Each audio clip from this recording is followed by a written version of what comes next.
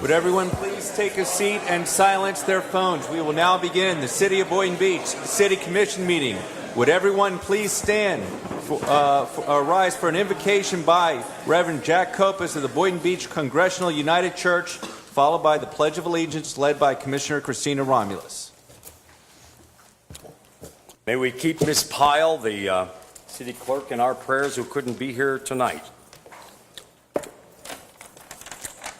Holy One, known by many names and beyond all names, Spirit of life, Spirit of love, Spirit of community, Spirit of justice, we ask your blessings on the people before us who have been called to lead this community in which we live and work and play. Help them as leaders to not ask first, how do we fix this? But what do we need to learn? How might we need to change? To whom do we need to listen? Remind them, because we all forget from time to time, especially in the noisiness of what passes for political debate today, that they're not only leaders but also servants, and that it is their responsibility and ours to serve the common good of all. Remind them that no matter where we live, everyone, gay, straight, transgender, black or white, Hispanic or Asian, Muslim, Jew, Hindu, Sikh, or atheist, is our neighbor, our sibling, and that throughout the ages, prophets have called the leaders of people to respect and protect the least of those among us, our children, the elderly, the poor, those who are hungry, those who have no homes, those who are ill in body, mind, or spirit, the strangers and immigrants in our midst, those who live on the margins, those who are alone, those who are forgotten. Grant them and us the wisdom and courage to know and do what is right and good and true. May they and we speak out when it is time to speak out, and listen patiently and receptively when it is time to listen. May they and we always be guided by the spirit of community, by the spirit of justice, and by the spirit of love. This we pray in the name of all that we hold sacred and holy, all that we hold good and right and true.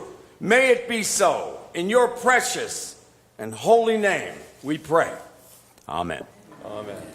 I pledge allegiance to the flag of the United States of America and to the republic for which it stands, one nation, under God, indivisible, with liberty and justice for all. May I have a roll call, please? Mayor Stephen B. Grant. Here. Vice Mayor Justin Katz.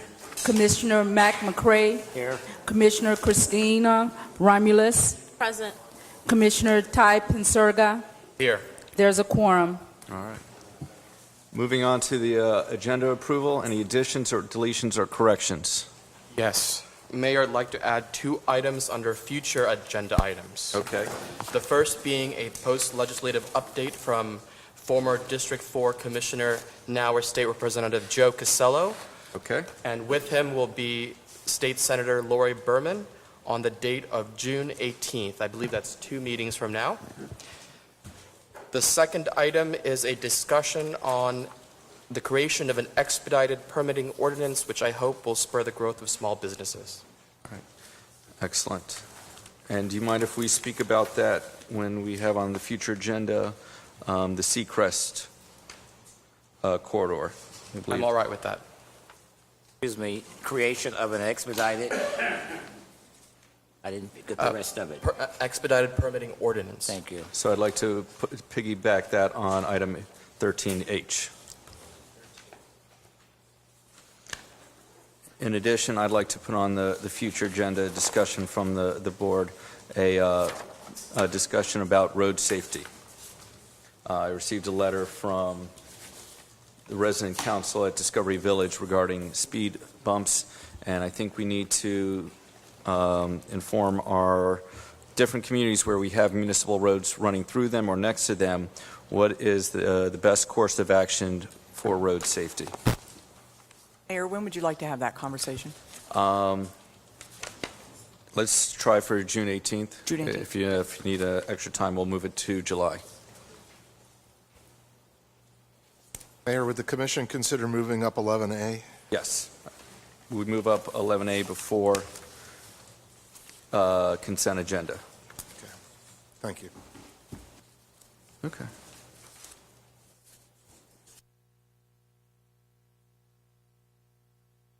May I have a motion to approve as adopted? So moved. Second? All those in favor state so by saying aye. Aye. All those opposed? Motion passes unanimously.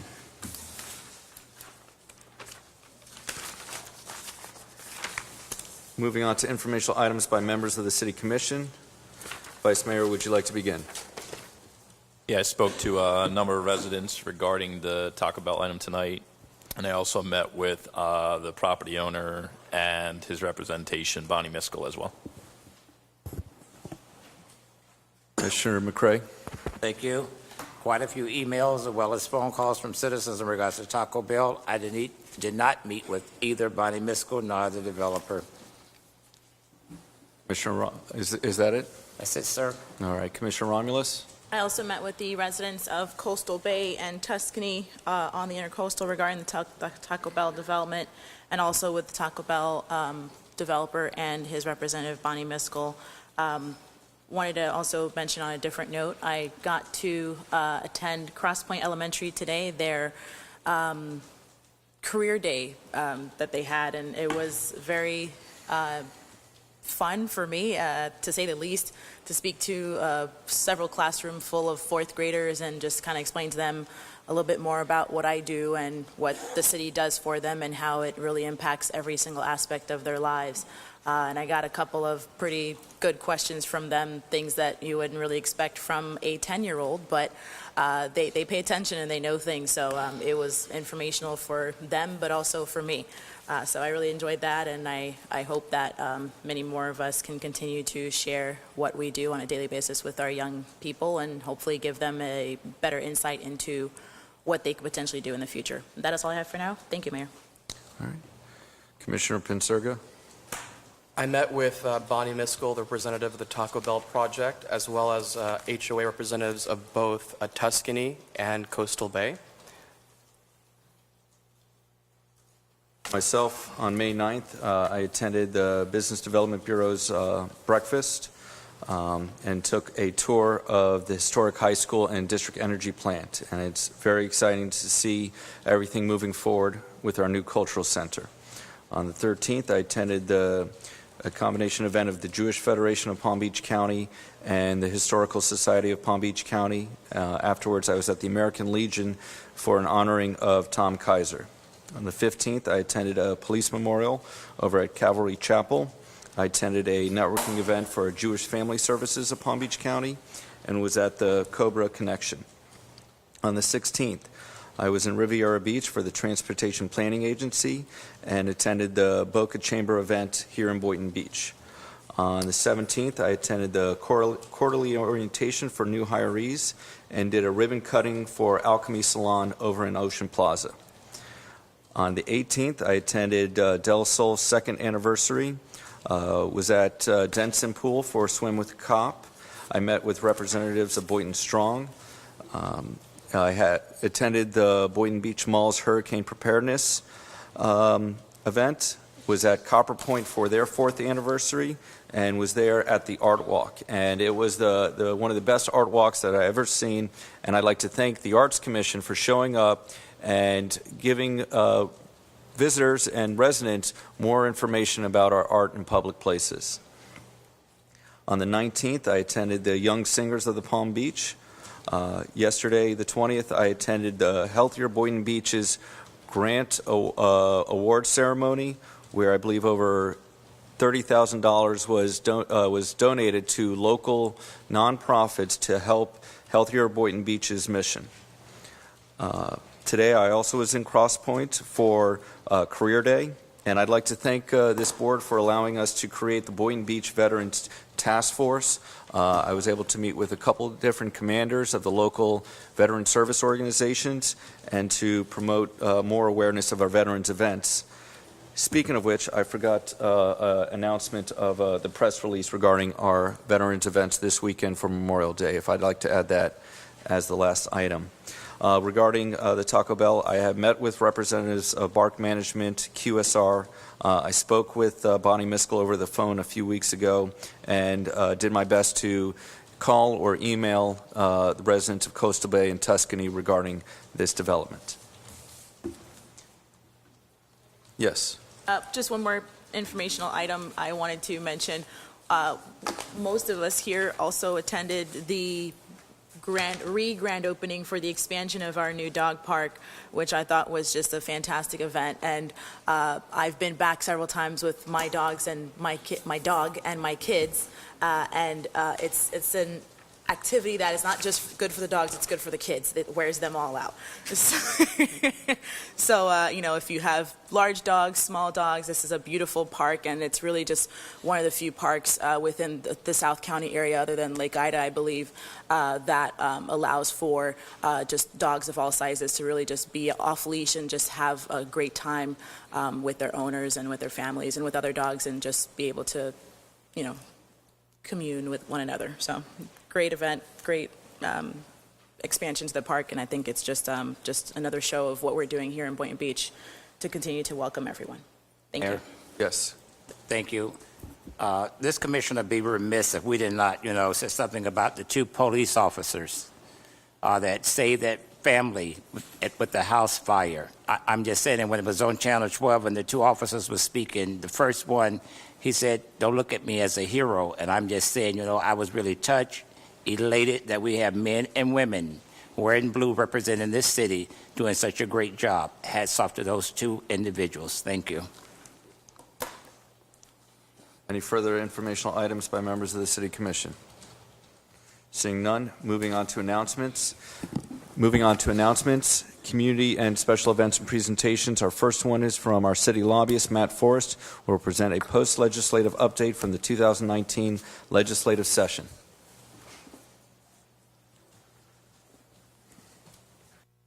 Good evening. How are you guys tonight? Good to be here. Doing well.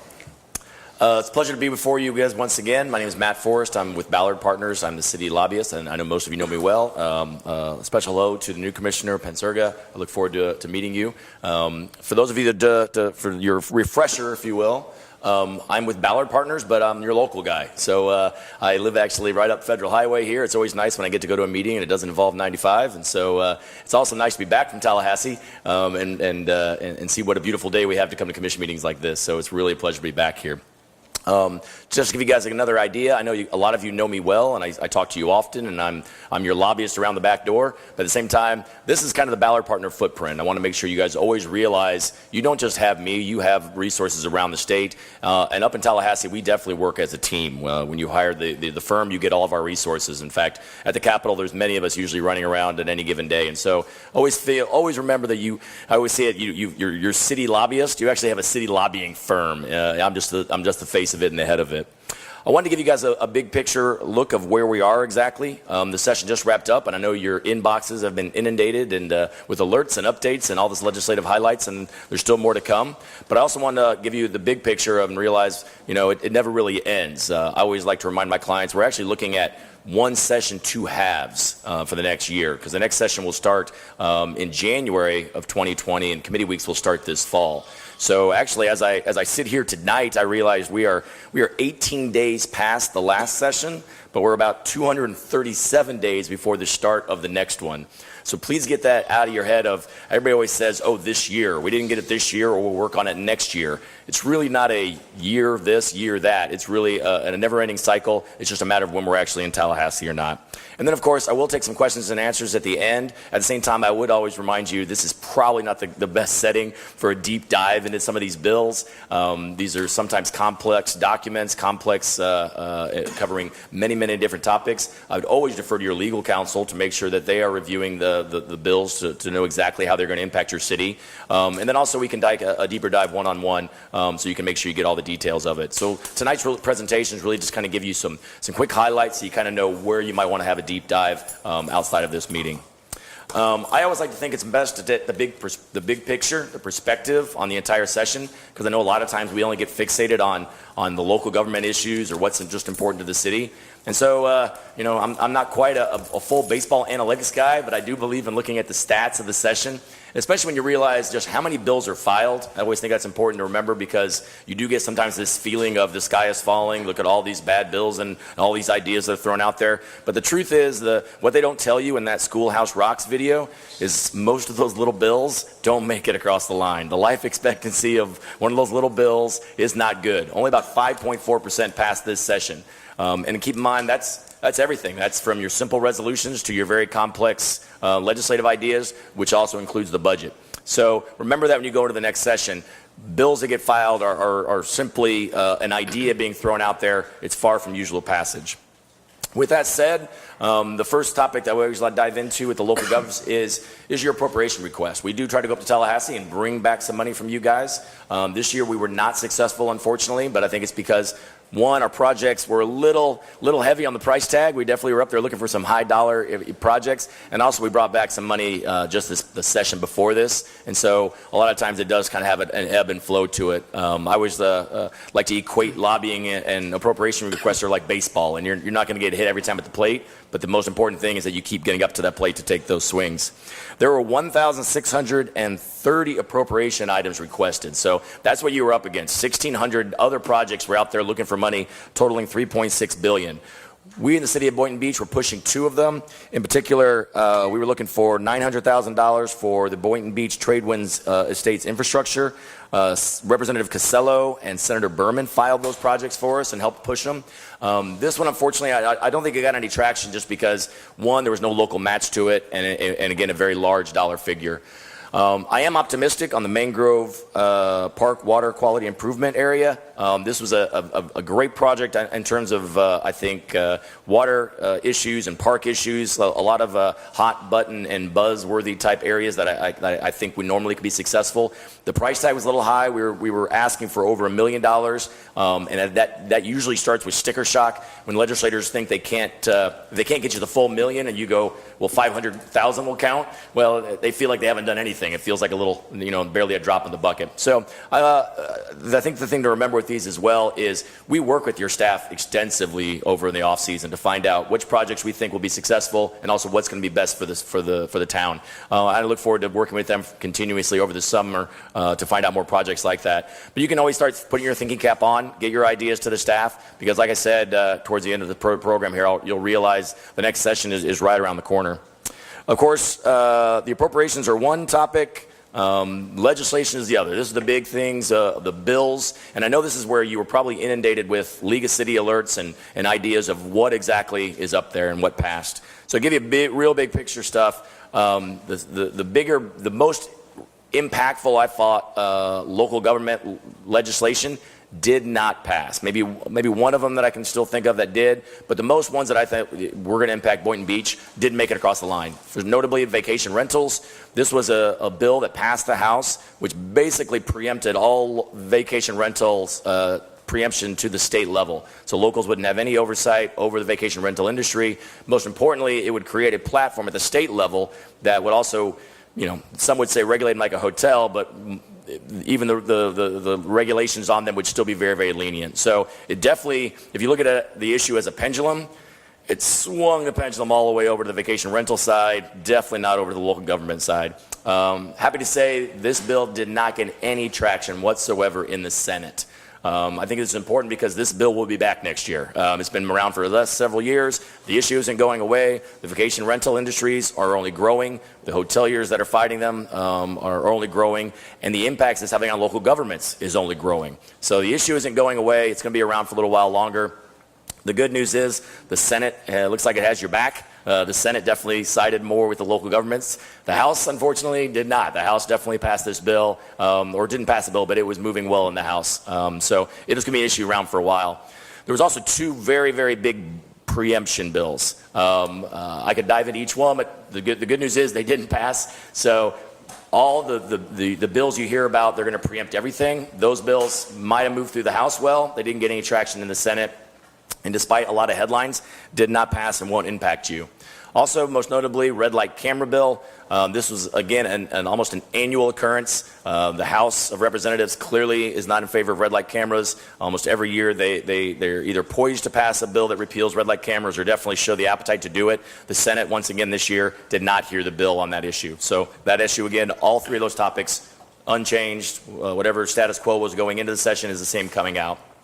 With that said, some things did pass. Most importantly, CRA legislation once again passed. This legislation, again, is not nearly as bad as when it started out. I think if you talk to your CRA folks, they'll tell you, as I've been told, there's definitely a lot of things in there that you can live with. It does put in new ethics requirements, new reporting requirements, new ways that CRAs can be dissolved or how they should be renewed. Most notably, though, I think for a lot of the CRAs, this legislation did not impact what they can spend their money on. Most notably, a lot of the legislation, as you might have heard, prohibited CRAs from spending funds on events, tourism-related events, farmers markets, things like this. That did not stay in the bill. So whatever they can spend their money on prior to this session is the same going forward. Also, you probably saw a lot of headlines on this, a bill that has been around for many, many sessions that would require cancer coverage for firefighters did pass. Now, this was another significant piece of legislation that had been around for a long time. The local governments had, for many years, said, we're not sure what the price tag would be on this. The firefighters around the state advocated and lobbied very hard for this legislation. And really about midway to two-thirds of the way through the Senate, or through the session, the Speaker of the House finally changed his mind and the legislation flew through. This is one of the few bills that has already passed the session, obviously, and has now already been signed by the governor. This was signed into law, I want to say, on May 3rd. So I know your staff are probably well aware of this, but at the same time, you're going to want to take a deeper dive in and know exactly how it's going to possibly impact your budget. And a lot of it, obviously, it's unknown at this time. A lot of it depends on, obviously, how many cases or how many incidents there are. With that said, though, there are certain requirements in the bill that talk about how much you guys need to be putting into new retirement plans based on certain status. Other legislation that passed, scooters. I know this was a big topic. I got a lot of emails, a lot of questions. Is big scooter coming? And I think your city, while I was in Tallahassee, was actually dealing with an ordinance down here. Legislation did pass, but it was the legislation that the cities were in favor of. Basically, it puts in new regulations for how you can classify a scooter. At the same time, at no point did it say you have to permit these and you have to authorize them. The legislation was very specific in that you have the ability whether you want to allow them or not. Tree trimming was another one that got a lot of attention. It basically allows people to trim or remove trees on their property if it is deemed a danger or possibly any type of hazard for upcoming storms, as long as a licensed arborist deems it as that. The language is pretty specific in the bill. Now, what does a licensed arborist go for these days? I don't know. How stringent are they? I don't know. The case up there in Tallahassee was pretty clear when people were coming up with property rights issues saying, there's a tree about to fall on my house and I have to go ask the city for a permit. I have to go ask the city to do something and I have to expend funds for it. That was the most compelling argument up there for it, and that's why the legislation has passed. The biggest one, or I shouldn't say, the two that probably got a lot more attention as well, 5G legislation. This was legislation pushed by the telecom industry folks. You might remember this from a few years past. This speeds up and expedites some of the local small cell permitting that they can do. The good news is it doesn't change anything that went into place a few years ago. All it does is really speed up the time you have to respond to it. The metaphor that was used up there, it's always a sports metaphor, I know, a shot clock. It puts a shot clock on the local governments to make you guys respond to the folks that are coming in for these permits. The one that also got a lot of attention, and to tell you the truth, it kind of cracked me up. Plastic straws. You'd be surprised how much time was taken up in Tallahassee this year in their various committees regarding the preemption or the non-preemption of plastic straws. In the end, it did get added towards the end in the Senate bill, and they put a 5-year moratorium into place. However, it is also one of the few bills that has already made it to the governor's desk, and it is the governor's first veto. The governor vetoed this bill. And even though the bill was, again, a piece of legislation relating to environmental regulation, so not even a single subject topic, the bill was entitled Environmental Regulation, he highlighted in this one-page veto letter really the plastic straw issue and what can be seen as a great endorsement from the new governor and what will hopefully be his philosophy and trend when it comes to local home rule is in the veto letter where he says, under these circumstances, the state should simply allow local communities to address these issues through political process. If citizens are happy, they can get rid of them. If they don't want to have the straws, they can vote you guys out of office if you decide to put the preemption in, which is really kind of the core crux of what we always say for home rule. If there's an issue, you guys have a better control over here to decide what the people want one way or the other. And if you pass something, if people down the way want to change it again, it's much easier. I would hate to say it's much easier than hiring a lobbyist and going to Tallahassee because it's kind of my profession, but it really is. So it was really a great sign that the governor vetoed this legislation, not only one way or the other if you're for or against plastic straws, but definitely if you're just a home rule person. It definitely showed, hopefully, a clear indication that cross your fingers that the governor will take this philosophy into other legislation. The biggest piece of legislation I think that's left to be determined, though, is HB 7103 relating to growth management. This is a very, very broad bill. It deals with impact fees. It deals with attorney's fees. It deals with challenges to your comprehensive plan. It's definitely a comprehensive bill. It's definitely not one of those bills you want to dive into at the podium tonight. I know your staff is very concerned about it. We have weighed in at every step of the process, including the governor's office now, along with many other local governments, to ask for a veto of that legislation. It has not officially been sent to the governor, so the clock has not started ticking on that. So all I can say at this time is we continue to advocate in opposition to the bill, and hopefully we'll be successful along with the rest of the cities. Going forward, the shortest part of my presentation, here are the dates. They're already out. So much like I said, we only have about 237 days until the start of the next session. I will actually be heading back to Tallahassee officially, for sure, in September for the start of those committee weeks. I think it's also important, if you look at those dates, you'll realize they're actually kind of clustered. So they're back-to-back weeks in October, back-to-back weeks in November, one in December, and then a little break for the holidays, and then we go right into the next session. The other thing to remember with this upcoming, the 2020 session, is everybody's already in place. Whereas in the 2018 session, it was the first session after an election. So I joke, you spend the first few weeks of everybody finding the locker, everybody finding their classroom, everybody finding their way around the new Capitol. This is not the case going into the 2020 session. Not only does everybody know where their offices already are, committee assignments are already done, and they will probably not be changing. Committee chairs, people that were chairing the committees for this past session, will most likely, with barring any special occurrences, be chairing those committees again. And most notably, the leadership, the Speaker of the House, the Senate President, will not be changing into the next session. So again, I think it's very much that example of that leadership, those committee chairs, all those voting people on those committees. One session, two halves. We just got done with the first half. The next half will start in September and continue. And by this time, next year, we'll already be 2 months past the other session. The next session will go from January until March. So that's kind of where we're at, big picture-wise. As much as the leadership stays the same and all the committees stay the same, the issues do not. Every piece of legislation, unlike D.C., where things kind of wait in limbo, everything that didn't make it across the line is quote-unquote officially dead, failed. it must be refiled again, and it will go through the committee process again. So I can only be a fortune teller up here to tell you what I think will happen next. Bills have not been filed yet. But if I was a betting man, these issues I think will come up for sure. Vacation rental will be back.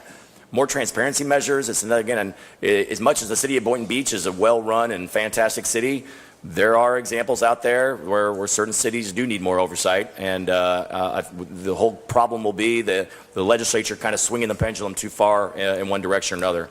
And gaming will be another issue. But I don't know, again, that issue is probably not something that usually touches sometimes on the local level, but it'll be a big topic. The Seminoles just pulled back about $350 million in a gaming compact.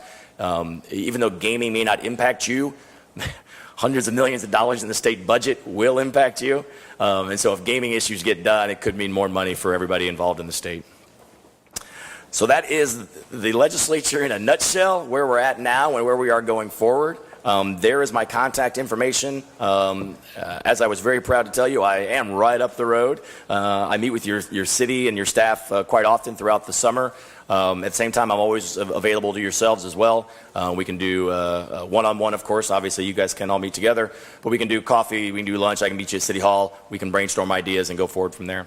And with that, I'll take any questions. Yes, Commissioner McCray. Matt, my first question is, and probably going to be my last question is, how long have we been using your firm, City of Boynton? Ooh, I don't know. Third year? I might be able to look it up for you based on just... Yeah, because I worked with it. Yeah. If you wait 1 second, and I can take another question, I bet you the files on my computer will tell me how many years I've been creating your files. When you have multiple offices, everything is in the cloud. And let's see how far Boynton Beach goes back.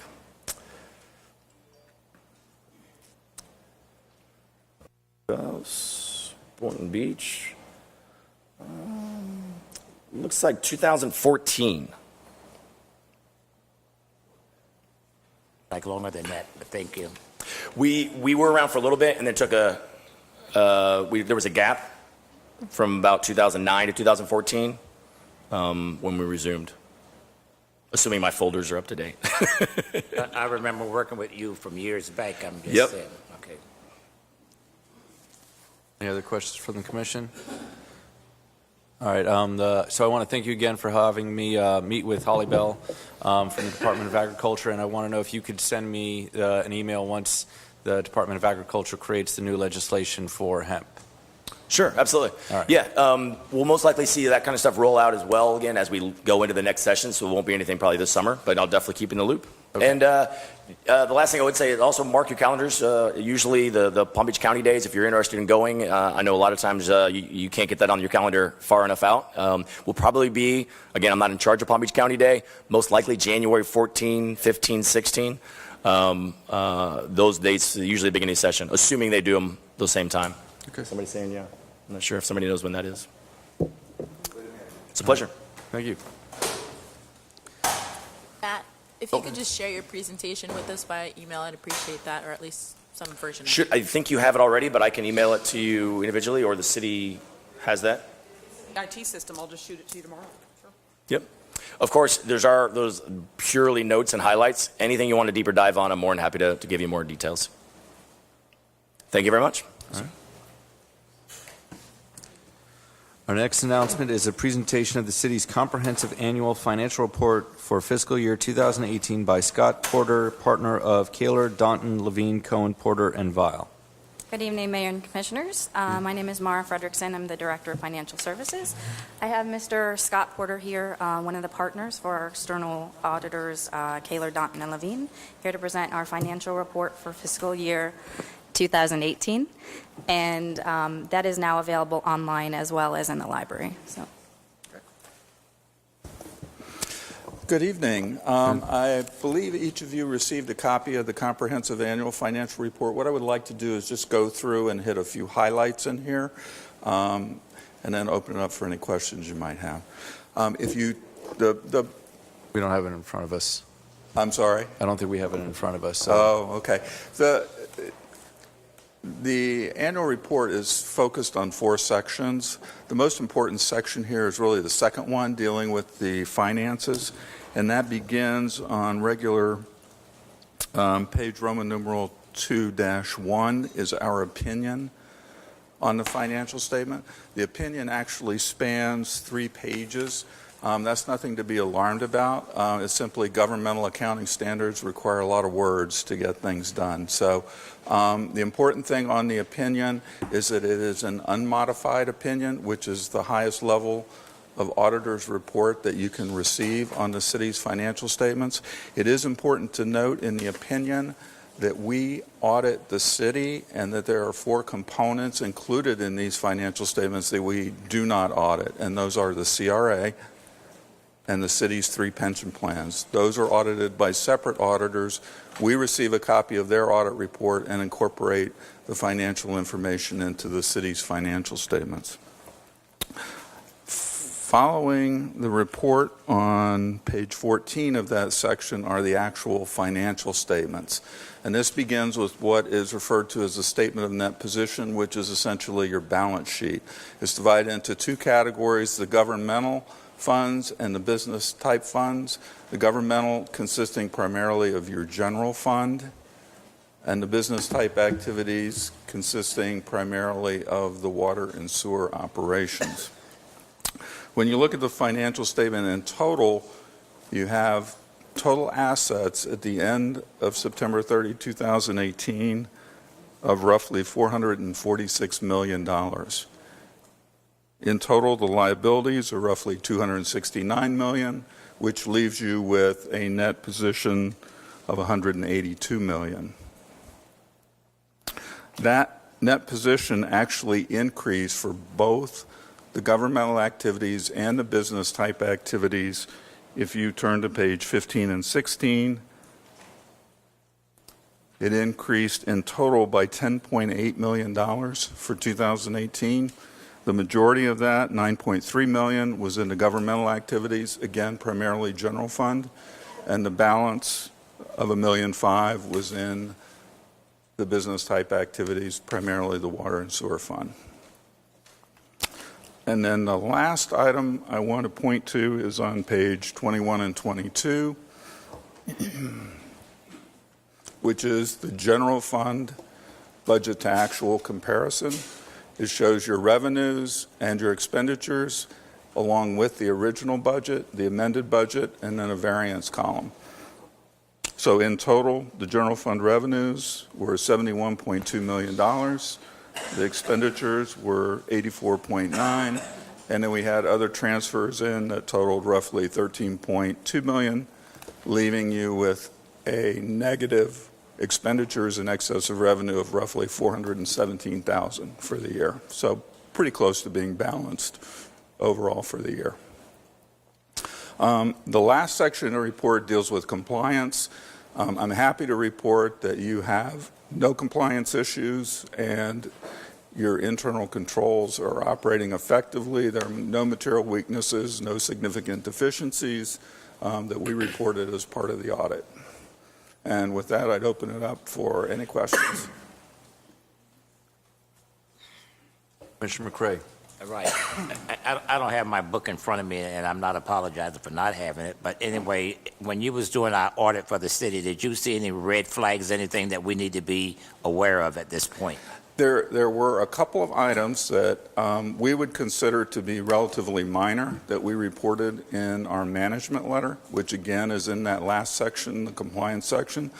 All those items, or both of those items, dealt with the IT area and were really recommendations on how you could improve the security over the IT systems, had to do with passwords and strengthening the internal processes. So the one red flag is IT. Any others? No. Okay, because I'm just saying, we're trying to be transparent with the citizens sitting out here, and I'm just saying if there's anything that needs to be, I like to know about. And I'm also, that you said that we finished with a negative 417? In the general fund. But it was a negative? Correct. Thank you. So, looking at the negative, it was more or less the issuance of an installment debt It was actually, if you look down the variance column, you'll see that the revenues were slightly under $1 million, what was estimated in the budget, and then the over expenditure actually was in the public safety area. Again, roughly $1 million. Yes. The over expenditure in that section, what you just said? In public safety. Public safety. Give me some ideas of what made it go over. Well, I probably would let the staff answer that.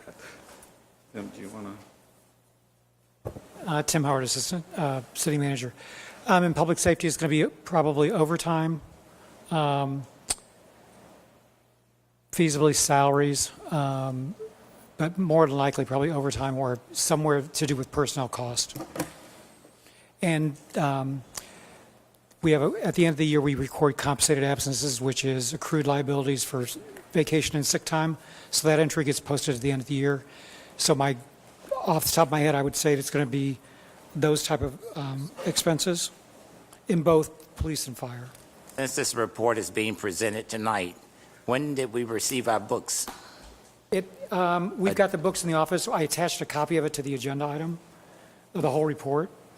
There's The book is in the office. got it. Let me ask it another way. Did I get one? Right.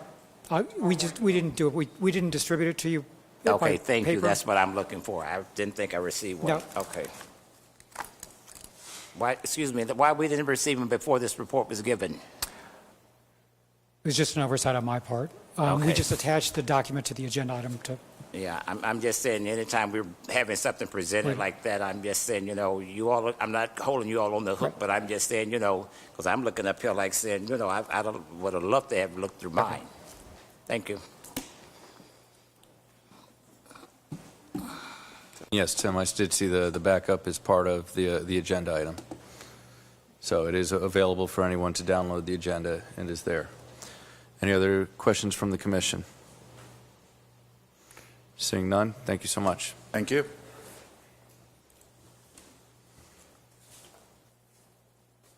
Moving forward to proclaim June as Immigrant Heritage Month. City Boynton Beach Proclamation. Whereas generations of immigrants from every corner of the globe have built our country's economy and created the unique character of our nation, and whereas immigrants continue to grow business, innovate, strengthen our economy, and create American jobs in Boynton Beach, Florida, and whereas immigrants have provided the United States with unique social and cultural influence, fundamentally enriching the extraordinary character of our nation, and whereas immigrants have been tirelessly leaders not only in securing their own rights and access to equal opportunity, but have also campaigned to create a fairer and more just society for all Americans. And whereas despite these countless contributions, the role of immigrants in building and enriching our nation has been frequently overlooked and undervalued throughout our history and continuing to this present day. Now, therefore, I, Stephen B. Grant, Mayor of the City of Boynton Beach, Florida, hereby proclaim the month of June 2019 as Immigrant Heritage Month.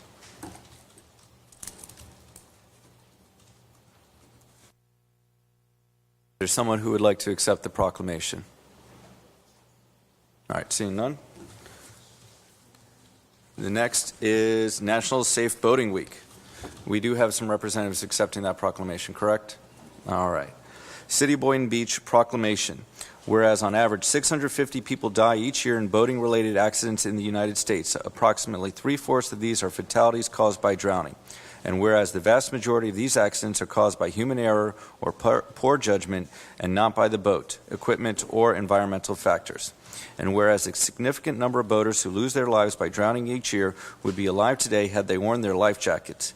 And whereas today's life jackets are more comfortable, more attractive, and more wearable than styles of years past. Now, therefore, I, Stephen B. Grant, by the authority vested in me by the City of Boynton Beach, do hereby support the goals of the North American Safe Boating Campaign, Wear It, and proclaim May 18th to the 24th, 2019 as National Safe Boating Week and the start of the year-round effort to promote safe boating. Would the acceptees please meet me at the podium?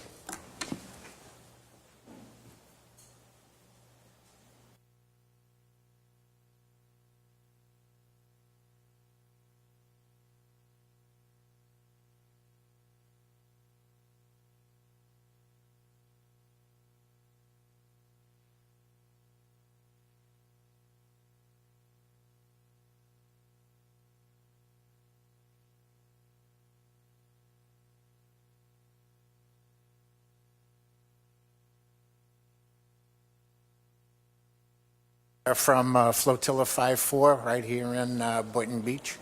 Right next door. Right next door at Javier Park. And we thank you very much.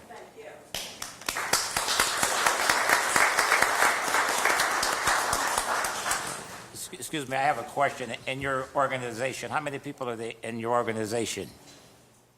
We have 54 members in our.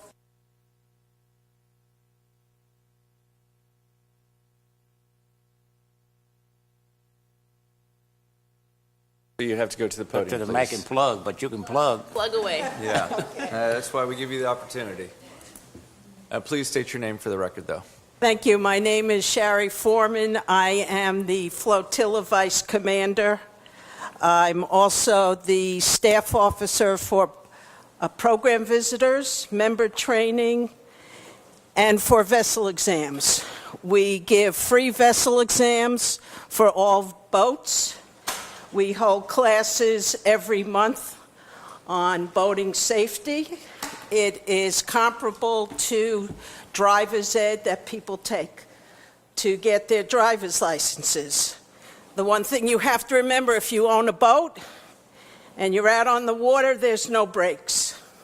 It's not like a car. Our main ideas are we are here for boating safety. We want to make the water safe for everybody. And if you've ever been out on a boat, sometimes it gets pretty scary out there. So we have meetings are held the fourth Saturday of every month. The first Monday of every month, except for Labor Day. We have about boating safety classes the fourth Saturday of every month, except for December. And like I said, we are right next door at the Harvey Oyer boat ramp.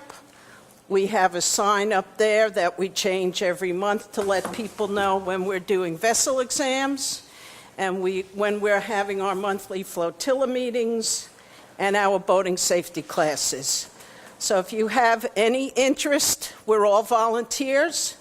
We all come from many different facets of life. I have truly met a lot of amazing people that come down and volunteer their time, and they do a lot for the public. Thank you. Thank you for your plug.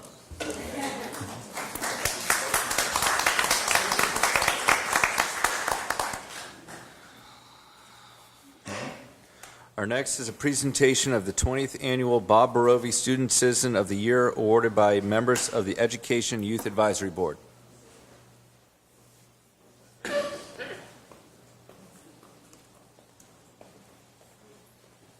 Good evening, everyone. My name is Angel Nevin. I proudly serve as the Vice Chair of the Education and Youth Advisory Board. I'm joined by two other board members. There's Lynn Gassant and Lori Wilkinson. And we have the pleasure of awarding the 20th year Bob Barovi Citizen of the Year Award. So let me give you a little bit of background.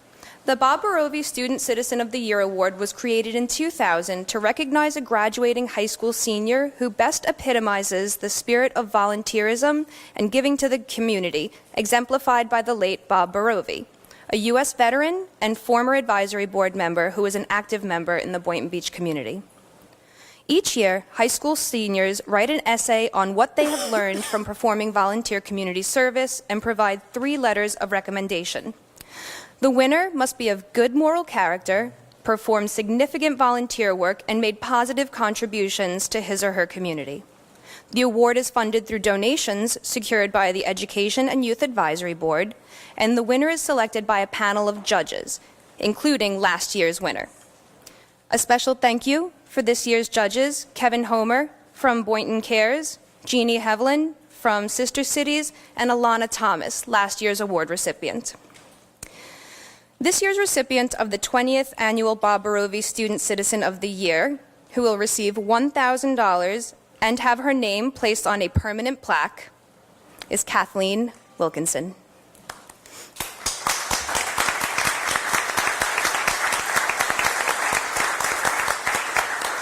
Oh wait, it gets better. Kathleen graduated 4th in her class with a 4.6 HPA from Boynton Beach High School and performed over 2,500 hours of community service. Described by one of her teachers as one of the most intelligent, creative, and driven students she's ever worked with, Kathleen has taken diverse classes over the years, including honors, AP, and dual enrollment courses at Palm Beach State College. She's also earned enough credits during her time in high school to receive an Associates of Arts degree.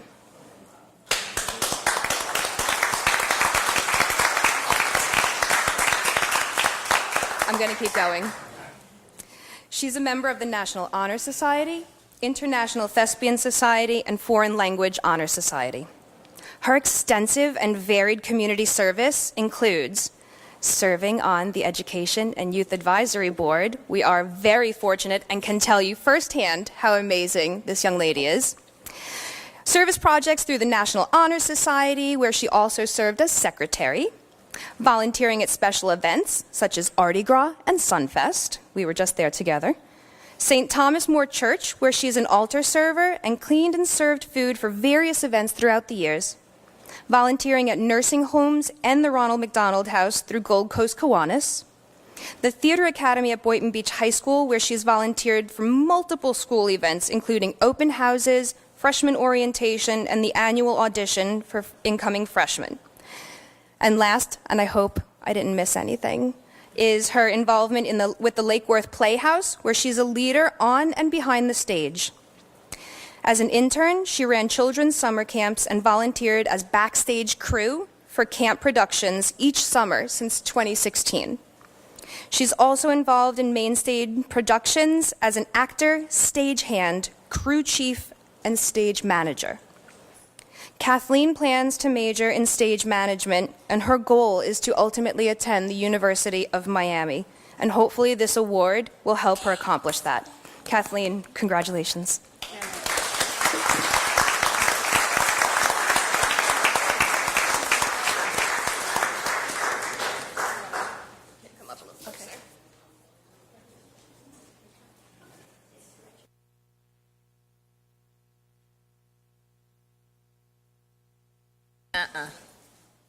No.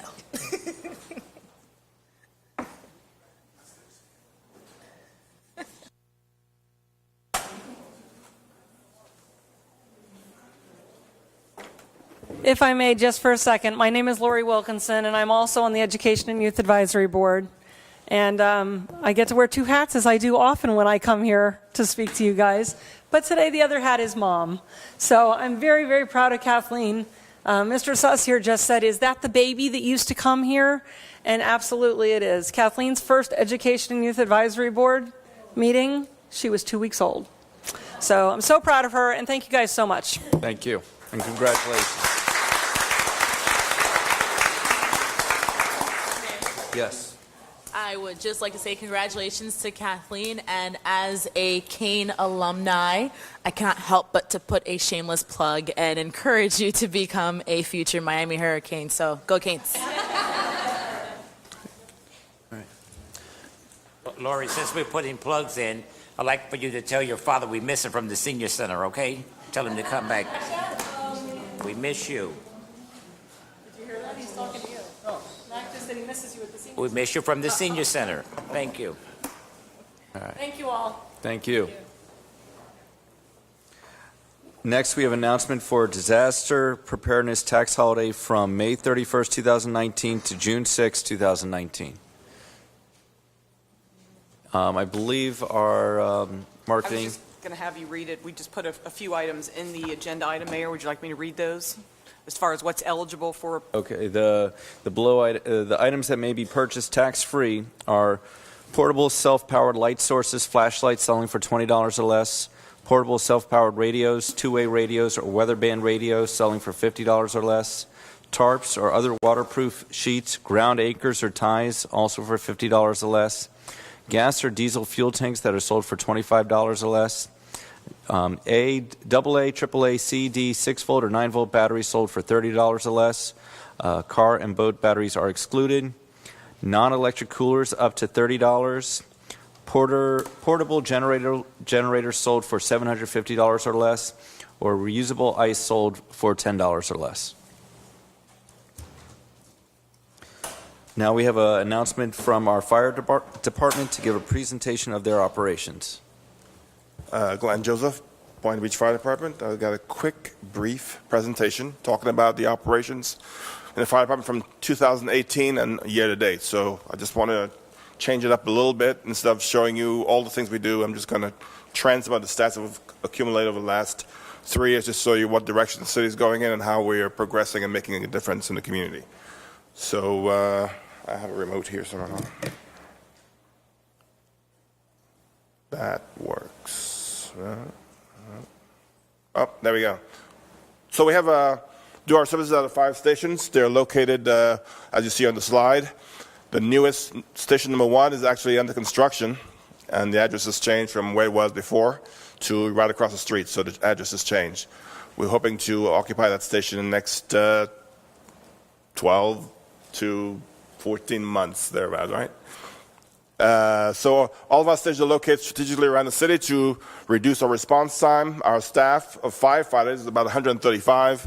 We have about 10 administrative staff and 7 fire inspectors and an additional 12 code enforcement or community standards specialists which manage the appearance and the codes of the city.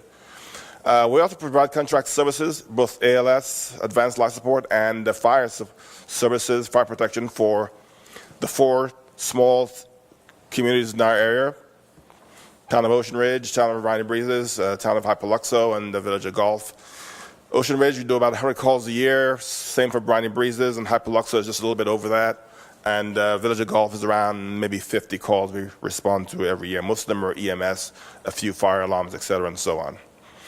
So let's trend what we've been going on. Our total incidents over the last 3 years. In 2017, about 13,300 calls, and we had a slight increase in 2018. And year to date, we have about 4,849 calls. So it's trending a slight increase, around 2% per year.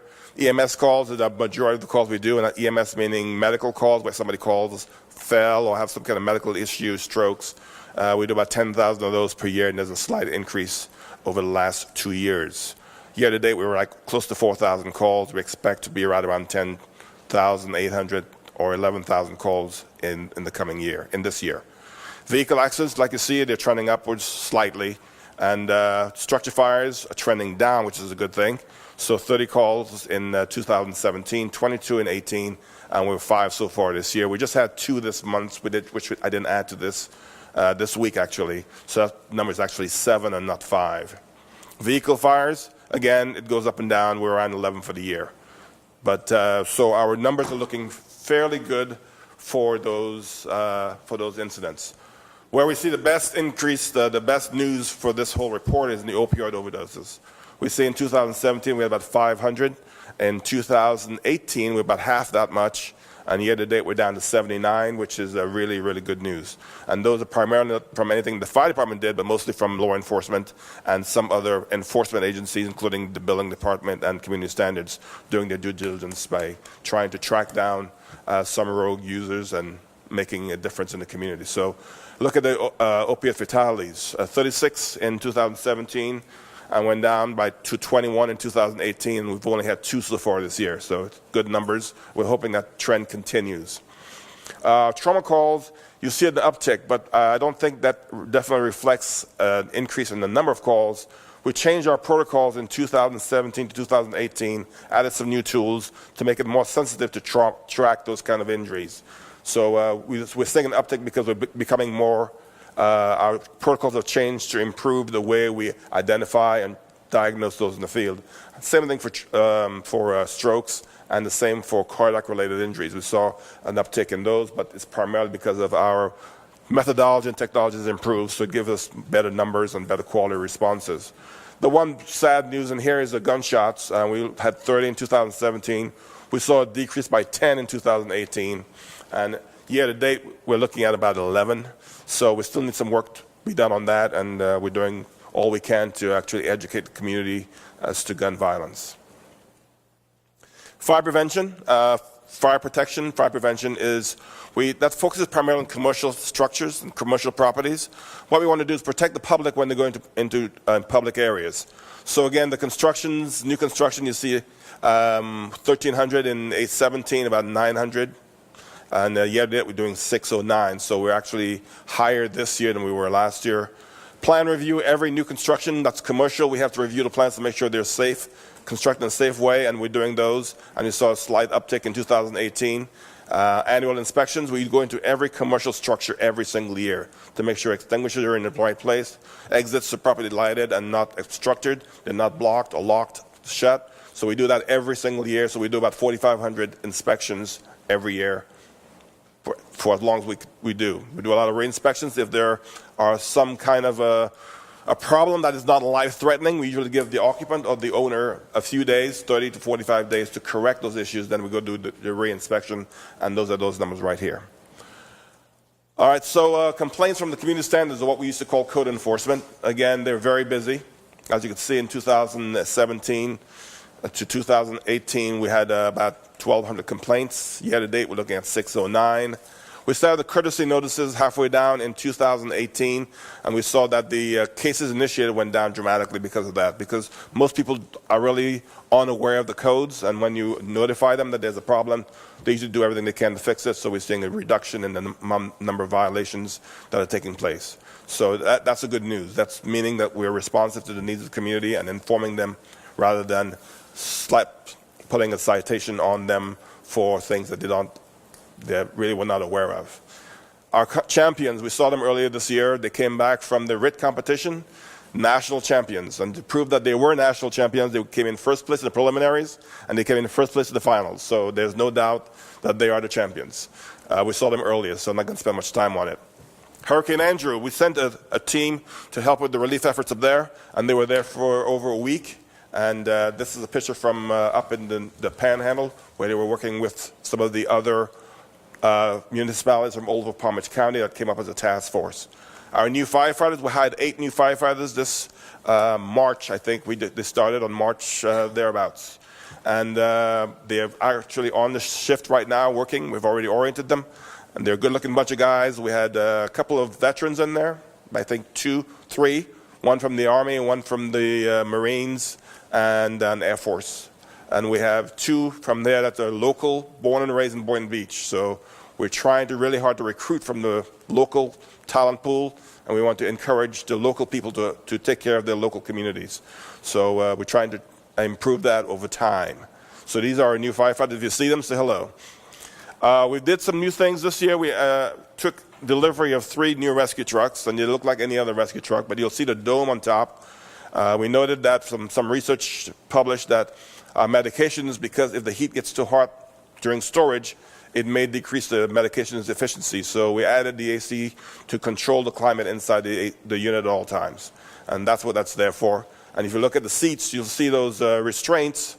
They are, if you noticed the call last week when the county had one of the units got hit and rolled over, that's what those restraints are there for. They have airbags in them to keep the firefighters safe in the back while they're transporting to the hospital. New technology. This is one of the few units that have it, and we're in Boynton Beach, delivered them when they became available. In addition, we are also embracing what's called the clean cab concept, where we don't keep any gear or equipment in the back of the unit to keep it as safe and clean for the firefighters as possible to reduce the possibility of long-term chronic illness from the exposures at work. Another project we're working on, and we're rolling out probably in the next 2 to 3 weeks, is we're trying to consolidate all of our data into one database so we could do better data analysis and know what's going on in our community and our reports. Right now, all of the different types of data, fire data, EMS data, are in different databases, and it's very hard to coordinate and get them to talk to one another. So we're changing that in the next few weeks with some funding that was provided from this commission last year. We are rolling out the fireworks, which is going to consolidate all of our data, including the legacy data. So we've converted all of our old data into this, and so we could do the business analytics and give you the data dashboards that are real time. So if you ask me how many calls right now, I could tell you right now with an iPad. So we're working on that. We'll be rolling it out in about 2 to 3 weeks. And we're using CrewSense as our staffing. We want to do the same thing with staffing to know who's doing what the balances are over time, et cetera, and so on. 2 to 3 weeks. And we're using CrewSense as our staffing. We want to do the same thing with staffing to know who's doing what the balances are over time, et cetera, and so on. 2 to 3 weeks. And we're using CrewSense as our staffing. We want to do the same thing with staffing to know who's doing what the balances are over time, et cetera, and so on. Grant funding paid for these projects here. We have one station with a direct diesel exhaust removal system that's paid for by an AFG grant, a federal grant. The grant also paid for the gear drying system, which you see right next to it. We know that contaminated gear is one of the sources of chronic occupational illnesses, so we're trying to remove as much of it as possible. The very bottom, we have a serve vehicle for special events. We got a grant from Firehouse Subs, so if you're hungry tonight, go to Firehouse Subs and support them because they're supporting your community. We're getting a new serve unit, and it's two ways. It's brand new, and it's also electric, so it's zero emissions at the. So we're looking in that direction as well. What do we do in the community? Well, our usual deals. We did the golf tournament in October, raised $6,000 for Junior Diabetes Research Fund. That was October of 2018. The fishing tournament of this year, we haven't got the numbers in yet, so I'm giving you the numbers from last year. We gave $9,000 to Kiwanis for their Reading Rainbow rooms. And we're doing the MDA collection right now, so if you see them on the side of the road, put a couple of dollars in. Last year we raised almost $50,000 for MDA, and all the money goes to MDA. And my favorite is the delivery of Christmas gifts to the children at Bethesda Hospital over the holidays. So over Christmas, we collect Christmas gifts, and we donate it, and we deliver it to the children in uniform with the fire truck on Christmas Day. So that's one of my personal favorites. And this is just a couple of issues that have been going on. Some good pictures to show. Commissioner Casello with Sean Weeks, Lieutenant Weeks at the golf tournament. The two guys right next to him is that they were at Hurricane Matthew doing some relief work up there. That's Miss Weta Hall and Dawn Cannon volunteering at the golf tournament. J.R. Marriott doing some relief work. And the bottom right with Latasha Clemens, the Point High School students came by the station. They wanted to meet the firefighters and take a look around. Tate is showing the U guy how to operate a fire hose. And the one in the middle here is Lieutenant Gomez and firefighter Finlandson. They had just delivered this baby, so they came out to take a shot, a baby shot. So newborn, they just delivered like an hour or so before. And the guy next door is that Lieutenant Sensman. He was at the Hurricane Matthew in the Panhandle, wolfing down some food because he was kind of hungry after working 12 hours. So the fire department is here. We're trying to do the best we can to give you the best service for the money you spend. And we try and do it in a way that is both fiscally responsible and meets the community's needs. So if you have any questions, comments, let me know. Yes, Yes, sir. Commissioner McCrae. Thank you. In regards to the opioid cases that have gone down, the Narcan usage is also going down, correct? That's correct. So it should be noted in your budget when you bring it to us. Thank you. Well, we actually did that one better. We actually wrote a grant for Narcan from the Heroes Grant. So we haven't been paying for Narcan since about September of last year. They've given us $25,000 worth of Narcan, and we've been actually being, so you haven't paid any of it in the budget. So yes, it will be reflected, but in a positive way. Any other questions? Yes. One of the things was the pancake breakfast. Looking forward to that again. Yes, we'll be doing more of those. I didn't mention the pancake breakfast. I didn't mention the Explorer Post that's starting in June or July of this year because be brief, brother, be brief. So we had to kind of cut some stuff out. And yeah. I believe that there was a couple promotions also in the fire department. There's been several promotions in the fire department. We looked at a different model to promote more officers, so there's less step up, which means people acting in high capacity. So with the city manager's blessings, we were able to promote more officers, so that when there'll be more officers that are promoted during the job to improve the performance of the crews. A step-up is like a substitute teacher. When they come in the station, nothing happens. I'm more or less speaking about the new chief that we have, or deputy chief. Yes. Chief Matt Petty is not here tonight. He's actually at the NFA finishing up a leadership course that he was doing for the last 3 years. And he's doing some, tonight he's working on doing stuff with hurricane preparedness. But he's not here right now. He's at the National Fire Academy. All right, so if we could get a report on hurricane preparedness sometime We have before. actually a hurricane drill scheduled for the 30th of May, which is next Thursday. Okay. It's going to be a comprehensive drill to review all of the aspects of a hurricane response. All right, perfect. All right, thank you. Yes, Commissioner Romulus and then Commissioner McCrae. I do want to, I know you're being brief, but I still want to highlight something that you're working on, which I believe is rather amazing. It'll be the first time that we're doing this program. It is the Explorer program, which is encouraging local Boynton Beach youth ages 14 to 20. I'll let you kind of speak more on it. That way you can kind of give your shameless plug about it, because I think it's just phenomenal. But I do want to personally thank you as well for taking the time with me this past weekend to bring that information to our local residents here in Boynton Beach and to highlight that and let our residents know about this opportunity to introduce them into the fire department and public service arena. So thank you for that as well, for your time, and please share that, because I think it's important for the community to know. Well, one of the things that we found is that if we are able to capture children or young people when they're in the high school and give them some direction, the department I left, we had a program for about several years, and we're able to capture those kids, give them focus, give them discipline. Even if they don't join the fire department or go into public safety, there's things we teach them about how to appear, how to dress, how to present themselves, could have a positive impact on their long-term success, both academically and as well as professionally.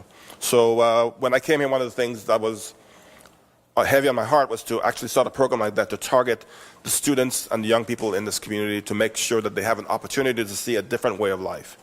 And so we, Lieutenant Greg Jackson is his passion.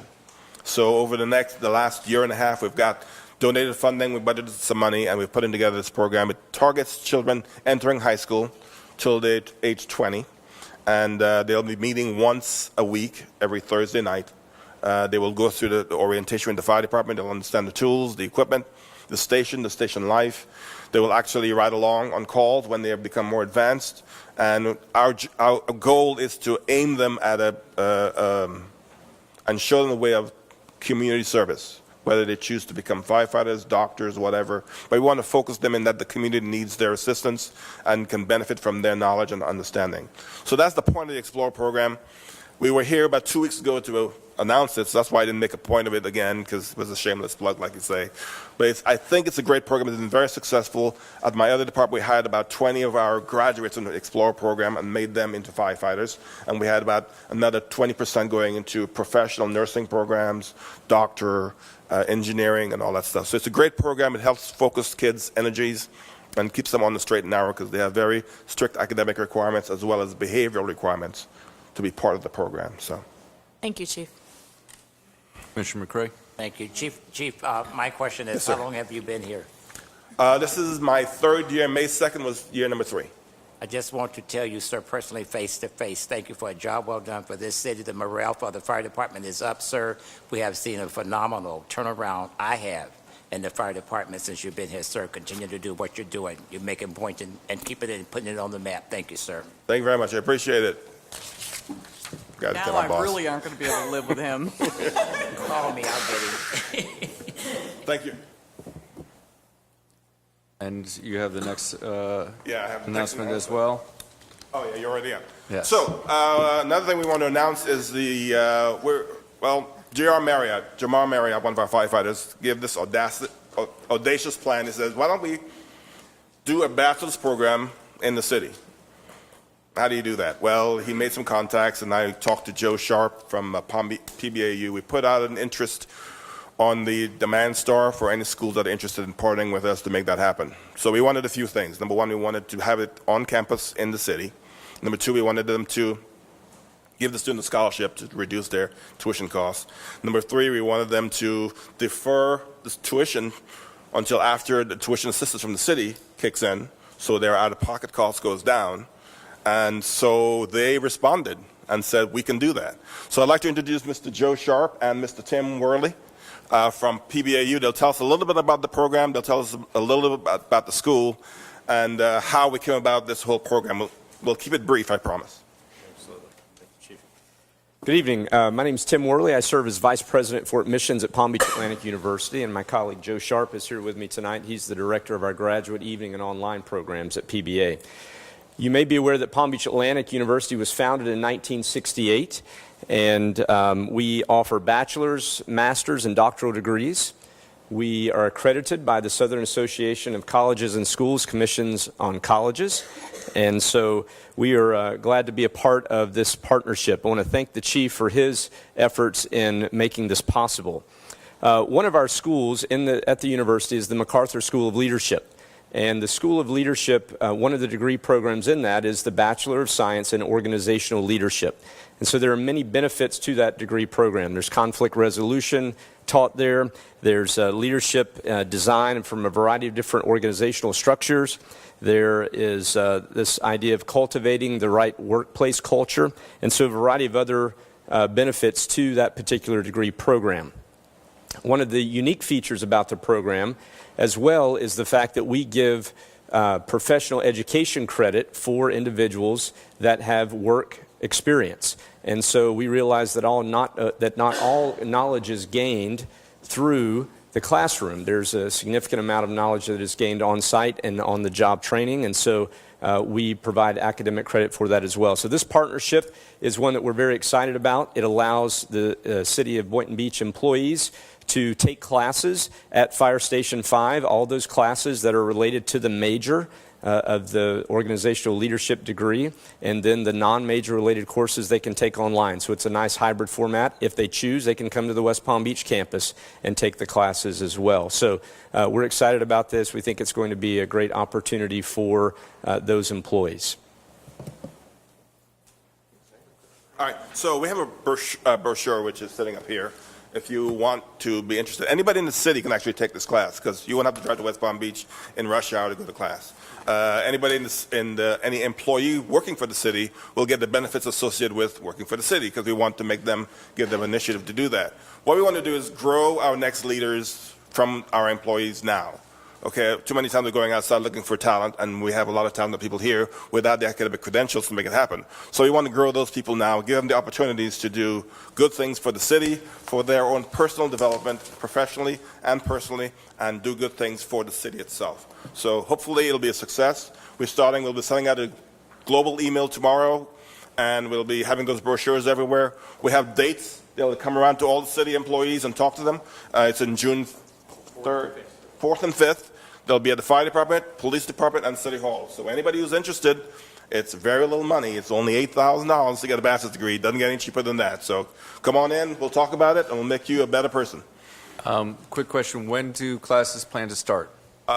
Classes will begin this fall in August. Okay, thank you. Don't get a hand clap.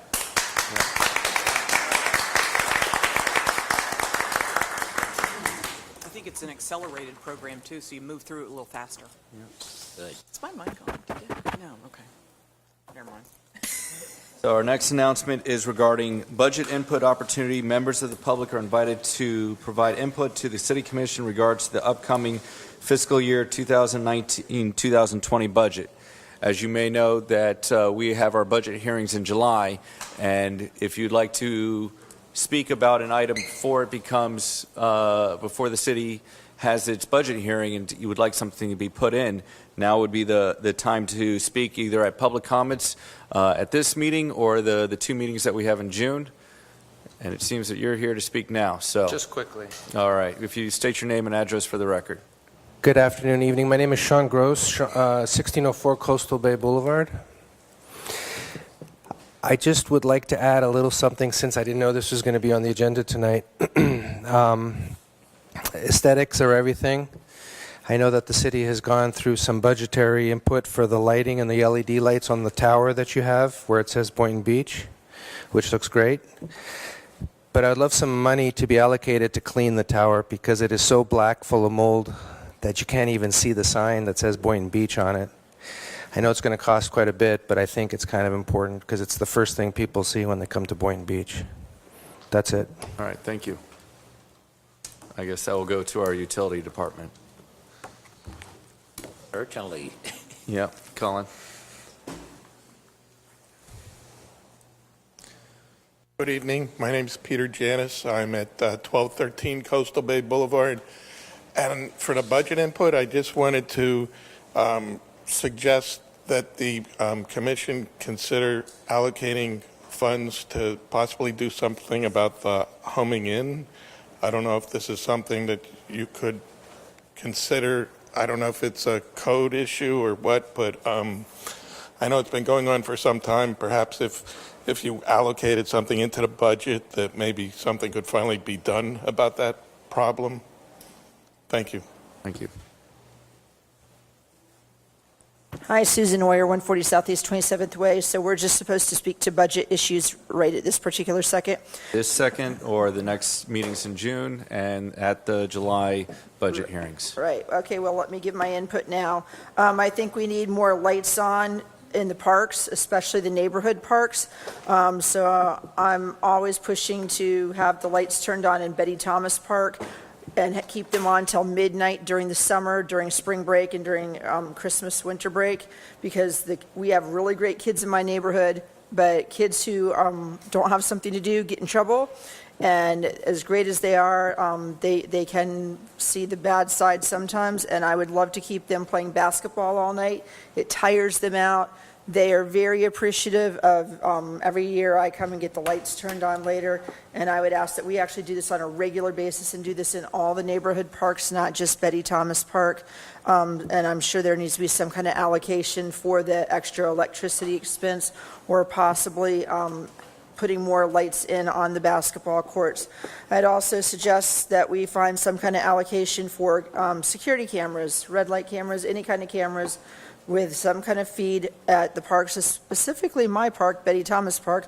We have a big problem with drug dealers who live at the end of the street, and they cause trouble that the rest of the neighborhood doesn't want to be a part of. But I know I've heard gunshots down in that park before. I know there's some craziness that goes on. I have a lot of neighbors who complain about the speeding up and down the street, and it seems like if we were to put cameras at select parks where maybe the police could probably best advise, in addition to Betty Thomas Park that I want, we might control some of our crime problem and start pushing it out of our city if they know that they're on video camera all the time when they're sitting there trying to sell, or they're speeding up and down the street dealing. So those would be my suggestions, is improve the park situation. Thank you.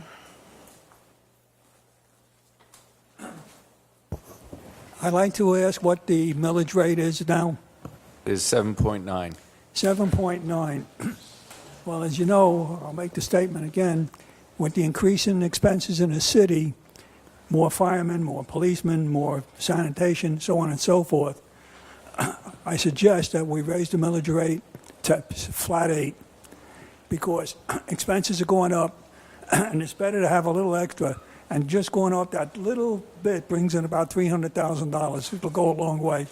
So I'd like you to consider raising the millage rate to 8 points, so that we have an additional money in case things come up for emergencies, in case of hurricane, expenses. So let's look into that, because that's what I think we should do.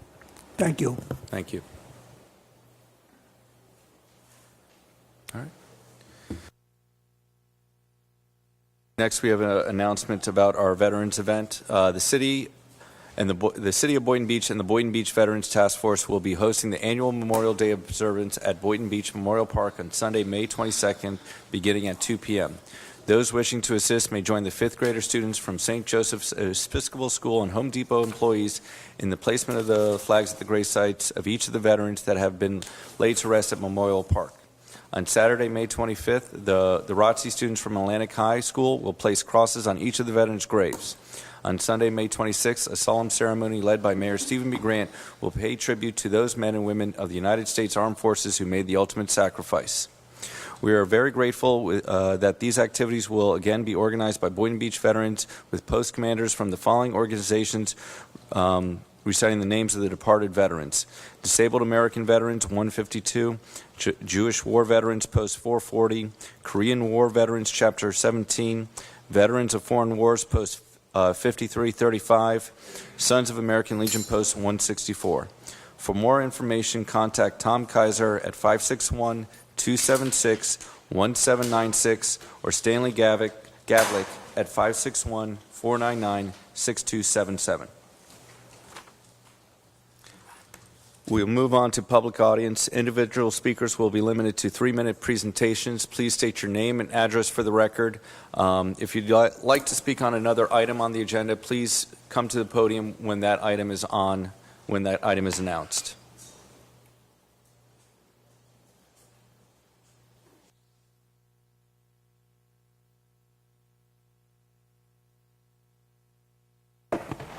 My name is Michael Wallstrom, 1505 Coastal Bay Boulevard, Boynton Beach, Florida.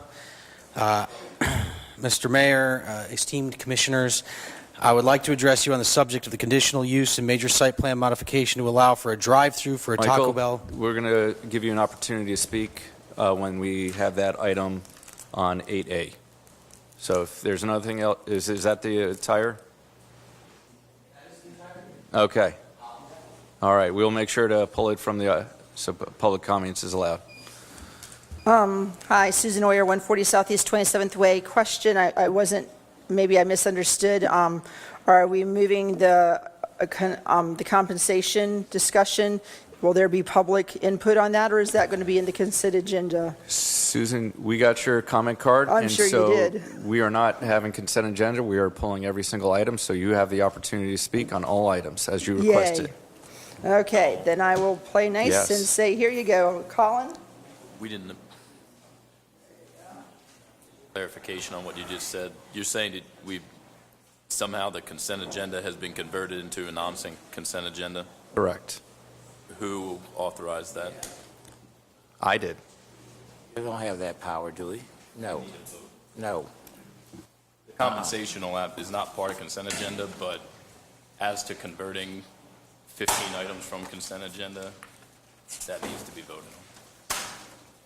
on. I'm with you. Is that a motion? Well, no, it's...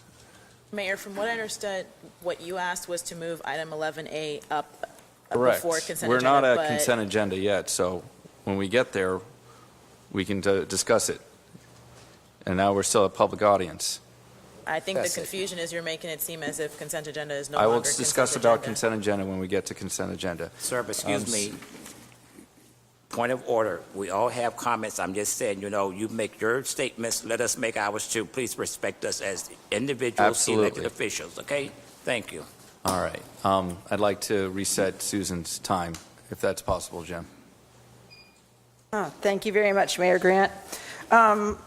So my first thing is once again, I'm going to say school ends this next Friday, the 31st.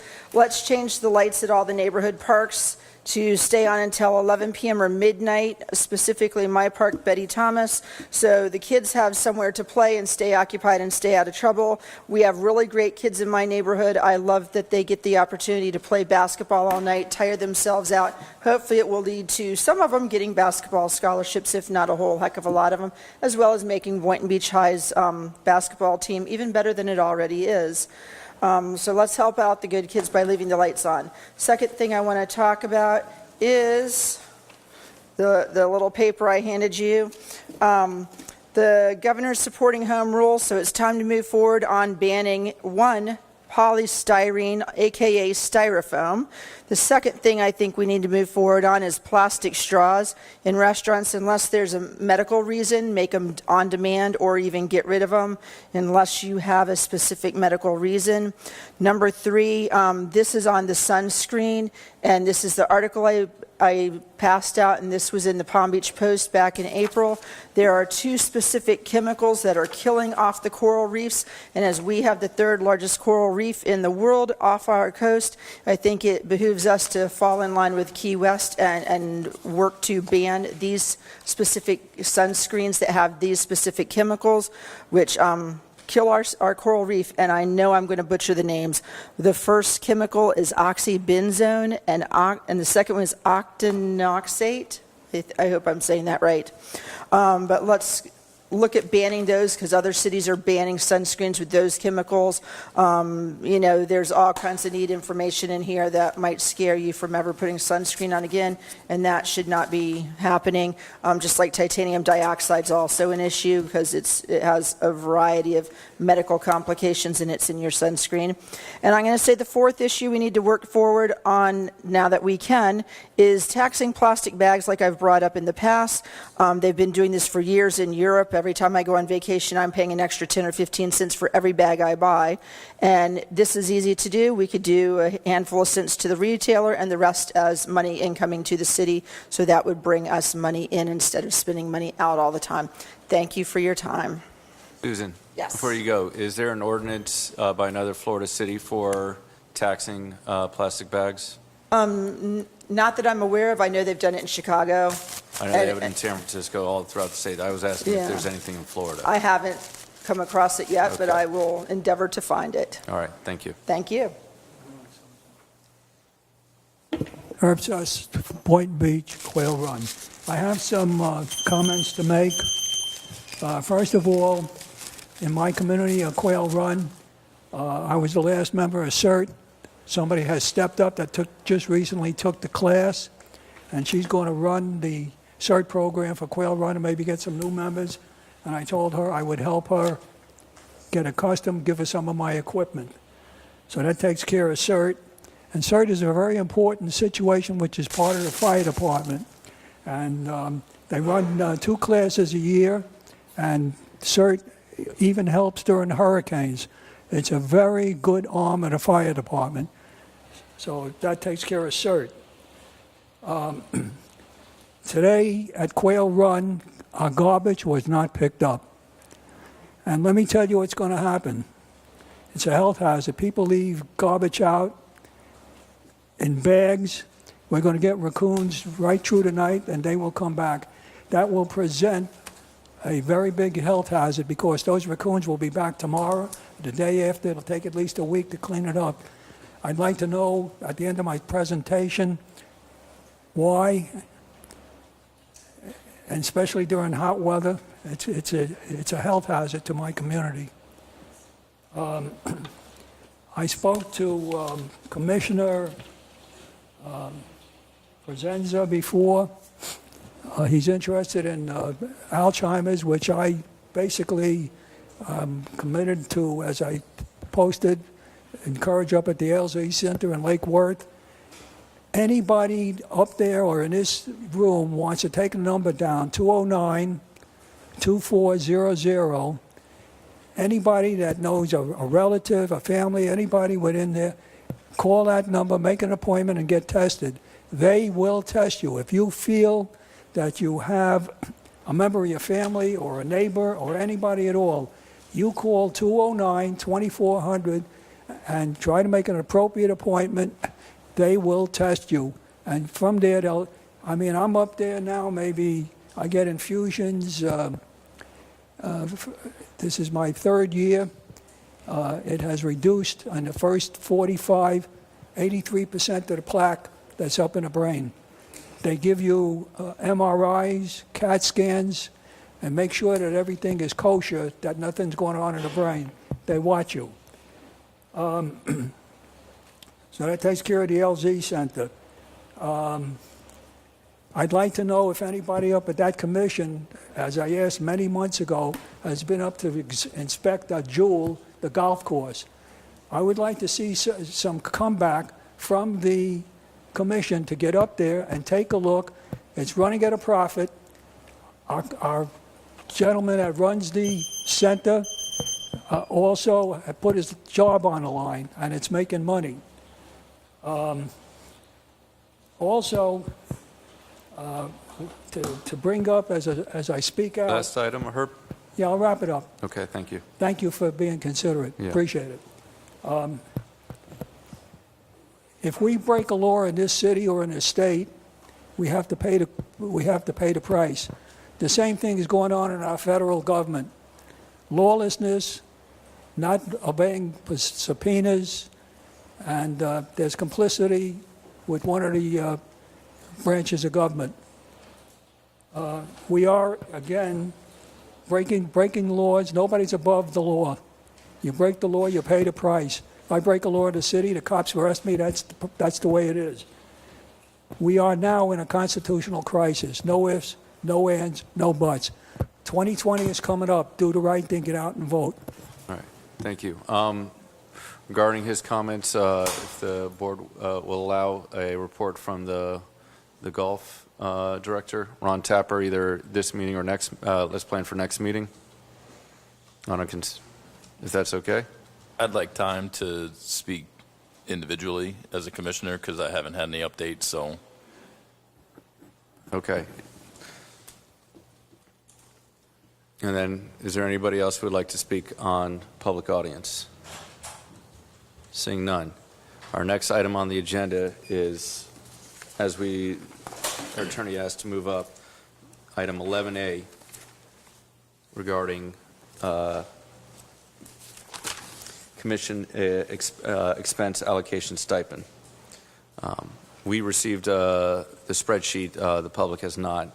I asked Tim to get me some more information. When was the last time the expenses were looked at? And then and I believe we're based upon a referendum from 2004 where our salaries are linked to an increase based upon inflation. So, Tim, do you have that information? Yes, Tim Howard, Assistant City Manager. So your compensation's in two parts. I'll give you a little historical story with it. Part of it is your salary. That's in your charter for the city. It was done with a referendum question in 2004. So at the time in 2004, the mayor's salary was $12,000. The commissioner's was $9,000. When the referendum was passed and the charter was changed, the salary went to $18,000 for the mayor, $15,000 for commission, and it was set up with an annual increase based on a CPI every April 1st. So currently, as of April 1st, 2019, the mayor is at $23,823, and the commissioners are at $19,853. That's the salary portion. The other portion is what we call an expense allocation, which is set by resolution by the commission. The last change in that was in 2010 by the commission, and at that time it was actually a reduction. In 2009, the expenses for the mayor were at $77,571 annually, and for the commission it was $7,002. During 2010, at the budget workshops, the commission, based on the budget issues that we were having at the time, voted to reduce that to the current amount of $7,117 for the mayor on an annual basis and $6,582 for the commissioners on an annual basis. So in essence, your salary portion is set by the referendum and is increased automatically every year based on a CPI. Your expense allocation is based on a resolution.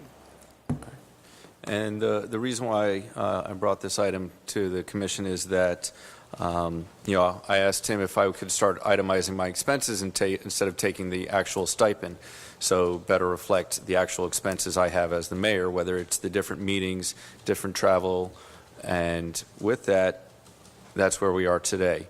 And so, speaking of the commission, if there's nothing that you'd like to change, we can move on. And that's kind of the discussion that I have. As Tim said, we have a reduction from 2010. And I'd like to get your comments on it if you have any. Yes, Vice Chair, followed by Commissioner McCray. Yeah, I'm not in a position to support increasing compensation for the elected officials at this time. All right. Commissioner McCray. Thank you. Neither am I, but I'd like to hear from the public since the public is standing up there. Since you brought it forward, we need to hear what they have to say, sir. All right. David Katz, 67 Midwood Lane, our fair city. If the commission is going to not increase their stipend, then there's no point in me saying anything. Service, I'm going to quote from a gentleman named Mwai Kibaki. I hope I pronounced that correctly. Service is a privilege to better the lives of others. It is not an opportunity to satisfy personal greed. Now, I think an increase in the stipend one might consider it a little bit greedy on the part of members of the commission if they wanted to go that way. The job is part-time. The mayor makes over $30,000 with the expense check. The commissioners, if I look at the spreadsheet correctly, make a little over $26,000. When I served on this honorable commission over 25 years ago, my salary was $350 a month and $375 with an expense check. And in all honesty, that expense check was income. There's no doubt about it. If I like the idea that the mayor seemingly suggested that his $7,000 at the beginning of the year should be in an account, and he should turn in a chit or a receipt every time. He wants to use that instead of getting it every month. And I think it should be the same thing for the commission. That's my opinion. I appreciate your time. Thank you. Thank you. Susan Oyer, 140 Southeast 27th Way. I just want to say these are my tax dollars, and I am unequivocally against an increase in compensation. This is a part-time job, and I know we have an excellent mayor who goes and does everything above and beyond what mayors in the past have, but it is a part-time job at the end of the day, and this is my tax dollars, and this is setting a precedent for the future, and that's what I worry about. I don't want to be mean about anything, but, I just think this is wrong. I think this is setting the wrong tone for the future, and I think this is opening a can of worms for future commissions to just run with this and take advantage, and that's my big issue and worry. I can only say, Mayor Grant, get a more fuel-efficient car, get an electric car, or cut back. Those would be... I don't know what to say. I mean, I think you're doing a great job because you obviously go to everything, but, this is the wrong precedent to set, and we need to consider that. And, again, this is a part-time job, and I don't think my tax dollars should be going to this. I think my tax dollars should be going to solve problems or give it to the police or put more cameras in parks or, catch the bad guys, please. So thank you very much for your time.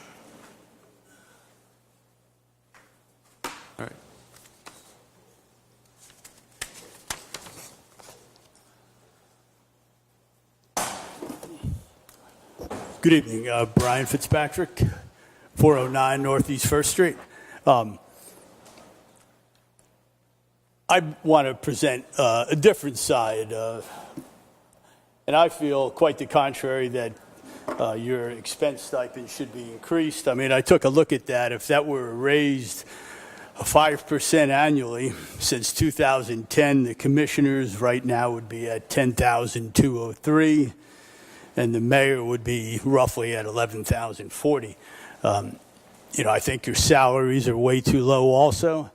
Right now we have the most talented group of city commissioners, thank you very much, coupled with our community redevelopment agency. I mean, you guys are doing things that I've waited 30 years to happen. I think it's imperative that we compensate you adequately in order to keep talent in the city commission. I also think it's time that we take a look at abolishing, getting rid of term limits. I know it's another issue, but I wholeheartedly support you raising your stipends, your salaries accordingly. All right? Thank you very much. Thank you.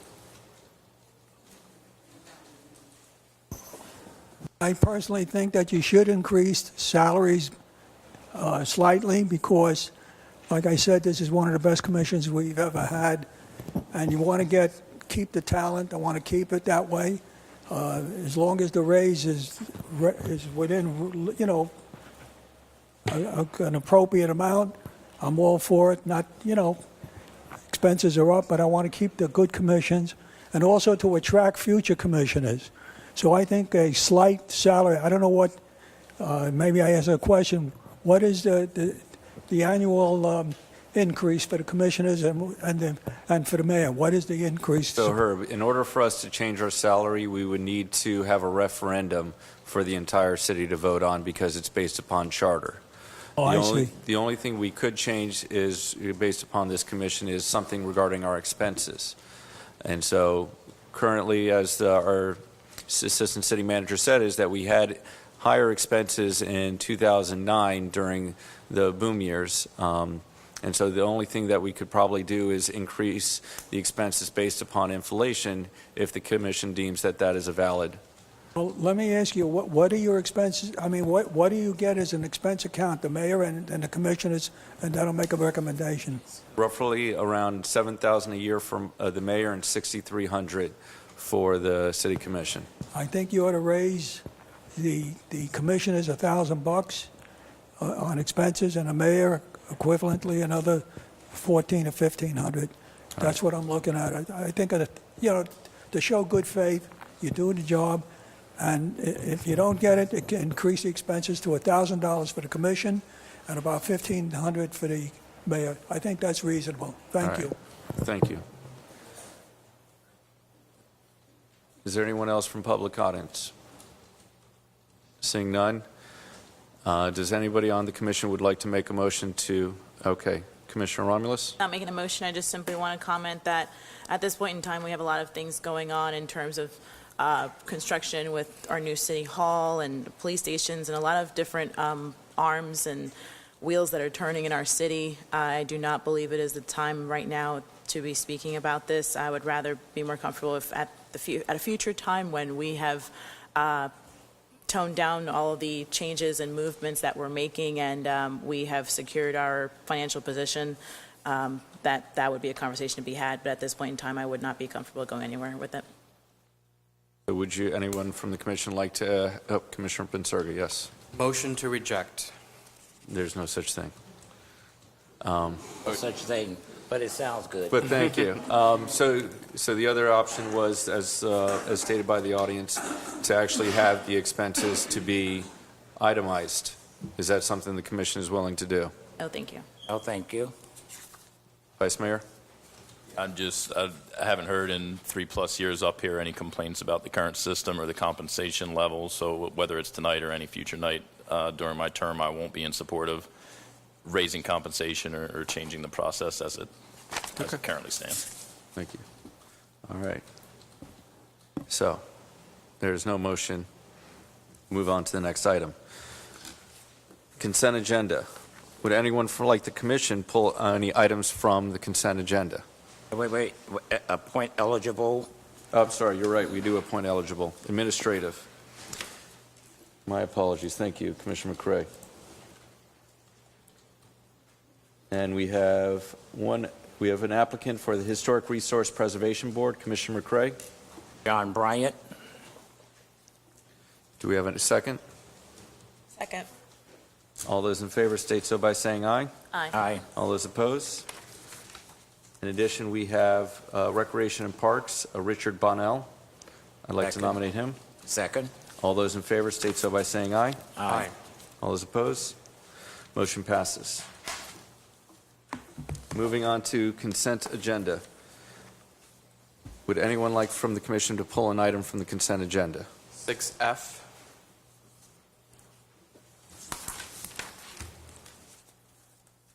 All right. And so, Commissioner or Vice Mayor Katz, I received a request from the audience that they would like to speak on every item on the consent agenda. Would you like me to show you the comment card? No, but I call into question, the intent of the meeting, which is to conduct city business, not to hold a public hearing on every item. I'm not saying I'm opposed to people requesting that, but in 3+ years up here, I've never had an instance where anyone has requested to pull the entire consent agenda and speak on every item. There's 11 items. That's 39 minutes, hypothetically, of public comments by one individual. I think if there's focused items, but I just haven't seen anyone ever pull 11 items and request to speak on them. Mr. McCray? Thank you. We need to go back to the rules of this commission. It said general rules, and it says that consent agenda items, these are items which the commission does not need to discuss individually and which are voted on as a group. I think that we need to stick to what was voted on tonight when we said that we are going to adopt this, the agenda. We need to stick with it. We have not made a change here on our procedures. All right. And so I'd like to ask Susan Oyer to come up if she would. Is that true that you do not necessarily want to speak on all the items on consent agenda? Susan Oyer, 140 Southeast 27th Way. No, and this doesn't say to speak on the consent agenda. It just says speak on agenda items. Right. So I was not wanting to speak on consent agenda items. I was wanting to speak on any items that come up as I see or am inspired by. So that's where I got the impression that you wanted to speak on consent agenda. No, this just says All right. commission meeting comment card, so I figured I better cover myself in case I get inspired by someone talking. All right. to be covered, to be allowed to speak. But no, I don't want to speak on consent items. So I'd like to pull item 6G and hear from Susan from the Schoolhouse Children's Museum as well. And so we will begin with item 6F, accept the update on the red light camera program.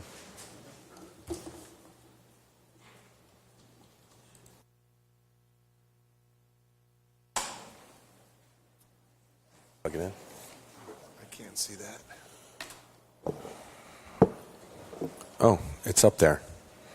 Okay. Good evening. I'm Sergeant Phil Hawkins, Boynton Beach Police Department. I run the traffic unit. So red light cameras, I'm going to plug in my computer because it has some other things on it, a PowerPoint actually. Sorry, we don't have a jump drive and special stuff. Not on the other ones. There it goes. So the red light camera is about 6 years old now. And here's our violations for October 1st, 2017 through 4/30 of 2018. You can see our violations total were 19,117. I apologize. Trying to see a little bit too. We were up a little bit. You go to the next one. And this year, October 1st through 2018, through 4/30 of 2019, we're down considerably.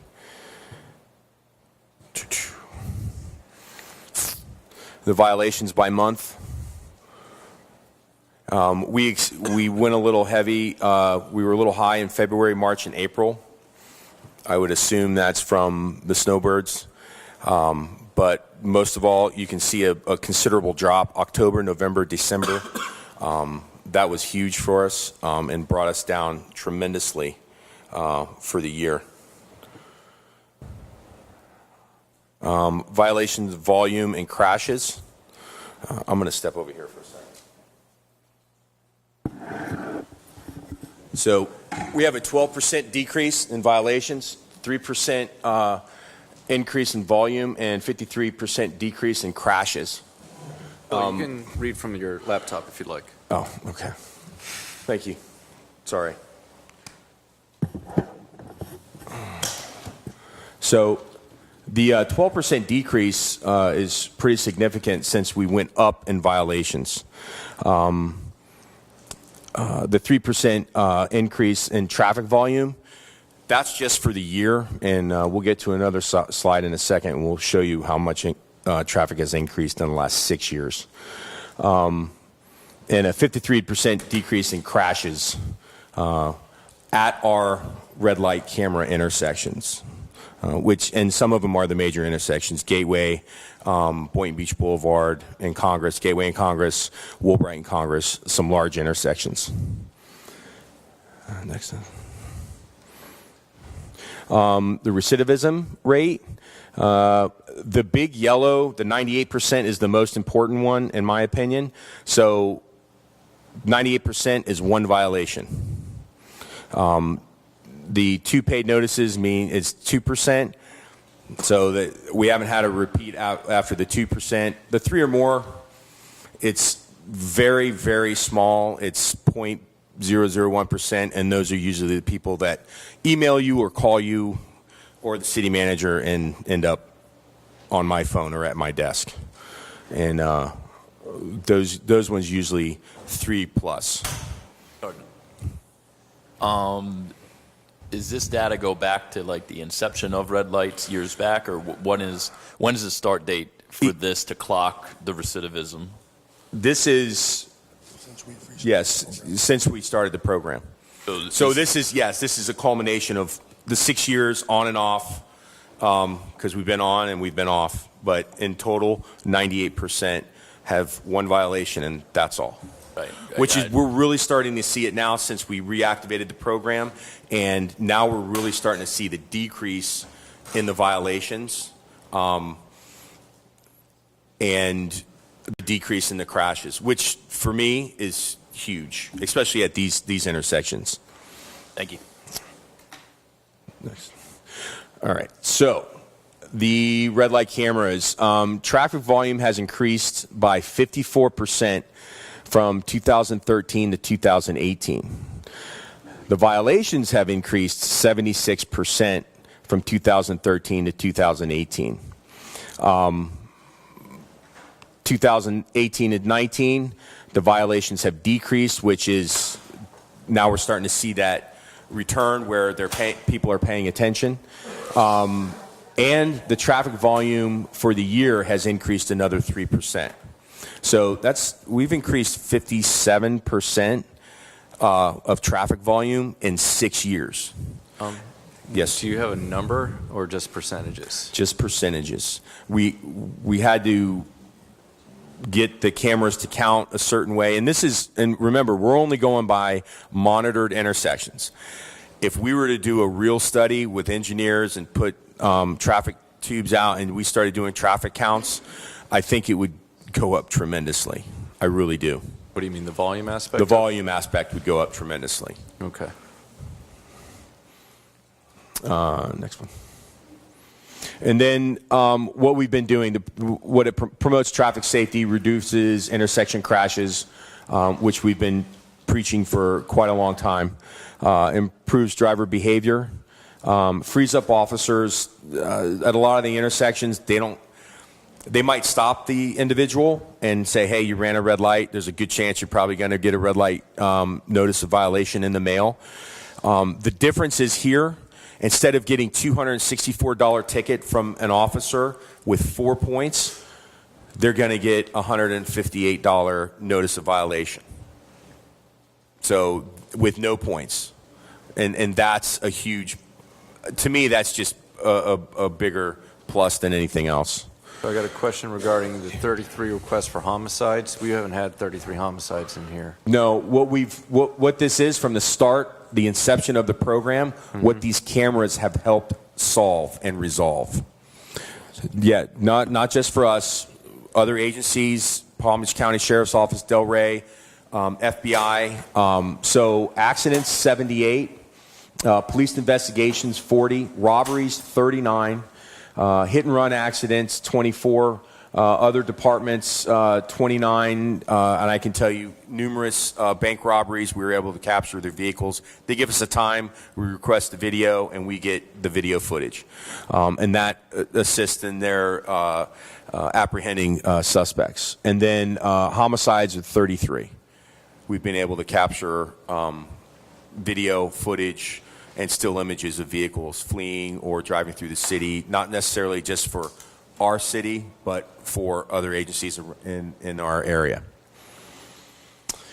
And that's all I have. Sergeant, the reduction in violations, is that true for all intersections that you listed, or is it only an average of all the intersections? 1 second.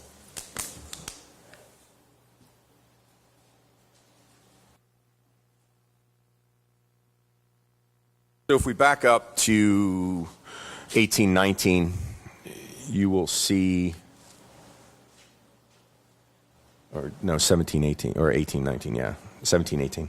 So 1718, you'll see Woolbright and Congress, Gateway and Congress, and Southeast, Southeast 23rd and Federal.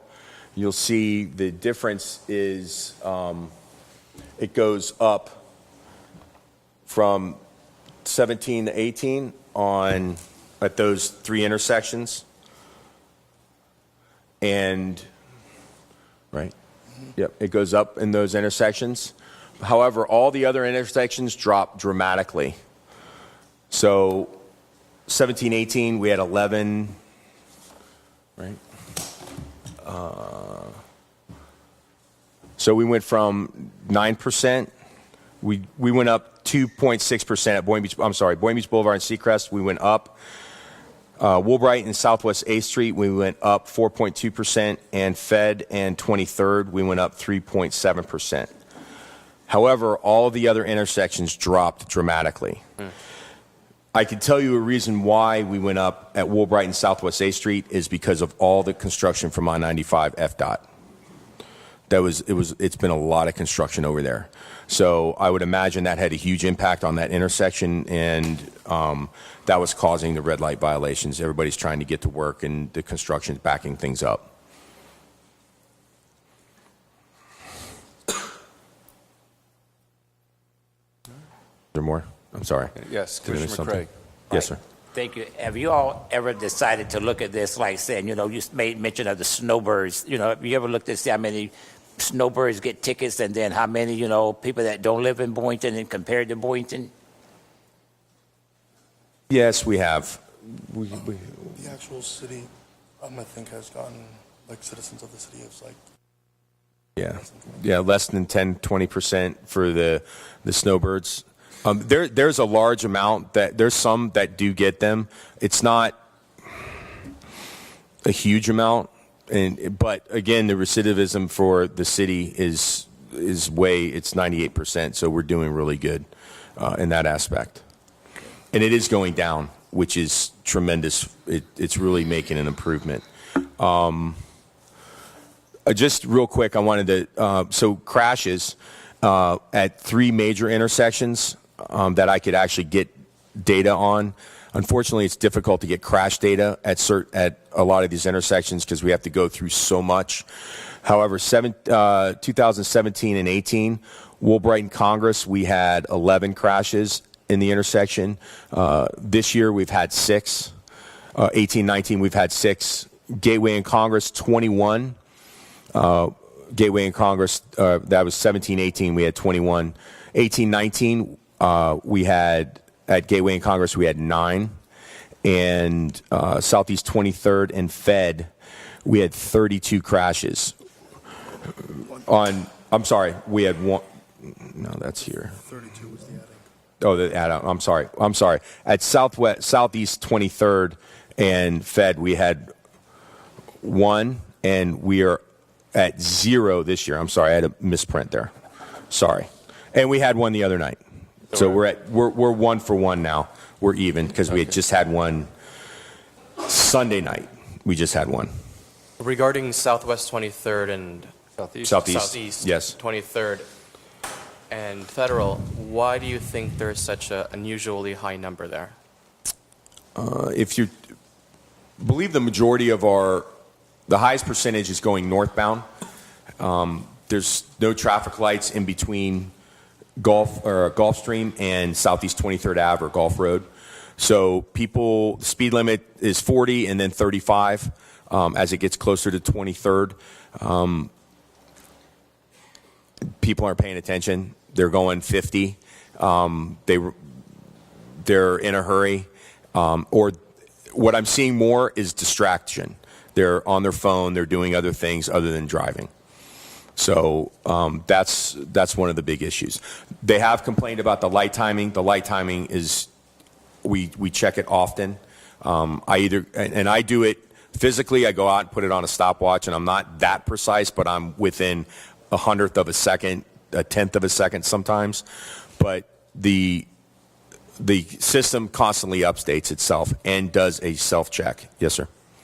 And just to be clear for the public's knowledge, because this is a common myth that's perpetuated out there, that the city and you and the police force here have zero authority to alter the traffic patterns on your own. We have no authority to alter any traffic patterns, lights, any of the traffic signals. That's all handled by county traffic. For the Southeast 23rd and Federal Highway, the speed limit is 35 miles per hour? Yes, at that intersection. And so if that is 35 mile per hour, what's the yellow light signal for that? That yellow light is 4 seconds. FDOT gives a 3.5 second recommendation. The county is usually a half a second more at all their intersections. So you get 4 seconds of a yellow light. So the other intersections that we have in the city along Congress, they have 5 seconds? Yes, they do. And so that is why this one seems shorter, because it is. Sure. But again, it's the speed. If they're close to the speed, it should be reasonable. And newer cars nowadays should be able to stop on a dime at even speeds of 50 miles an hour with a 4-second yellow light. They should be able to stop with no problem. Is there any other questions from the commission? Yes. It's not so much a question, but it's anecdotally my own explanation for this. The intersections that are big intersections, people are less inclined to run red lights at them. I think sometimes, especially off-peak hours, if you're driving down Federal Highway at 10 or 11 at night and there's no traffic and you're driving straight and you see no cars coming perpendicular to you, some people, I think, just willfully say, I'm just going to keep going. Sure. So that again, it's anecdotal. It's my own thoughts from looking at all this over the years. I think that you can see that the major intersections, particularly the three on Congress, you would think Gateway and Congress or Boynton Beach and Congress, which are the most trafficked ones, would be the highest, but I legitimately think that some people, unaware that they're red light cameras, maybe because they're not from the city, just willfully say, I'm just going to go. It's late at night. I'm not going to sit at a red light for a minute or 2 minutes when there's no opposing traffic. So I think some of it is willful because it becomes a sleepy intersection at a certain point in time. It does become a sleepy intersection at night. We have some public audience. Yes, Herb, do you have any comments? Okay. All right. So may I have a motion to approve? So move. All those in favor state so by saying aye. Aye. All those opposed? Motion passes unanimously. Our next item is accept the second quarter report on operations of the Schoolhouse Children's Museum and Learning Center.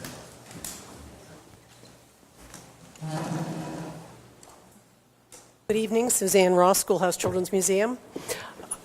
You've pulled my report. Is there any specific questions you have? Is there anything you'd like to know?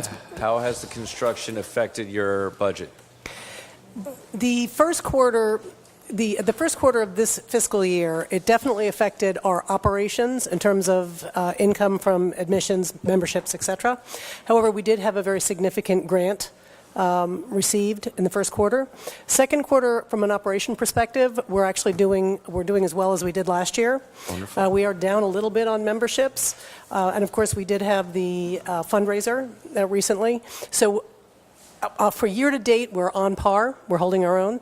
There's really no telling what the future may bring. The big litmus test will be when Ocean Avenue is closed, which from what I believe is sometime late June. Okay.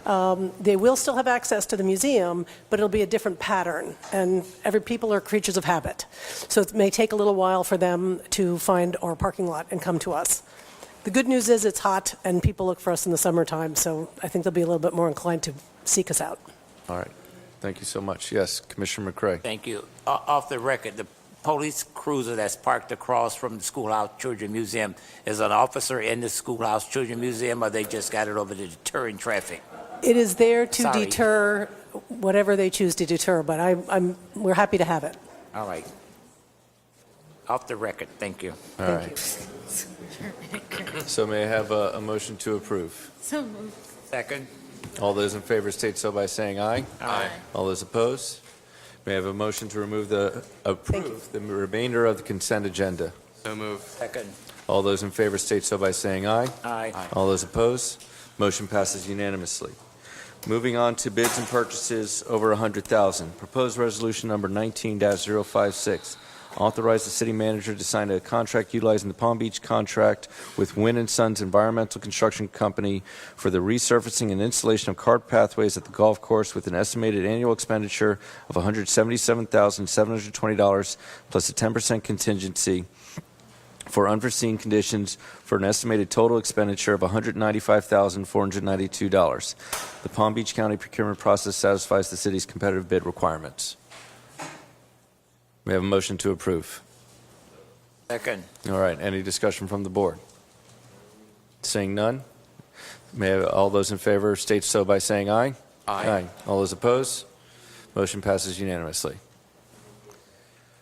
Proposed resolution number 19-057. Approve and authorize the city manager to sign an agreement with Haskell Company in the amount of $140,000 for programming, architectural engineering, pre-construction services, and development of a guaranteed maximum price proposal for the proposed utility water quality laboratory project to be located adjacent to Fire Rescue Station Number 2, Boynton Beach, Florida. May I have a motion to approve? Second.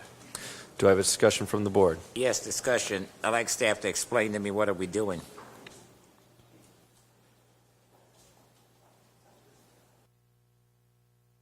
Good evening, Commissioners. Joe Paternity, Utility Director. If you recall, recently the board approved staff negotiating contract with Haskell Company to establish a Phase 1 cost for the development of the laboratory, our new laboratory out on Woolbright Road. We're bringing this back to you for our approval for the $140,000 to do the Phase 1 services, which includes the design of the remainder of the project. Is a design-build project, and it's a two-phase design-build project. So the first phase is to develop the engineering for the and develop a guaranteed price for the second phase, the construction portion of the lab building. So what are we currently using for our lab? Right now, we're currently using a smaller lab at our Western Water Treatment Plant. With our growth, we're having to move out of that facility. It needs a lot of repair, so we've decided to utilize the budget that was approved to build the new lab that's more suited to our needs. So my question is that how does this new lab, improve the water from both water treatment facilities? This lab is going to be located more centrally in the area. We're going to have different. We're going to have designated areas for a wet lab facility, biological area. So it's a more modern facility. It's with new equipment. So. Okay. Is there going to be any new pipes that need to be digged and close any roads? Excuse me? Is there any new pipes that are going to have to be dug? We're going to have to provide water and sewer service to the lab. It's right adjacent to the existing fire station too, so we're going to utilize some of their services to water and sewer for this facility. But it's nothing like when we had to close down Woolbright for a while to connect the plants. We're going to have to make a connection on Woolbright Road. Okay. Yeah. All right. Any other questions from the board? Seeing none. Any questions from the public? Seeing none, all those in favor state so by saying aye. Aye. Aye. All those opposed, motion passes unanimously.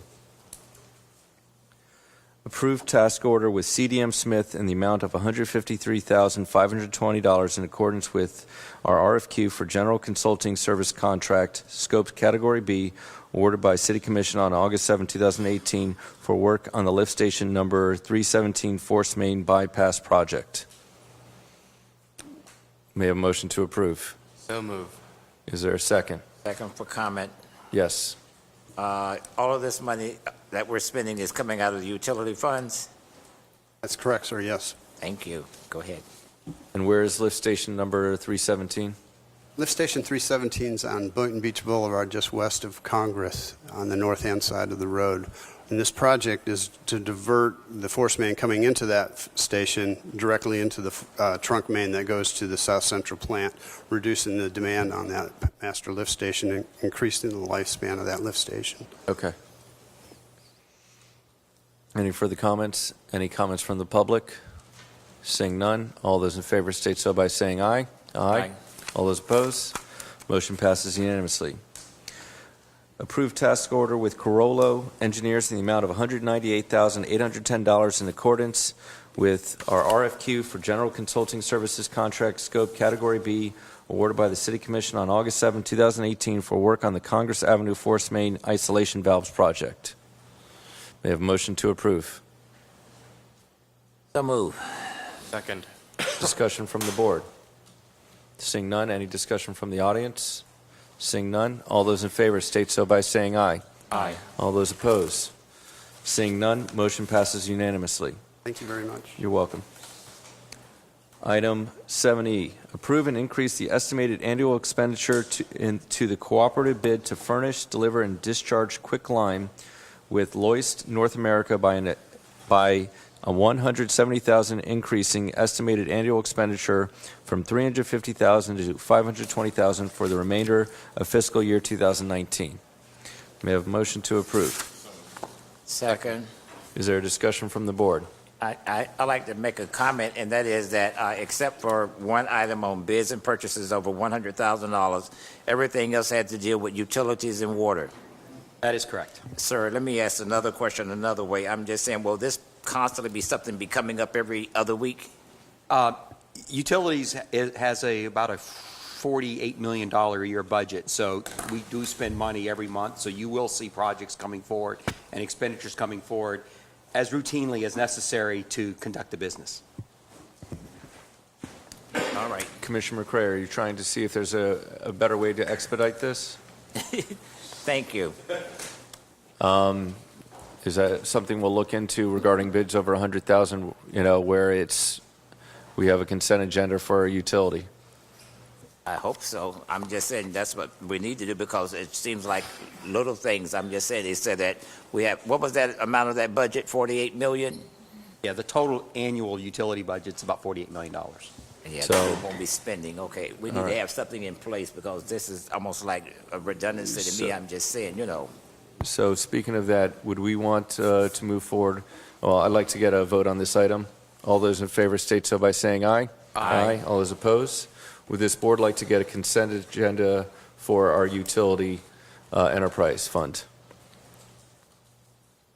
Before moving forward with that, I would just prefer to get input from staff and to see if that is a wise move in that direction. All right, so would I get a consensus to move it on to a future agenda item? Yeah. All right. It can be a quick conversation if you'd like me to address that now, Commissioner. Go for it, Liz. Yeah. Because I don't know how many years ago, but we used to not have this. And because the dollar amount, the commission, do you remember how many years ago, Jim, we added the over 100,000? About 4 years ago, because of the dollar amount, the commission desired to have those items expressly discussed before the public and kind of stood out because it's a lot of money, like Commissioner McCray often says. So by moving those to consent, we certainly can. And then you pull them as you want to, but the reason we now have the items over 100,000 is for that exact reason, because it's a lot of money. And the commission felt at the time that it should be discussed individually. So that's the history. So we'll put that on future agenda to discuss it as the commission? Right, but let me make a comment since she said that. I'm just saying, my take is that I thank you for your comments. Well, but for staff, I'm just saying, we trust you all. I don't know a hill of beans about water except when I get out my tap. I'm just saying, we trust you all on what you all are spending. I'm just saying, if that seems to be a problem, then we can curtail and say, we need to start discussing this. But to do each item like bam, bam, bam, and you could tell me that we get into isolation or whatever it is. Hell, I don't know what you're talking about. I'm sorry. I'm just voting.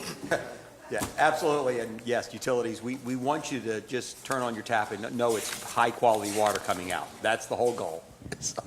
Okay. However So y'all want to deal with it, I'm fine. Commissioners, you could have a quarterly report treated as a consent item, and then if there are items on that quarterly report that you would otherwise accept by consent, you could pull that off for discussion or question. Oh, I like that. You woke up. I like that. Thank All you. right. We want to go that way. I like that one. So, I would ask is if we can do a consent agenda for over 100,000 in purchases. Yeah. So that way, do we have the differentiation, but we can do it all at once?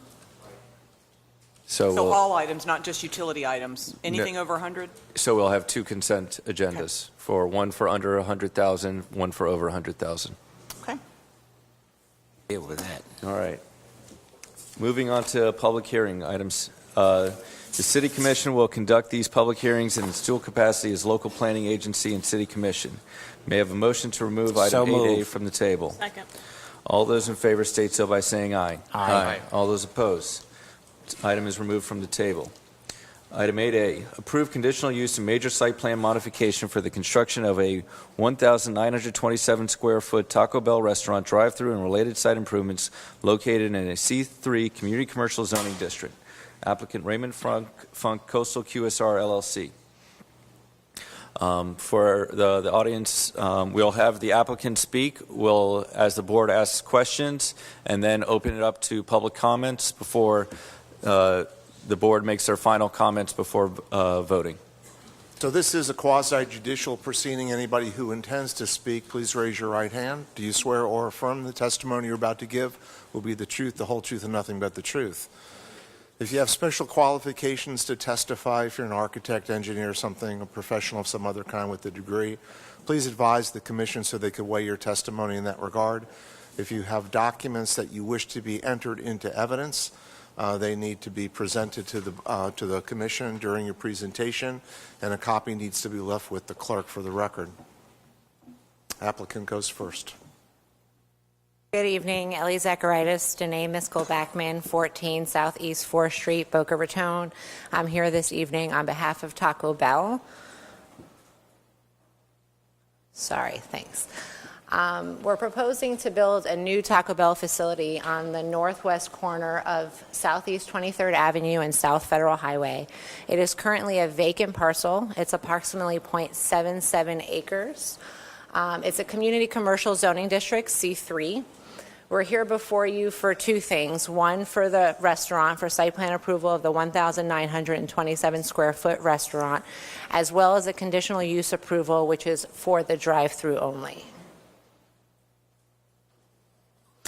To talk a little bit about the surrounding uses, to our north, the property is in fact zoned C3, same as ours, as the subject property, but it's been developed as multifamily. Just directly to our west is vacant land, also C3. To our south, we have, let me see if I can do this.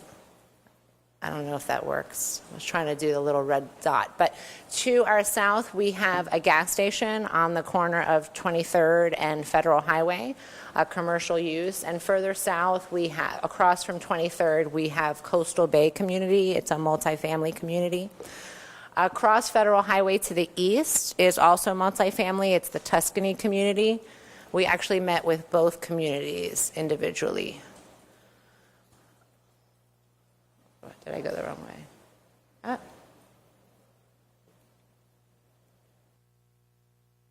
Going the wrong way, my apologies. Okay, to talk a little bit about the proposed site plan, we have worked with staff diligently over some time. Typically, and I'm sure you've seen them, Taco Bells have their buildings almost in the center of the site with the drive-through circulating. Staff, and correctly so, I believe, wanted more of an urban pedestrian-friendly design. So they really pushed us to bring that building up to Federal Highway, really increase the pedestrian activity on that corner. We're also, and I'll talk about it a little bit later, we're also increasing the sidewalks on Federal Highway. They do exist, but we're expanding them to 8 feet, again, to increase that pedestrian orientation. Keeping in mind with the neighbors, across Federal Highway to our east and across 23rd to our south, they are multifamily. So by bringing the building, excuse me, abutting Federal, we were able to really consolidate the drive-through and the parking to the west of the building, so it's not visible from the street. Again, activating that pedestrian frontage. Your staff has reviewed the plans, and we've got, like I mentioned, gone through it on multiple renditions.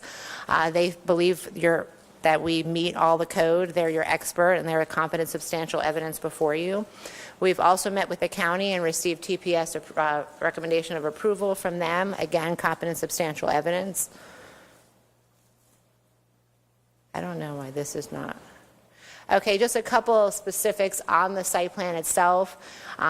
We're in the C3 zoning district, but we're in the urban commercial district overlay, so no setbacks are strictly required, but staff can request more. But again, we did that pedestrian friendly, so we put the building to the front, but we still have 13 and a half feet from our building to our property line on the east. We also have 32 and a half feet from our building to the property line on the south, about 41 feet from our building to the property line on the north, and approximately 190 from that west property line. So we do, in fact, meet all setback requirements. Don't know why this is going the wrong way. Okay, height in the C3, we're allowed to go up to 45. As of right, we're asking for 22 feet and 2 inches. Again, this was conversations with staff. We're taking into consideration the neighbors, and we believe the lower is more compatible with the neighboring communities. Parking code requires 20 parking spaces per our square footage, and we are in fact providing 20, so we meet the code. This was to me, the biggest draw for this particular site. By moving the building to the front, putting the drive-through in the rear with the parking in the rear as well, we were really able to provide a very lush perimeter landscape buffer. We're providing 56 trees on site and 300 shrubs. Again, this is a 0.77 acre property, so that's a pretty significant amount of greenery. And again, we thought this was appropriate to landscape us from the residential that's surrounding us as well. And this is a colored landscape plan just for you to get a better idea. These are some of the building elevations. To your left is what you're going to see from Federal Highway, the front door and the like. More to the right, on the right side, that's all going to be covered by landscaping. So we wanted to spend most of our money and the aesthetic appeal on what you're going to actually see. This is the west elevation, so this is what the drive-through would see. Of course, there's going to be landscaping there as well. And you have the south and the north elevation there as well. So that was pretty much all of the site plan application that's before you. I just wanted to run through very quickly that your code talks about, with regard to the drive-through, that it's a conditional use approval, and the code allocates 13 requirements that we need to meet in order to justify approval. So I just wanted to skim through them very quickly. Amanda did a really good job in her staff report denoting how we've met each one of those conditions, but just wanted to highlight. Ingress, egress, not only for vehicles, but for pedestrians and emergency services. As staff correctly noted, we provide adequate ingress and egress to the property for automobiles, pedestrians, and emergency service vehicles. Staff goes on to note the fact that we're expanding the sidewalk to 8 feet as well, which encourages that pedestrian connectivity.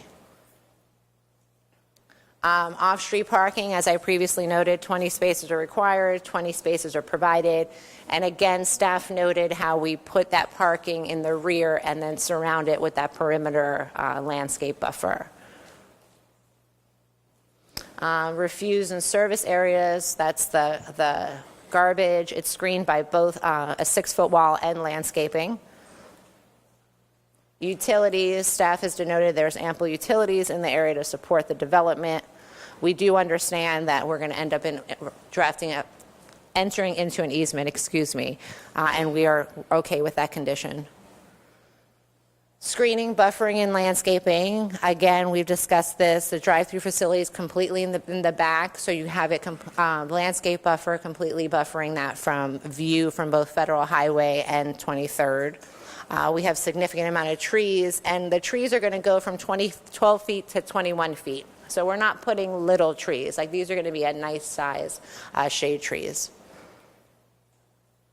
Signs, we have not gotten to a final signage package yet. That'll come after, hopefully, this approval. But we will have light poles that are denoted on our site plan, but of course, they're not going to have any light spillage leaving the property onto any other parcel. Required setbacks and open space, previously noted, we met those.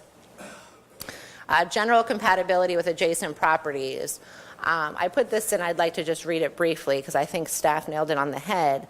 The fast food restaurant is generally compatible with the remainder of the commercial uses on the corridor and with the surrounding residential properties. As such, uses located adjacent to large residential developments are typically patronized by the residents within the neighborhood.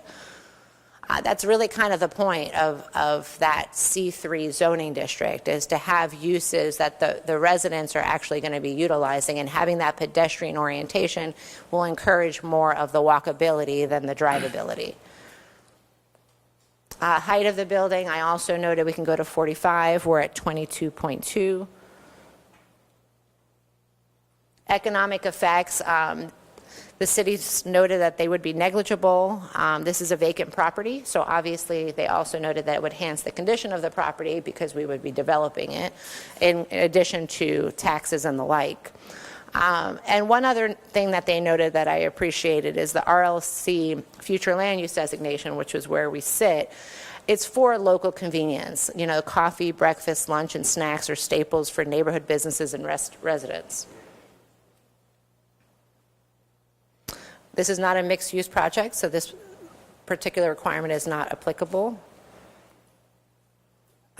With regard to nuisances and hazards, everything that's going to happen at the restaurant, all the activities of the restaurant will be completely and fully enclosed within the building. And the last one was a sound study, which, because we're not a bar or a similar use, we did not have to apply. So that's it for me. I'm going to turn it over to our traffic engineer, and then, of course, our team is here to answer any questions. Thank you. Hello. Did they finish presenting? This is still the applicant. Yes, this is still the applicant. So please state your name and your qualifications for the record. Absolutely. My name is Patricia Tice. I am a licensed professional engineer and a certified planner. I also have a LEED certification.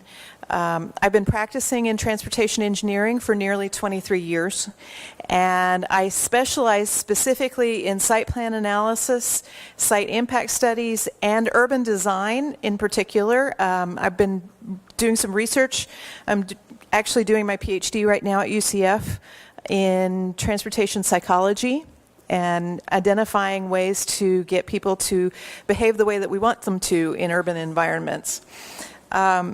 In particular, I'm here today to talk about this project. A fast food restaurant's a fairly typical use.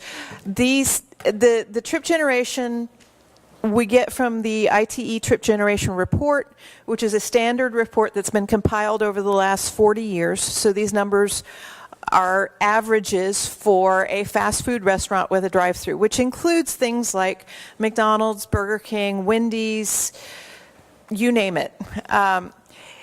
That means that the average we would expect to see is about 900 trips a day.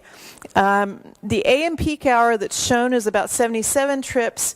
But again, Taco Bell has a breakfast menu, but it is not as frequently used as something like a McDonald's or a Burger King.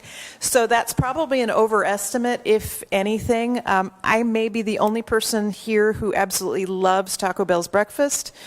Eggs in a tortilla. Hard to beat that. PM peak hour is 62 trips.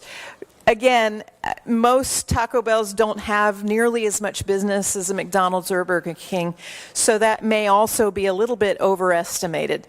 More than 50% of the trips are associated with pass-by trips. That's actually kind of a cap. We don't assign more than 50% to any land use. In reality, the numbers that we have from studies of Taco Bell's and other fast food restaurants are considerably higher. I've seen numbers as high as 90%. Generally, the numbers come in somewhere around 75 to 80%. And that just means that out of all of the traffic that comes to the project,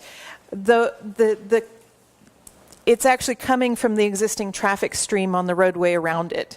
So it's not like somebody hops in their car and says, oh goody, I don't have a 2-year-old and I'm going to a Taco Bell. It happens, but it just doesn't happen as often. If you have a 2-year-old, all bets are off. You never know. So, one of the things that I wanted to highlight from the traffic study is the capacity. In the morning, 23rd Avenue is reaching about 45% of its actual listed capacity as far as the city's concerned from a roadway segment standpoint, and US 1 is about 71% of its capacity. The project traffic itself is probably less than 5% of the roadway capacity on both. So again, we're not really talking about very large numbers here. Next. PM, same. 58% of the roadway capacity is being consumed total, and that's for 2023. That's not even today. That's assuming 6% growth rate per year, 5 years from now. So there's plenty of roadway capacity. That's the capacity of the pipe, so to speak. But of course, it's not the pipes that we worry about, it's the fittings. It's the intersections that always make the difference. And that's where things actually get really interesting in this project. Right now, there's an intersection issue here. The turn lane, there is a turn lane in the eastbound direction. That turn lane on the right, there's two lanes. There's a left turn lane and then there's a right. And the right turn lane is about 45 feet long, which is enough to basically store maybe 2.5 cars. That's not nearly long enough. And Palm Beach County has targeted this intersection for improvement, but they've been waiting for someone to come in and develop it because they need right-of-way. And, you know, you're not going to spend money on right-of-way until you can actually get it. So with this project's development, the corner clips that are going into it and the land that's already been donated from the property across the street, they're actually able to go through and extend that right turn lane out to a much longer distance, something that's much more appropriate for this site. We need basically the longest queue length that the simulation showed for the right turn lane was right under 5 cars. I think it was something like statistically 4.8. So when you're looking at a queue length of 4.8 cars, you can estimate that at 20 to 25 feet apiece. So you're looking at somewhere between 125 and 150 feet worth of stacking. We're going out substantially longer than that. What that means is that we have a stacking problem right now in the eastbound direction. Let's see if this really, it does work, but it's hard to see. Right now, you're running about 8, almost 9 vehicles stacking in the evening and somewhere around 7 in the morning, which can be really uncomfortable. Getting that extra turn lane means that we drop that from 7 to 6.5. It's not a huge improvement, but it is an improvement, and it's still well within the adopted level of service. Level service D is very acceptable conditions.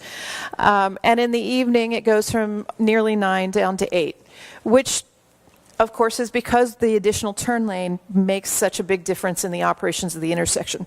One of the things that was brought up to me prior to the hearing is that because the existing turn lanes are not striped. I think you can see that coming up.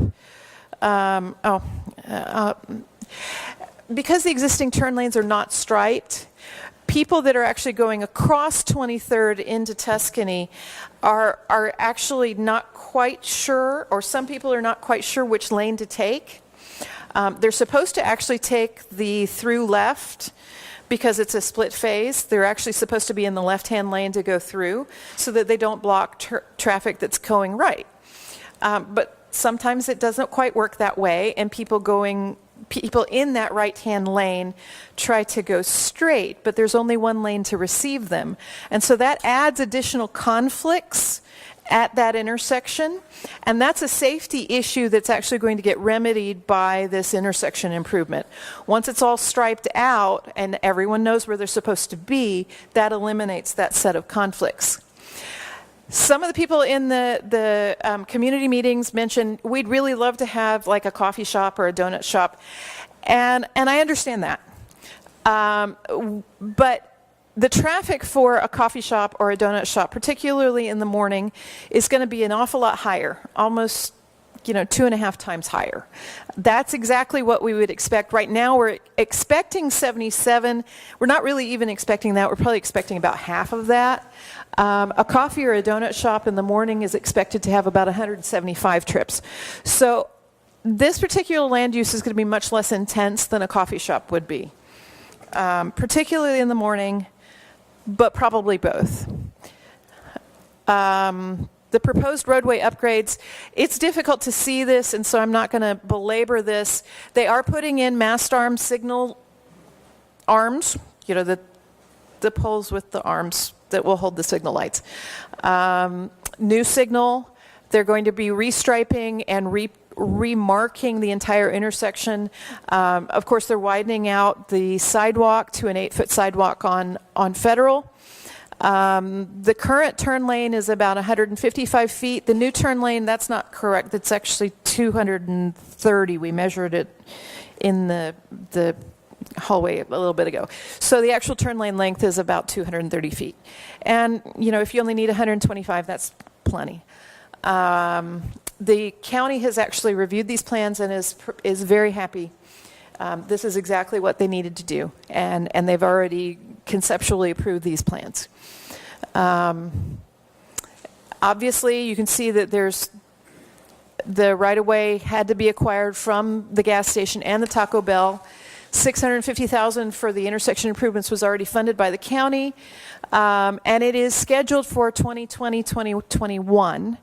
They'll be widening the south side 11 feet and the north side 4 feet. So they are actually taking right-of-way from the property.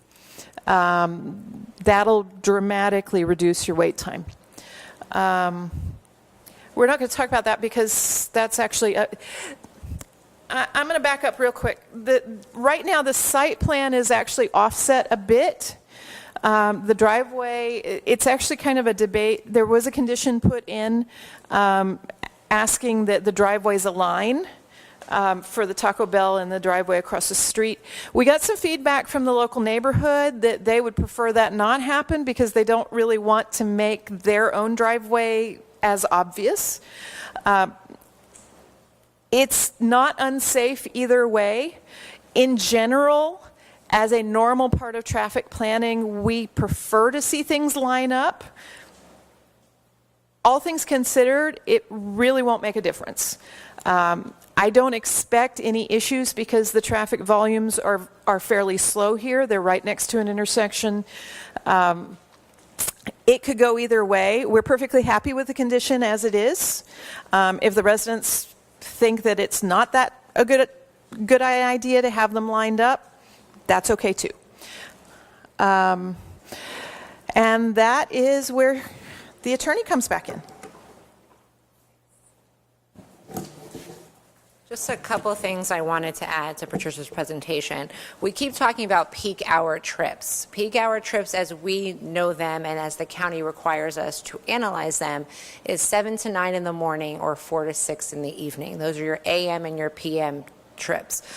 The good news is Taco Bell is not an AM, PM type of trip generator. We're more of a lunch. Again, these are passerby trips. These are people already in the vehicle driving by. So we're not really adding significant trips on the road at all because we're passerby, but we're certainly not doing it during that AM when people are going to work and the PM when people are coming home. That was just one thing I wanted to add. And lastly, with regard to those improvements on 23rd, they're much needed improvements, but this project needs to move forward in order for the county to get the property from us to make those improvements. So with that, I'm here to answer any questions. From the board? So my quick question is that I'm also on the Palm Train Service Board, and there is currently a bus stop on the south side of Southeast 23rd Avenue. Now it's the Liberty gas station. I see that you're putting in a bike stop. One of the things I'd like to make a condition on it that if Palm Train believes that that is a better location for the bus stop, that you would move the bus stop to your location. We would be fine with that. Okay. And so that is my one comment now. So I'd like to make that as a condition on approval, that you speak with Palm Train to see if they're willing to Absolutely. do that. And the rest of the board wants to wait for public comment? I want All to right. wait.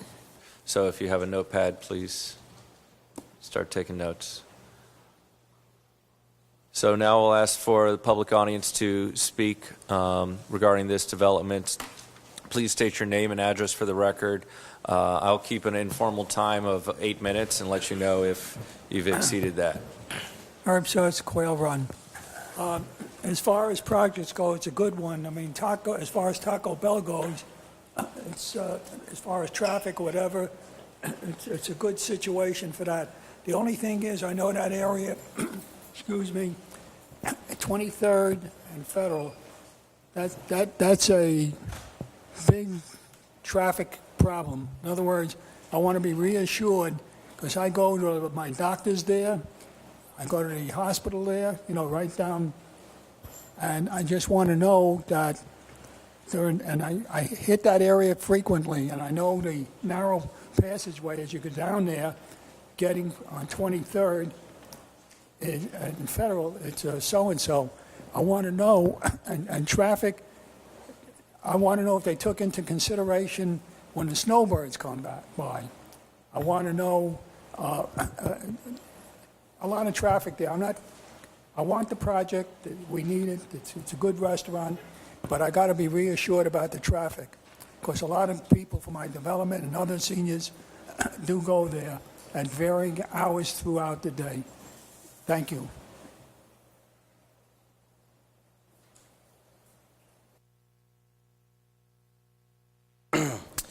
Michael Wallstrom, 1505 Coastal Bay Boulevard, Boynton Beach. Mr. Mayor, Commissioners. So I'm addressing you, obviously, on the subject of the conditional use and major site plan modification to allow the drive-through for the Taco Bell at 23rd and Federal Highway. So we know that the overriding issue for this intersection and this project is traffic. I sat recently, several weeks ago, with the CEO of the restaurant group, their chief engineer, their attorney, and their traffic study engineer.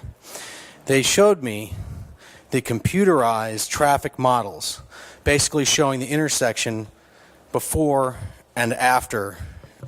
That was their traffic study, before and after. The model, and this is a computerized traffic study, it's on a laptop, right? And it shows the intersection, and it shows little cars getting congested at the lights before and after, okay? Just so you understand what I'm talking about. The model clearly showed the current congestion, okay?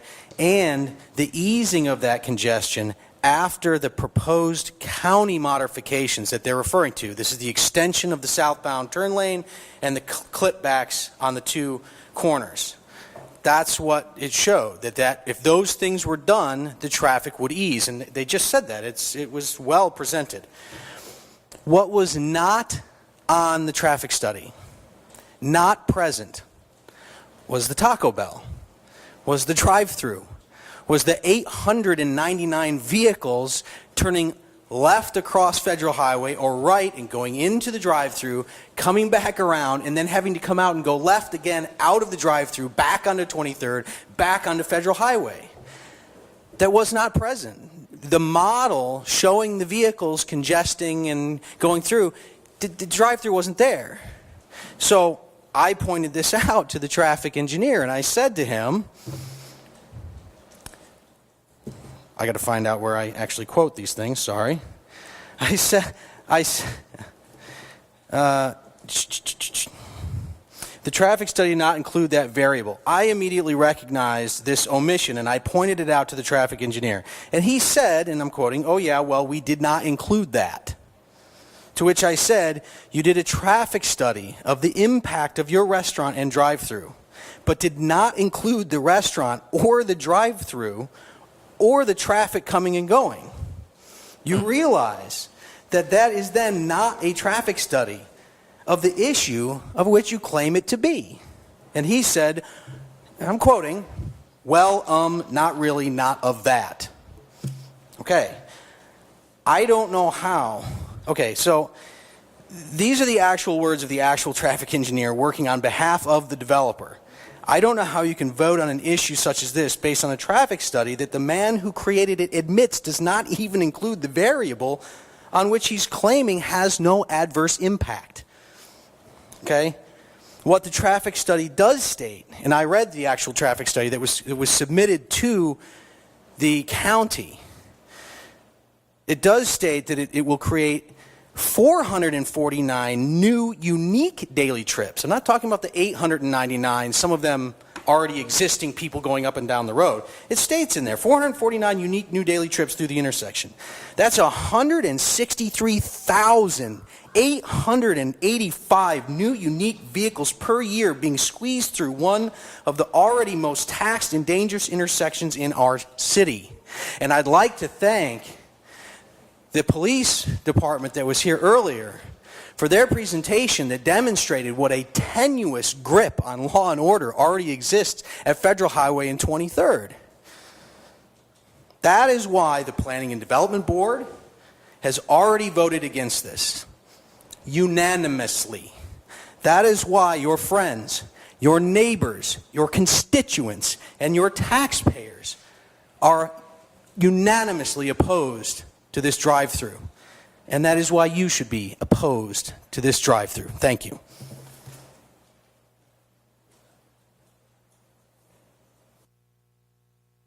Good evening. Sean Gross, 1604 Coastal Bay. I am the president of the association. He covered a lot of what I was going to say, so I'm going to have to ad-lib just off the cuff.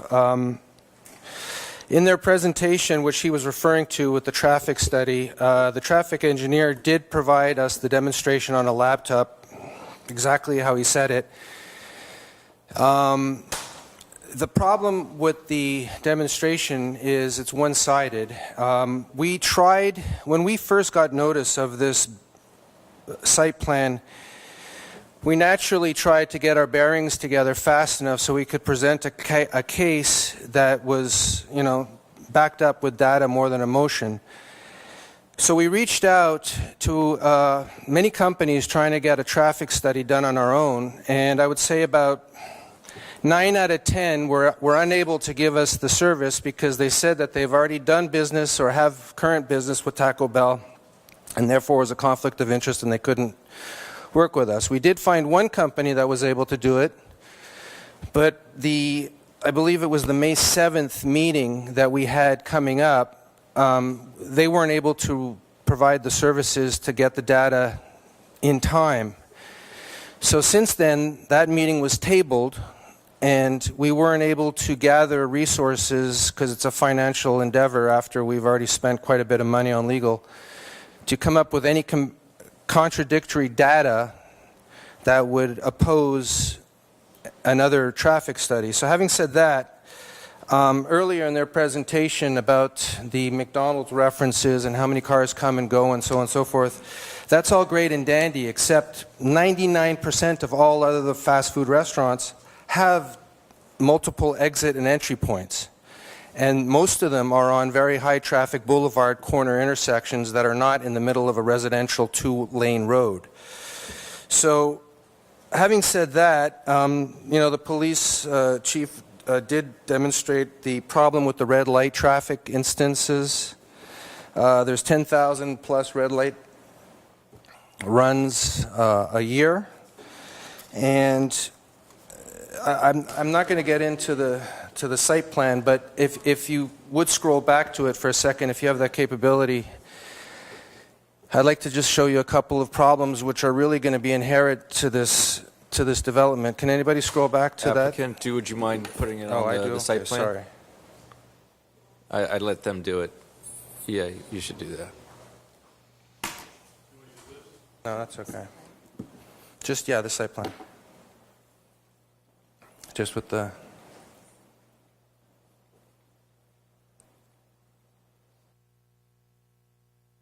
Okay. There we go. Yeah, that's good enough. So, as you can see, you have one way in and one way out. Directly across the street from their entrance and exit point is our development, which is served as our exit and our entry point. Most of the people in that development use it because we have another entry-exit point, which is primarily used for guests and deliveries, which is on Federal Highway, which only allows us to go south. We cannot go north unless we go all the way down to the end and make a U-turn. So they gave us a stat of approximately, 1 car a minute is what their in and out's going to be through the drive-through. So if you take a minute and you were to calculate that based on their loop-de-loop, which goes all the way around their development, you're going to have a car going in, you're going to have a car going to the order board. By the time they figure out what they want and get to the counter and pick up their delivery and come out the other side, there's maybe compounding cars behind it. So 1 minute isn't exactly the stat. It's going to be more like 3 to 5 minutes by the time they're in and out. So the cars behind them are compounding that time in their drive-through loop. So they've got anywhere between 1 car on a slow day to 15 cars in the entire loop. So you've got 20 parking spots. I'm assuming 2 of them are ADA. They said they're going to have 3 rotations of shifts of about 5 employees a shift, which brings it to, I'm not going to suggest that every employee is going to own a car at the minimum wage level, but for argument's sake, let's say they do. So that's 5 employee cars plus 2 ADA. That's 7 vehicles out of 20. They got 14 spots left. They got 10 cars on a maybe give or good day coming through there, and they're all trying to combat the in and out point at the same time, crossing over a parking lot which everybody's trying to get into.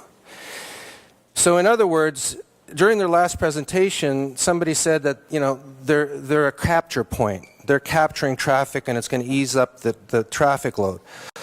Well, that's a good thing if you capture the traffic, but you have to release the traffic. So 15 cars, 20 cars, whatever it is during their peak hours of 1 car a minute, they're all going to be lined up at that exit point, which brings me to the other problem here is that I don't know how many people are going to obey the rules when you have a double yellow line. They're going to probably try and exit out, and they're probably going to want to go east and then turn north onto Federal Highway because that's what 90% of the traffic problem is. It's eastbound, it's not westbound. So you're going to have people crossing over the double yellow as people are trying to head west off of Federal Highway. Because that is a double yellow line, the traffic heading east, and I say 80% of them, are waiting for the light to turn to head north. So they're going to expand an extra row to allow for a right turn lane, which is going to alleviate some traffic, but 80% of the people want to get over to the left to go onto 95 or go over wherever they're going to go, Publix or whatever. So you're going to now have somebody exiting Taco Bell trying to go over and basically scooch their way in to go east, which if somebody doesn't let them go in, they've just created a traffic jam within their own parking lot. Now it's the same thing on the reverse. People are going to want to turn into Taco Bell coming east down Federal Highway, which is now coming against the traffic as well. So they have to stop, put their flasher on, and wait until somebody will let them in. So all the progress that that right turning lane has done has gone out the window because their entry point is well past the zoning allowance for the right turn lane. People just aren't going to obey the rules. They're going to turn right, left, wherever they want to go. Now you got a danger factor as well. You got people looking to see if the ketchup was included in their bag or the straw, and they're not paying attention to where they're going with all this mayhem and chaos. And you got some guy going down the road texting and not paying attention to the red light, and so be it. You got some accidents. Now, another concern is obviously noise, trash, pollution, so on and so forth. These are the other emotional concerns that we have. But combined between Coastal Bay and Tuscany, you know, we have a combined $100 million invested in real estate. I'm a realtor. I can tell you that I have never seen a fast food restaurant increase the property values of anybody's property. They're referring to foot traffic. No, not really. And honestly, the reason why they're trying to shoehorn their way into this little development, or I should say this plot of land, is exactly because of the traffic problem that we have. They've got the traffic there already to capture their sales. They don't need to pretend like they're doing the community a favor with breakfast and coffee, because that's not what we want. Now, you know, the other thing too is we've got an investment in our real estate that, you know, wasn't conditional on a excuse me, my mouth is dry, on a drive-through and all the noise from somebody trying to get an order through a call box at 2 a.m. You know, there's some other issues that are beyond this whole thing, and that's it from my ad lib because my whole speech was covered by Mike and the police department and everything else, but that's it. I hope you vote no. Thank you.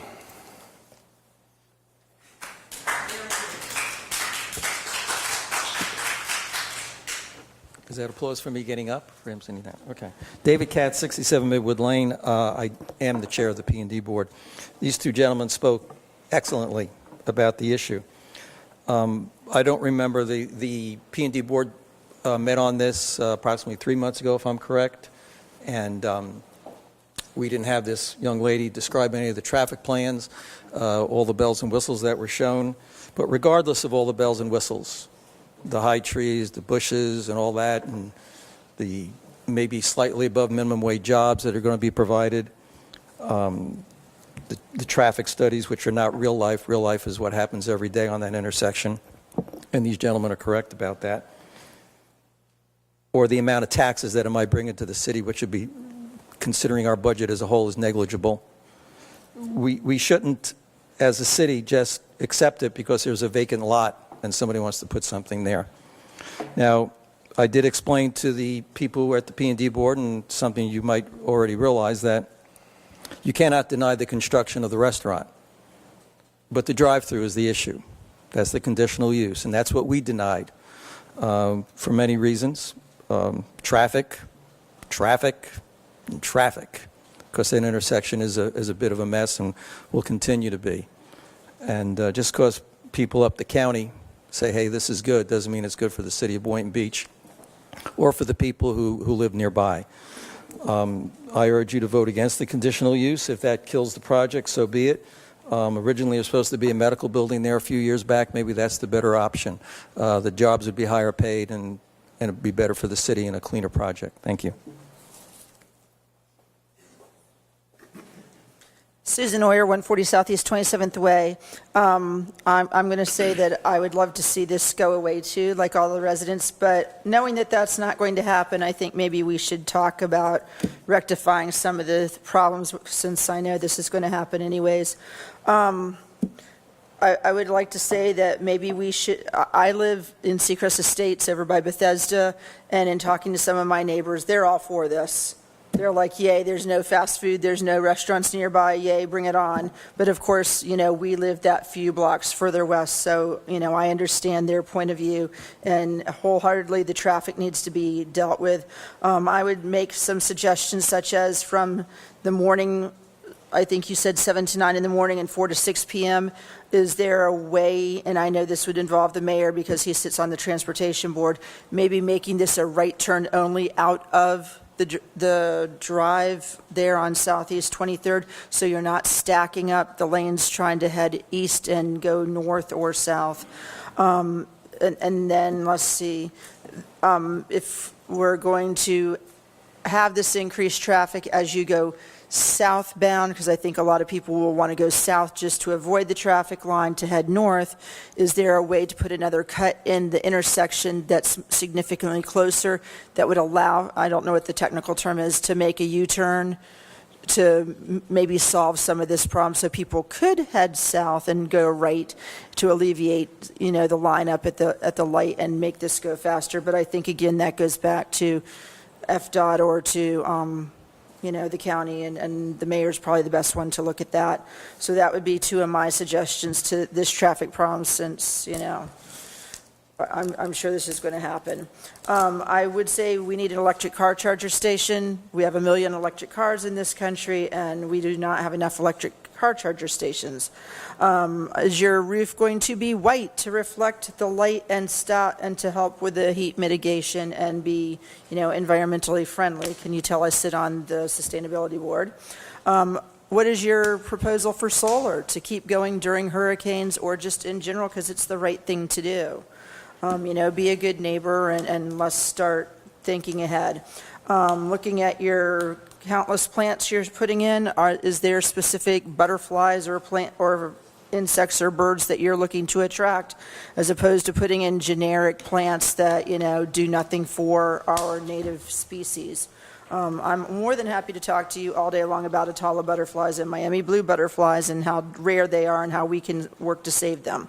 My last complaint is going to be the 34 palms, and I can see where you would want some at maybe the entrance or maybe by the front door or something, but palm trees really serve very little purpose, and let's make these shade trees, especially shade trees around the perimeter of your parking and in the middle, because I have met one person who does not care about parking under a tree in the summertime when it's 100 plus degrees, or even today when it was 82 degrees at 8 a.m. And everybody at my school is fighting to park under a tree because, we live in Florida and we know what the heat is like. So I would ask that you would switch and put in more palms, but that, of course, is a conditional use from them unless you are volunteering to do this. But I would again say, please look at the plants you're planting and maybe think about going for the Atala butterfly or the Miami blue, because that is something we as a city have been working towards to help improve those populations of butterflies, as they are two of the most endangered insect species in the United States. So that's an easy fix. There's no real cost difference in plants. That's something that's very easy for you guys to do, and it makes you part of what fits in with the rest of the city where we're pushing for these butterflies. And, yeah, you're making a difference. But please look at the traffic. And yes, and again, I am I'm for the Taco Bell, I'm against the drive-through, but knowing that you're going to approve it anyways, let's solve the problems. So thank you for your time. Is there anyone else from public audience? You will not have another opportunity to speak once this is over, which this option is over. Yes.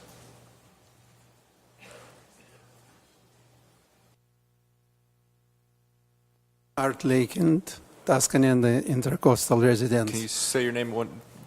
Art Lakeland. And nobody mentioned during all these discussions that there is a school bus stop also right on this intersection.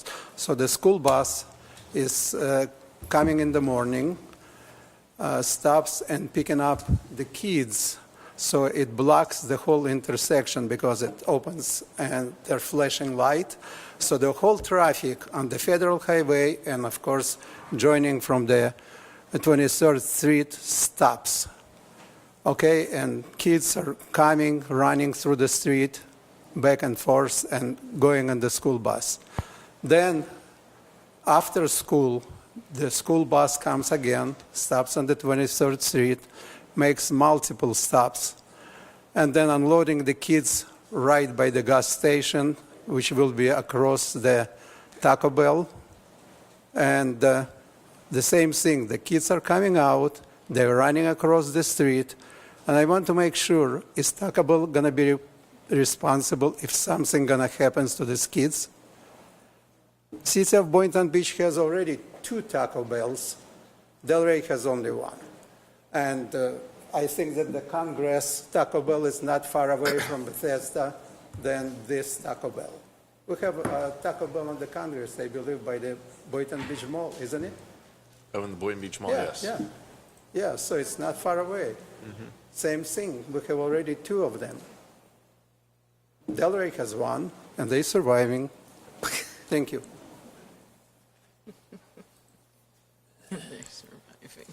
All right. Public audience is now closed. We're going to let the applicant respond to any of the comments, if they so choose, and then we'll have the board make their comments. Hi, Ellie Zacharias again. Just a couple of things. Let me start with Susan's comments first. We're more than happy to work with the city and put in more shade trees and shrubs for butterflies. That is not remotely a problem. We can add that a condition. We can work with Amanda on that as well. A couple other things. Michael from Coastal Bay made a comment about meeting with our traffic engineer. I was at that meeting. All of our traffic studies, the ones before you, the ones the city reviewed, the ones the county reviewed, obviously include the Taco Bell restaurant and the drive-through. The simulation that he's referring to also included the trips coming out of the Taco Bell and the drive-through. There physically wasn't a building in the simulation because he didn't put one in the simulation, but there was a driveway as we are proposing and cars going in and out as if a Taco Bell were there. There just wasn't a physical structure there. But obviously every traffic study we've done and every analysis we've performed included the Taco Bell. With regard to the unique trips, as Patricia previously noted, we are only allowed to count 50% of trips as passerbys. That's not because we're not going to have more trips associated with passerbys, but That's just what ITE caps us out at this juncture. So that's where those unique trips come in. They're not necessarily true, but that's the traffic study that's been performed and reviewed. What else do we have? You have some more? I think that's it for me. I'm going to hand it over to Patricia. And I will take specific questions. She's right. I've actually looked at their simulation, and I actually created a 3D simulation for you to look at, but I kind of figured you'd be bored looking at cars driving around, especially when they take forever to do that. The project obviously is included. If you look at the traffic study itself, I could actually pass around a copy that is identical to the one that was submitted to the county and submitted to you. It's actually something that you probably have in your staff packet. The turning movement figures specifically show in every intersection both the new trips and the pass-by trips. So every trip that's taken off of US 1 is actually tracked through the intersection into the site, right back out, and right back onto US 1 for every pass-by trip. Same for every new trip. Every trip that's coming off of US 1 or anywhere else is actually tracked from its original place all the way back to where it goes home. Queuing analysis is not typically required, but I will say this, the owner has a vested interest in serving their customers. It's not any fun for anyone to wait for any length of time, period, ever. And it is their job to do that as quickly and as efficiently as possible. They would not allow for a site to be designed that they thought was going to run out on the street, because that's bad for business. That's just not effective. There will be, according to the trip generation estimates, which, as I said, are probably overestimated, we're expecting to see 30 entering and roughly 33 exiting in the PM peak hour. That's not one a minute, that's one every 2 minutes, which is actually a fairly reasonable time for servicing the guests that we have, remembering that half of those guests are likely to sit down and actually eat in the location as well. So, and that's during the busiest hour of the day. That's not unexpected at all. 900 trips a day is a fairly ordinary amount of trip generation. It's actually not very large at all. If you look at the volume on US 1, you're probably looking at somewhere around 20,000 trips a day. So 900 compared to 20,000 trips a day. We're really not talking about very large numbers here. There are other uses that could be allowed on this site without a conditional use permit by right. And those other uses are many and varied, some of which have trip generation rates that are substantially higher than this project. The drive-through is a part of this use because it is a part of a fast food restaurant. If they wanted a coffee shop, the coffee shop is going to ask for a drive-through as well. So it wouldn't be any different. If you had a donut place with a coffee shop, they would want a drive-through. There's going to be very few land uses at this point that's not going to want a drive-through, and frankly, they'd be something like a Dollar General, which is a perfectly reasonable and by right use for this property, and has a fairly similar trip generation. Actually, I just checked that. 23rd and Federal is in fact a current problem, but that's kind of a duh. This intersection right now is struggling, and it's struggling because the right turn lane is not nearly long enough. And so when people come up to this intersection and they're stuck behind 5 or 6 cars, and they have to wait for a relatively reasonable signal cycle length, they're going to want to get through on the first cycle. And so they're going to run that red light far more frequently than they will in the future when this intersection is remediated. People run red lights because they're frustrated, because they're stuck. And they're stuck because the right turn lane isn't long enough. When this intersection is revised, because this project is being developed, that's not going to be as big a problem. And I, as a traffic engineer who's been doing this for 25 years almost, I can tell you that once this intersection is improved, a lot of your red light running is going to go away. Now, you're going to have some left. I mean, that's life. People run red lights.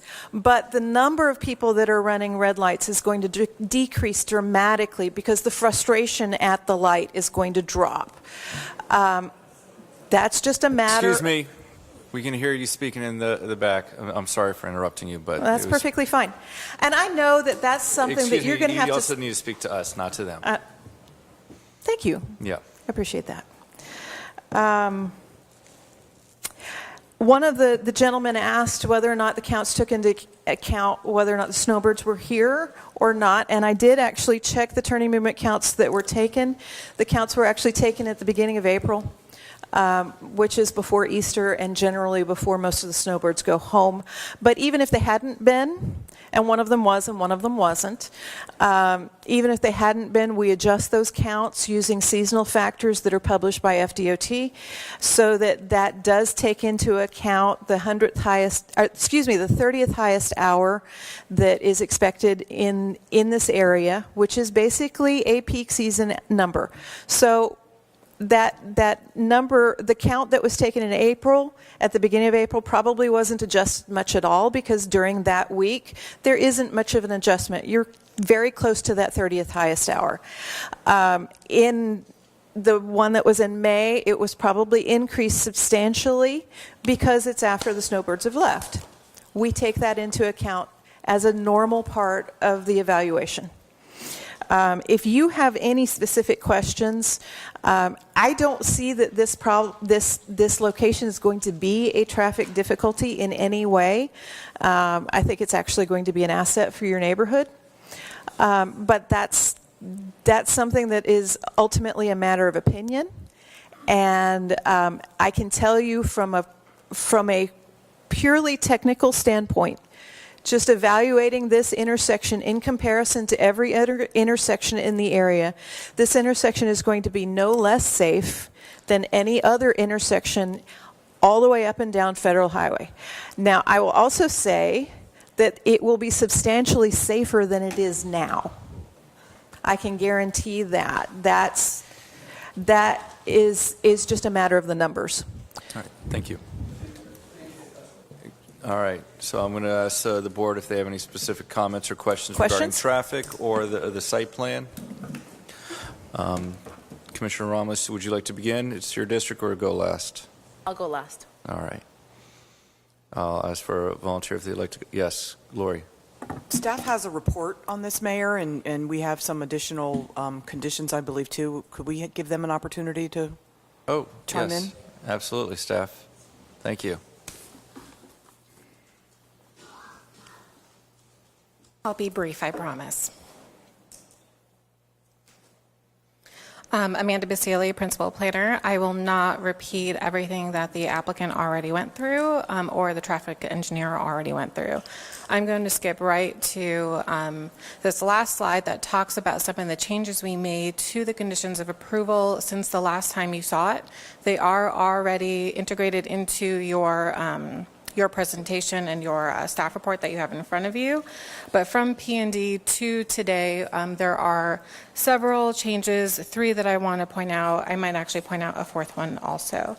One of them, your condition number 4, the number 1 on the slide, adds the condition that the joint driveway that is to be used by both this property and the remaining parcel to the west be realigned to align with the Coastal Bay driveway to the south of it.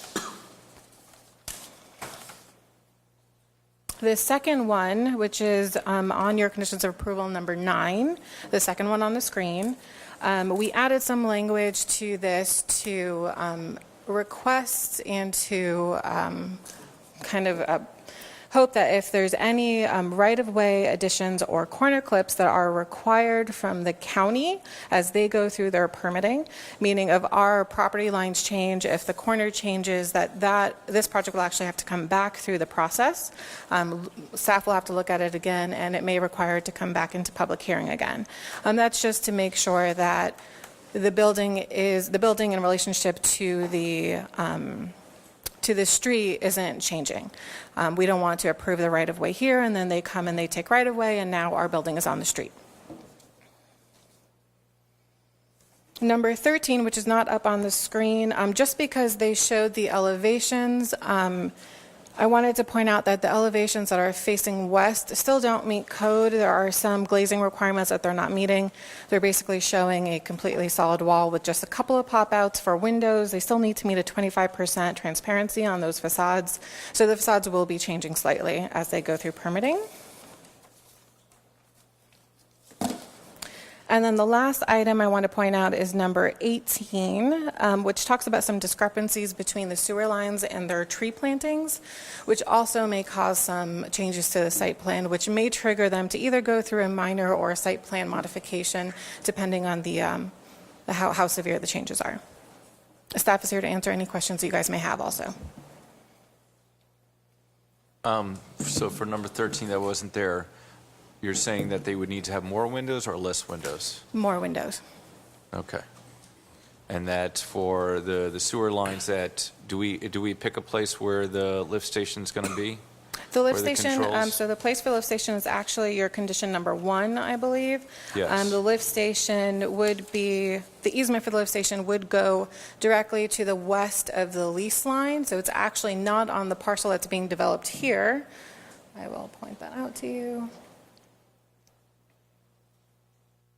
Okay, so it's not zoomed out quite far enough, but that line that you see furthest west, it would be on the corner at the right-of-way at that line. It's a 30-foot by 30-foot easement that's being requested for the lift station. Is that going to be a building?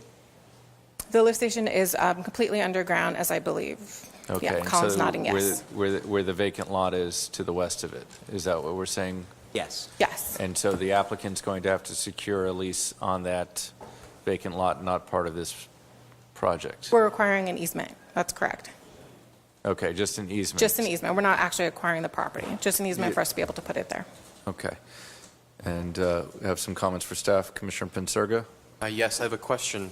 You mentioned that the county may come back with additional requests. Do we have a sense of the timeline with that? I do not. I will say that we got 2 letters from the county. One that stated some concerns. There were 10 comments that the applicant then later went back and worked through with the county. One of them did include some additional right-of-way and a corner clip.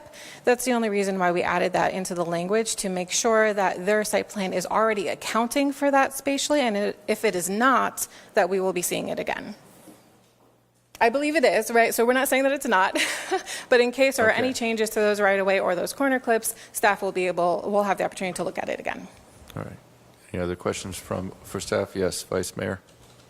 Just what is staff's position with regards to the traffic situation as a result of the proposed county changes and the giving of some of the portion of this parcel to the county to work on those? So I am not a traffic engineer. I would say that I know right now the engineering department has approved those plans and they don't have any concerns with it. The street improvements are the county's jurisdiction, and right now I don't see any issues coming from staff. Yes, Commissioner Romulus. Don't know if there are any more questions for staff, but I did change my mind. I do want to go first. So Okay. if we're there yet, I'll go now. All right, so is there any other questions for staff? Thank you very much, Amanda. Thank you. Commissioner Romulus, you have the floor. Yes, thank you very much, Mayor. So just want to start off with saying, for the record, I am not opposed to Taco Bells. I have eaten at Taco Bell several times in the past. I am opposed, though, to Taco Bell being at this specific intersection. As designated by our CRA consolidated plan, our nodes of activity, especially for this area, is meant to be contained within the Woolbright and Federal Highway area. If this Taco Bell was being proposed there, I would be all for it.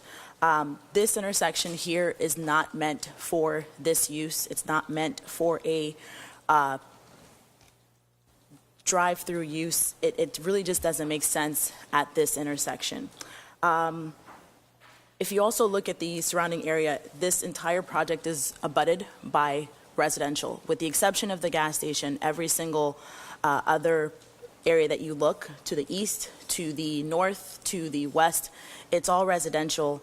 And so it just confounds me that a drive-through Taco Bell would be the best and highest use for this this specific area. If we go out west a little bit further on 23rd, and I live here on 28th, so I'm speaking from not only just personal experience, but just over 8 years of living experience here.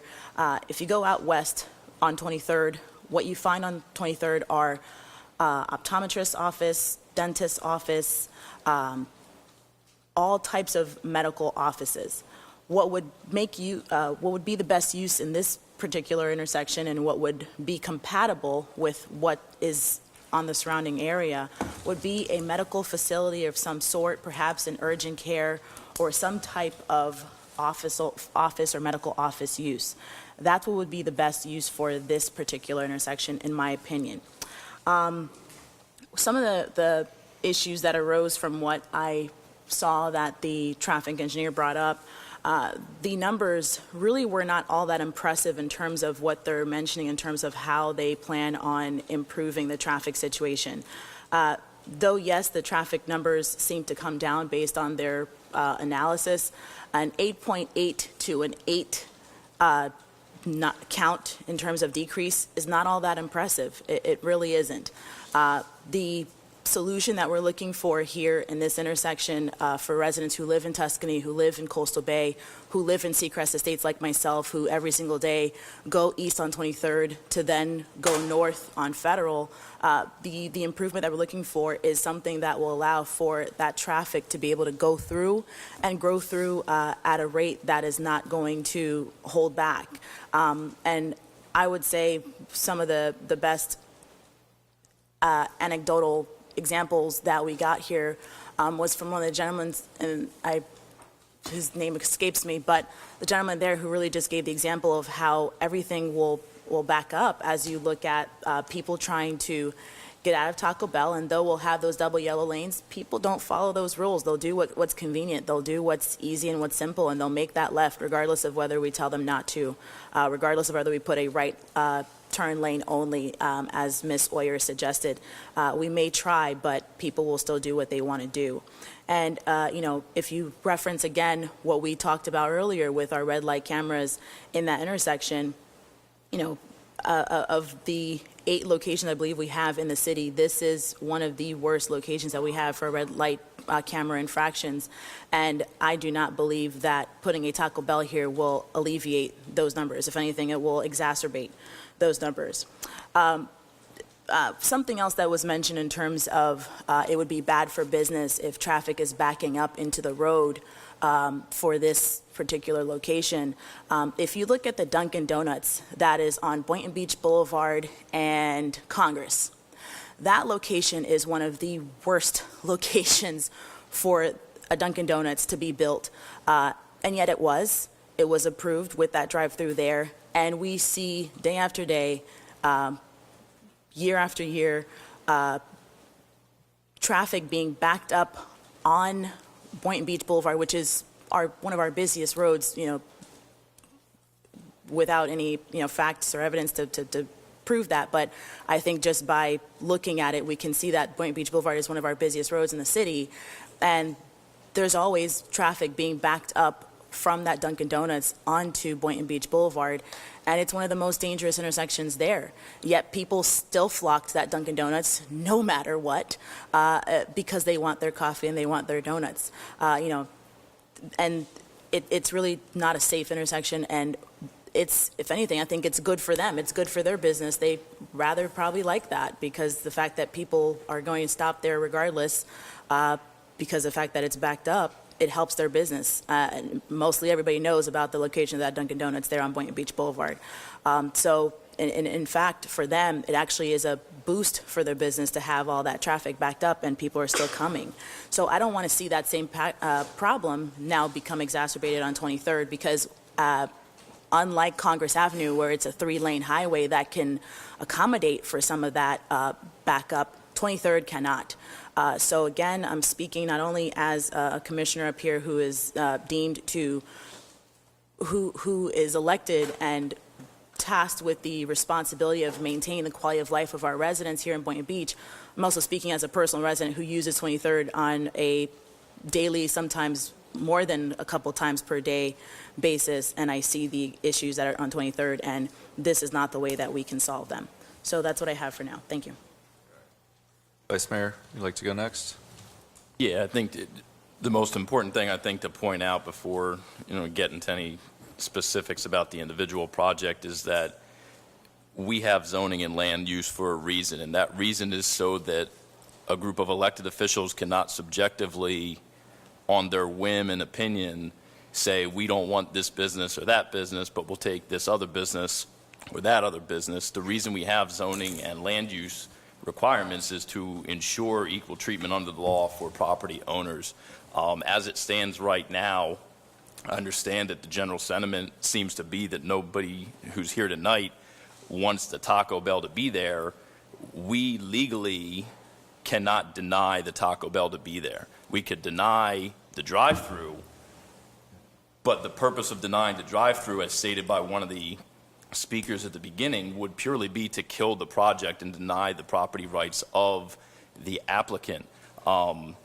With regards to some of the requests that have been made for denial of this, it seems empirical to me, based on what was presented, that by putting that extended right turn lane going south on Federal, it will address one of the key issues, which is stacking in the center lane, because people are not sure about that right lane, whether it exists, because it's not properly striped and certainly not deep enough to stack beyond a handful of cars. I think that the reference to the Dunkin' Donuts issue on Boynton Beach Boulevard, I don't think that Dunkin' Donuts could be approved today, because it was approved at a time prior to the current zoning and land use and codes and all that. I think that the issue that they have is that they're grandfathered in. I could be wrong on this, but I think that Boynton Beach Boulevard Dunkin' Donuts has been here for a long time, and evidenced by the fact that the drive-through is like 30 feet from the roadway is that it was built prior to the modern rules and regulations that this Taco Bell has to abide by. Again, at the end of the day, cutting through all the emotion and the desire not to have it next to this particular development or that particular development is the underlying obligation that we have as elected officials up here, which is to honor the law, the land use, and the zoning. So I've heard all the arguments based on the traffic studies and speaking to not just city but county staff. Their position as traffic engineers, not the engineer required by the company that's before us that you may or may not discount as someone paid by them, but the city and county staff by no means are loyal to any one applicant. They don't favor a Taco Bell over a medical building or anything else. Based on everything I've heard from people who have professional experience regarding traffic, this would make the traffic situation better once the county improvements are brought in and coupled with the development that is proposed. For those reasons, again, I understand the opposition to not wanting this, in your backyard, essentially, not to use the frequent term, the cliche there, but I don't know if this project were a quarter mile down the road, if anyone would be here today. It would probably be a different development that's a quarter mile down the road. With regards to the denial from P&D, as I've explained here, I have concerns about our legal exposure to denying the rights of property owners. Our P&D board is an advisory board which doesn't make an ultimate decision, and therefore frequently make recommendations to us that objectively, by our own city attorney and any other attorney of repute, would expose us to litigation that we could not defend. I'm not interested in getting into a lawsuit because we deny property owners rights. Then they get to build it anyway when they rule against us in court, and they sue us for damages related to stalling their business or delaying their business. For all those reasons, and again, I sympathize. If you frequent these meetings, you'll find that every single development project, no matter how big or how small, has opponents who live in the adjacent communities because they live in the adjacent communities. And if we were able to subjectively just deny projects irrespective of the law and what we have to do based on our zoning and our code and everything, there would literally be zero development in the city ever again, because there's always an adjacent community that would prefer something else, but the rights retained by the property owner are clear in this one. I'm going to support the project because I truly do believe that traffic is the only issue, the only objective issue that is always a debate with these. And because of the county's intended improvements, I don't think it can be denied that that intersection will be improved by those modifications that are proposed by the county. Mr. McCray. Thank you. I thank you for your comments, but your comments are wrong, sir. I'm sorry. I believe in smart growth.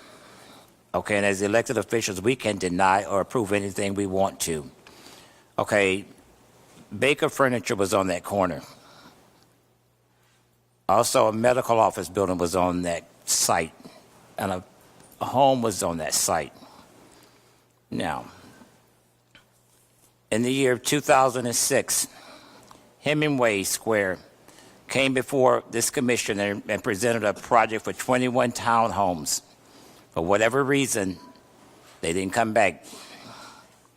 We approved for the Hemingway Medical Office, to be built there, 18,000 square foot in 2010. For whatever reason, they did not come back.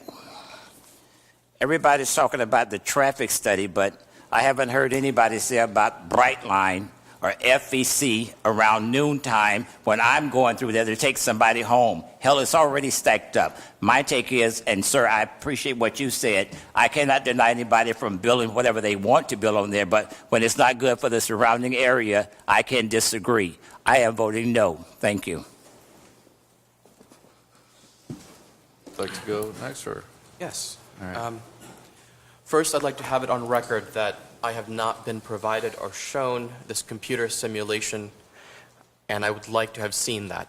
As a decision maker, it's important that I'm provided every piece of evidence that I can use to be part of my decision-making process. And I'd like to ask my colleagues on the dais and the staff, has anyone seen this computer simulation? No. Well, if I can speak to the... I will actually go to the car and get it. So the question I understand, but the time has come and gone. No. The situation that I have before is that did the traffic study take into account what the county did recently on March 13th? I'm not sure. I'm not familiar with that. What did the county do? So when this whole stacking issue came in and we had in front of the P&D board, I requested a look for the Palm Beach County engineer, David Ricks. He said, yes, we looked at it. There is a stacking issue. And so instead of making it a 20-second light east-westbound, they are making it 30-second east-westbound. So all of your traffic studies are currently Actually, out I believe the simulations that we ran were on the existing timings that were in place when we started the study. So that would not reflect any improvements in timing that have occurred since then. Now, again, at this... The final traffic reports that have been provided do include Your name, that. sir? Ben DeVries, 161 Oakwood Lane, Palm Beach Gardens, Florida, Southeast Taco Bell, QSR Taco Bell. The Okay. report was revised to satisfy the county. We reran the reports, and we did them in a way with several additional layers of data that was requested by the county. So that was, the simulation per se was just a a quick simulation to give people a perceptive. It really wasn't run as a part of the report. The simulation was just an exhibit to try and explain to the residents how the stacking clears before and after, how the stacking compares. It wasn't quantitative. It wasn't a substantive. It was just a graphic. That's fine. So I'm sorry, Commissioner Conservative. And I will tell you that these simulations we have two different ways to analyze intersections. One of them has a series of rules, and it's a very long list of rules. And then we actually have simulations, and they are both pieces of information. And the simulation I ran this afternoon did not show the queue extending. I don't believe I ever saw the queue extending beyond the driveway. I could go out to the car and get it and show it to you if you would like. It's actually a WMV file, a Windows Media video file. If you really want to see it, I can go get it. Want to call recess for that to see it? I mean, literally, it's like down. Okay. You can take It's fine. I have some additional comments. Okay. I think regardless of how this commission votes, whether or not this Taco Bell is built, there is no question that there are traffic concerns at this intersection. We heard today Sergeant Hawkins talk about the number of accidents, the number of traffic violations. So regardless of the Taco Bell, I'd like to urge my colleagues and the staff that we work to alleviate these concerns, because this public safety should be priority number one. And I did campaign on public safety. I campaigned on also ensuring that we do not have empty plots of land that are filled with garbage. But having said that, it does not supersede public safety. On the question of public safety, which is my number one concern here, will this project cause additional accidents? That was my question. And so the next question I had to ask was, where do I go to find out whether or not this will do just that? Initially, I had relied on the letter from the county that said that it did meet the traffic performance standards. However, when I called the engineer who signed off on that letter, Kwasi Berry, he made it very clear to me that meeting traffic performance standards does not automatically equate whether or not something will cause additional accidents or not. Meeting traffic performance standards is on the topic of road capacity. So I'd just like to explain to everybody the dilemma that I have. As we've all heard, Vice Mayor Katz has expressed, property rights and meeting the zoning and the land use. And so on the basis of the legalities of the matter, I feel compelled to vote in favor of this. And in the absence of any additional information from the county. However, in moments like these, I am also compelled to rely on staff and in their professional opinions. And as we heard today, Vice Mayor Katz did ask what the staff opinion was as it relates to traffic and the traffic concerns, and they were in favor of this project, assuming that those conditions that they've included are met. And if they are not, there will not be any permits and there will be no construction. So for this reason, because of the legalities of the matter, I feel compelled to vote. But I must couple that by saying that we, as elected officials, must work to alleviate these traffic concerns, because there is no doubt that there is a ridiculous number of accidents at this intersection. And we should do that as quickly as we can and prior to the completion of the construction. Again, it is about the legalities of the matter, and we cannot just subjectively decide who we like and don't like. So I get to have my comments, and part of the questions I asked is the applicant okay with all the conditions, including the new one regarding the bus stop? You have to go on to the podium and say yes. Yes, we accept all the conditions. All right. And so some of them I have other requests, if you don't mind standing, is that part of it was asked for solar panels and shade trees. I know that in the city of Boynton Beach, we have solar canopies that we've worked with FPL to really make a better viewing regarding our barrier-free park and our oceanfront park at the beach. Everyone's very excited about having these solar canopies because they provide both shade and energy, environmentally. So that's kind of a request that I'd have. I don't know if that's possible in the current plan, but to put that in.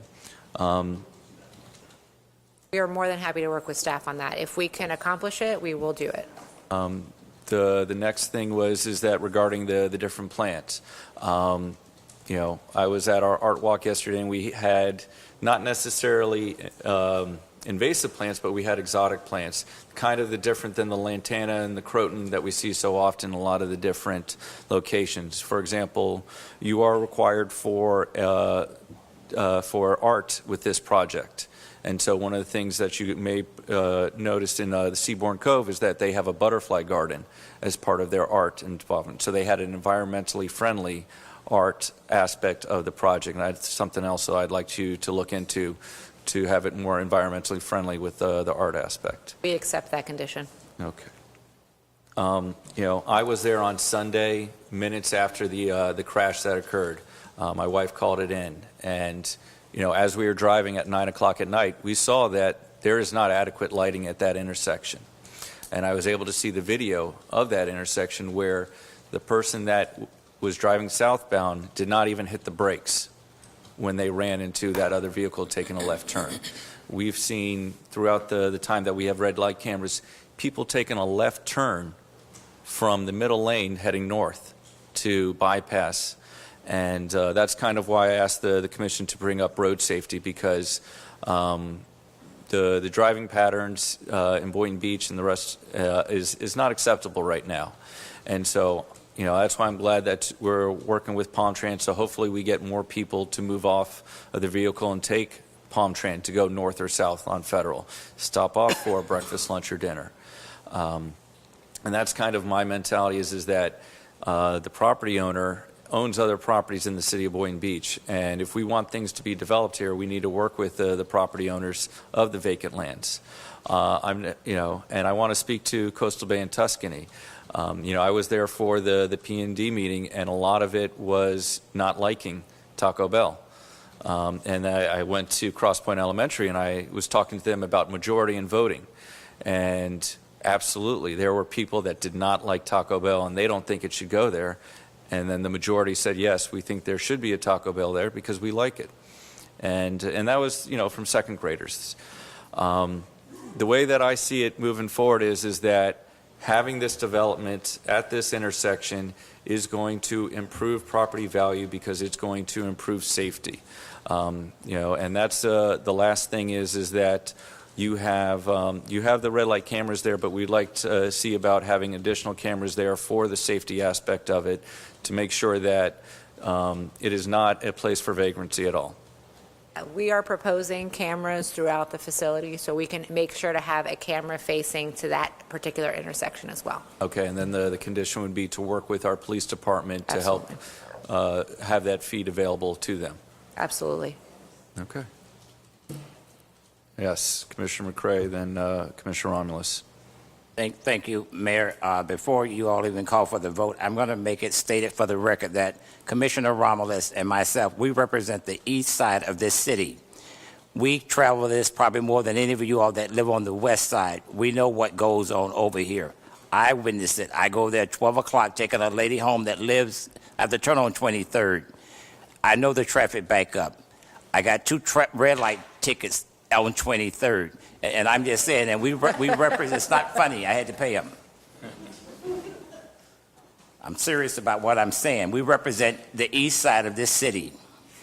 And we know what goes on the east side of the city. And I'm going to say to you all, my vote is still no, because we know how we are treated on this side and how traffic backs up. I don't live on the west side. I live on the east side. All right. Commissioner Romulus? Just a couple of remarks in regards to some of what my colleagues said tonight. So in regards to Commissioner Katz or Vice Mayor Katz, you mentioned that, the Dunkin' Donuts that is in operation now would have never been approved now. as it was approved back then. The way I see it is I feel that a commission 10 years from now will feel the same way about this Taco Bell that we are perhaps going to be approving tonight. It's going to cause issues, may not be now, may not be immediate, but it will over time as residents move in, as population increases, it will over time cause more of an issue each and every year that goes by. In addition, Commissioner Prince Erga, you mentioned you feel pressed or obligated. This is a conditional use application. We are not under any obligation whatsoever to approve this. This does not have to go through unless we say so. In addition, the modifications that are being proposed by this project on this intersection, they're not contingent on this very project. Any other project can come before us at a future time, and those same modifications will take place because, again, this is something that the county is proposing that they need to do regardless. They're just getting some of the right-of-way and some assistance from this particular developer as they do this. But any other developer who would come at a later time, whether that be a medical office or whatever it may be, the same conversation would be had where the county would be asking for right-of-way for that piece of roadway in order to do these improvements because it needs to be done. One way or another, it needs to be done. So it is not contingent on this specific development happening for those roadway improvements to occur. So I just wanted to make sure I cleared all those misconceptions up for the record because I didn't want them to just stand out there as fact. It's like, yes. I'd like to ask our city attorney, Mr. Cheroff, if you could clarify in the legalities of the matter. Well, I would just say generally, based upon comments that have been made, is that it's important to know that the commission does not have unbridled discretion to approve or disapprove a conditional use. Much like any other kinds of approvals that come before you in a quasi-judicial proceeding, you must weigh the outcome and your decision based upon the evidence that's been presented to you. And in conditional uses, absent a showing that once an applicant has demonstrated that they comply with the code and that staff agrees with their approvals, even with conditions, once that occurs, unless there's a very substantial negative reason not to move forward with the approval, the commission should approve. And I got a quick question for you as well, is that it is a joint item. It's the conditional use and major site plan, so it's not that something we can separate. You can't separate them, but those two items should be dealt with on separate motions. Oh, we should separate them. Oh, yeah, you should do that, yeah. Okay. I mean, obviously, you can't get to the end without doing both, but they should be separate motions. All right, thank you. Conditional use first, followed by site plan. Okay, thank you. Vice Mayor? Yeah, and just to clarify, because as the city attorney just stated, with regards to the proposed business, legally, we can do whatever we want up here. It's just that we could also invite lawsuits and we can violate people's rights. And we can do whatever we want, but there are consequences that are undeniable. With regards to the zoning and the land use, it's undeniable that this is a use that fits our existing requirements. We can reject the conditional use, but there's case law in Florida, and I'll quote it, in Flour Baking Co. versus City of Melbourne, objections of local residents to conditional use permit based on fears of increased traffic did not constitute substantial, competent evidence required to deny application for conditional use. This was an attempt to build a gas station with gas pumps and things of that nature, and the same argument was made about traffic. But while we have the ability to deny conditional use, it has to be done in an objective manner, and when the applicant meets every single criteria to qualify for conditional use, to deny it would be the definition of subjectivity, because of just like we set zoning and land use, and if you comply, we legally are obligated to honor your rights. We have requirements for conditional use approval, and if you comply or fit all those requirements, similarly, we can deny it, but there has to be a compelling reason, an evidence-based reason. There are statements made here tonight to the effect that if we vote no on this, they need to build something else. That is the definition of violating property rights of the applicant, because we're literally coming out and saying, look, you are fully capable of building this Taco Bell, but we don't want a Taco Bell, so put this building or put that building. We simply cannot legally do those things because commissions in the past in the city have done those things, and they have resulted in multi-million-dollar lawsuits where the development was eventually built anyway, because once you lose that lawsuit, not only do you pay damages, but you cannot block the project anymore. So I understand, the compelling desire not to have something you don't want in your backyard, but if every project we vote on up here is subjectively weighed and measured absent the criteria we put into law, then it's just, we are elected officials, but we don't get to do whatever we want. I think that's a misunderstanding maybe, that we can just say no to anything or say yes to anything. If we do that, we would be neglecting our obligation to uphold the laws that we were sworn into office. So, I won't belabor the situation any further. I've already stated my position. So I'll request for a motion for the conditional use. So moved. Do I have a second? Second. All those in favor state so by saying aye. Aye. All those opposed say nay. Aye. May I have a motion passes 3-2. May I have a motion to approve the major site plan modification? So move. Second. All those in favor state so by saying aye. Aye. All those opposed state so by saying nay. Aye. The vote is 3-2. The item 8A has been approved by a 3-2 vote. Mayor, just to make it clear to the public that the development order, based upon the commission's approval tonight, will reflect the conditions of approval that were discussed, including the additional conditions that were read by staff and the comments that were made by the applicant indicating their approval and consent to that will be reflected in the development order as well. All right. Thank you. Moving on to item 11B, authorize Commissioner Romulus to attend Sister Cities International Conference in Houston, Texas, July 17th to the 19th of 2019. So move.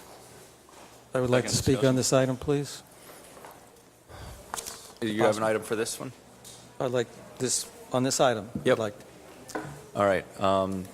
You second? Motion and second for discussion. Okay, so Public comment. would you like to go first or open to public comments? Public. Let him go. Yep. Thank you. David Katz, 67 Midwood Lane. In looking at the backup in this kind of an item, I always wonder what the purpose of the trip is and how it relates to Boynton Beach. And looking at the backup, which I printed out, I couldn't see anything that would relate to Boynton Beach. And kind of, going off of what you spoke about earlier about the expense check, if the commissioner is so, really wants to go and do this, and I think the expense is going to be roughly just under $1,500, roughly 3 of her expense checks could be used to pay for this trip. It's my understanding, because I was trying to figure out what was the commissioner's interest all of a sudden in taking a trip to Houston for sister cities. And something, if you look at the agenda and what's going to be discussed, I can't see how it goes to Boynton Beach in any way, shape, or form. This isn't Florida League of Cities. This isn't Palm Beach County League of Cities. This is sister cities in Houston, talking about mayors from Germany and China. I don't get it. It's my opinion. I don't get it. What's interesting is that the commissioner has gone to my understanding, 2 sister city committee meetings. One before she was elected the first time, and then one soon after that. So within the past 2 years, it's my understanding, I'll stand corrected if that's the case, the commissioner hasn't even been to a sister cities committee meeting here, and now she wants to go to Houston. Again, I think that if you want to approve this, I think it would be the most ridiculous idea since trying to land the Hindenburg in a lightning storm. And I think that if she wants to go, she should pay for it out of her expense checks, not out of coming to the taxpayer dollars again. Thank you. Hi, Susan Oyer, 140 Southeast 27th Way. I'm against this because I don't like seeing my tax dollars go for something like this. I actually sit on Sister Cities, and not to start a war between anyone in Sister Cities, but I've been on the executive board for 2 years now. The mayor comes to more than half of our meetings. I've seen him at every single event we've ever put on. You know, if the mayor was going forward with this, I would say, yay, let's give him the money. He's very good about paying his own travel expenses and just asking for, you know, admission into these things. But I've honestly seen Commissioner Ramos at one event, and thank you for supporting our Young Artists program. That was very nice of you, greatly appreciate it. I just, in looking at, the purpose of this meeting, no one on the Sister Cities board is going. None of our executive directors, the president, the treasurer, no one's going. None of this applies to us. Our sister cities are in China, Finland, Haiti, and we are potentially going to be picking up one in Italy. And this agenda doesn't apply to us. So, I'm glad Commissioner Ramos wants to get more involved in sister cities. Yay, we welcome all of you to come get involved. But I just don't think this is the best way to go forward with this. And I generally try not to get involved in your travel because I think all of you are doing a great job representing our city. But I just don't see that this is an exceptionally large amount of money too.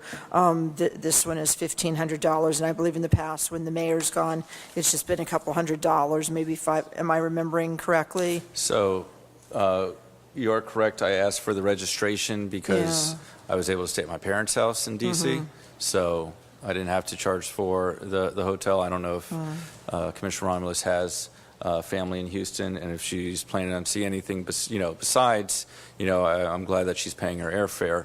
And but the way that I see it, if you're finished, is that Sister Cities International is an organization to help promote cultural, education, economics throughout the world. And we do have 3 sister cities. One is in China. I've been to Lakai and Rama, Finland, and so I'm in favor of Commissioner Romulus to go because it's something that we can do to expand her knowledge about Boynton Beach or about other cities worldwide. We got approved for the National League of Cities. This is almost the International League of Cities. And that's kind of why I'm in favor of it, because my trips to Lakai and Rama, pursuant to what the vice mayor said, is that the city should, the residents and taxpayers should not pay for international travel. This is not international travel. She is paying for her own hotel, her own way to get there and back. And the only request that I have is that maybe she gives us a report about what she's learned and what she's done. And so if she's willing to do that and bring back the education that she gets from this, I'm well in favor of this. Okay, well then let me just add that you did bring up China, and I know China shows up nominally on or at some point on this agenda. We have put China on the back burner, as you all know, because you go to our meetings. Since we're not focusing on China anymore, and I understand Commissioner McCrae actually went on the China trip years ago, but we have put this on the back burner. China's not an active player on our sister cities list anymore. I just don't see where the value comes in, especially at $1,500. And you guys all get expenses, and it seems to me that this is an expense, and you get that $6,000 or whatever the amount was, $6,582 to put towards expenses, and maybe this is the appropriate place to put that expense money. So that's just my opinion, do what you want, but it seems like this is not the best use of my tax dollars, and I would love to have Commissioner Romulus get more involved, but like I said, I've seen her at one thing in my 2 years, and if she wants to get more involved, please do come get involved, but there's nothing on this agenda that's really benefiting us as a sister city part of the program. So thank you for your time. I appreciate it. All right. Do you have a question for me, Commissioner? No, not you. Okay, so I'm going to let Herb speak then. All right. Many years ago, I was You involved. got to state your name for the record. Yeah, Herb Sauce, Boynton Beach, okay.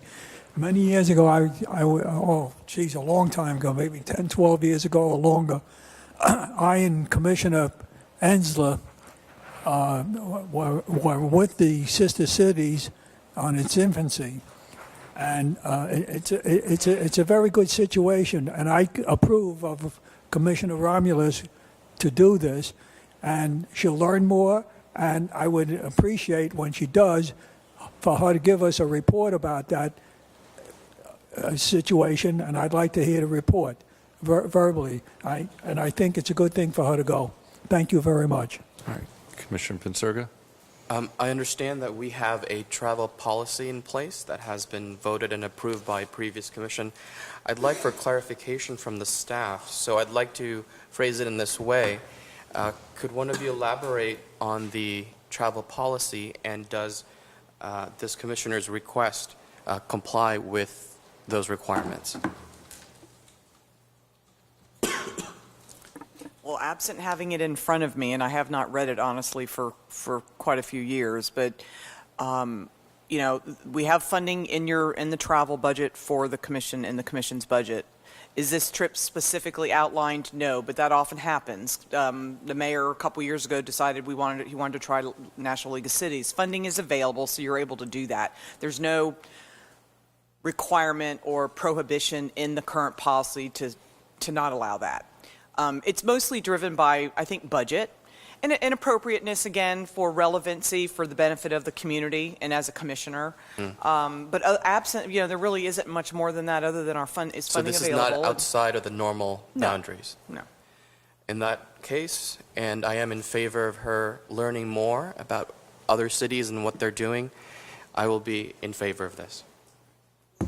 Is there any other comments from the board? We got a first and a second. Yep. Commissioner Ramos, would you like to speak? Yeah, I would. Yeah, I didn't expect to get all this opposition against this, but either way, all I simply want to say is that, you know, my kids are older. I'm available to go outside the city limits more, and this is simply something that I wanted to do in order to expand my knowledge about how we can use our sister cities alliances to better benefit not only our residents, but also the residents of these cities that we have partnerships with. Speaking to Ms. Oyer and Mr. What's his name's comments, you know, I don't necessarily attend all of the sister cities events, but my relationships are with sister cities members, multiple sister city members, and I speak with them on sometimes a daily, if not weekly basis in regards to some of the issues and things that they're going through. So though I'm not there in person, it does not mean that I'm not aware of what's happening in sister cities as an organization. I was a sister cities member prior to being a city commissioner up here on the dais. I am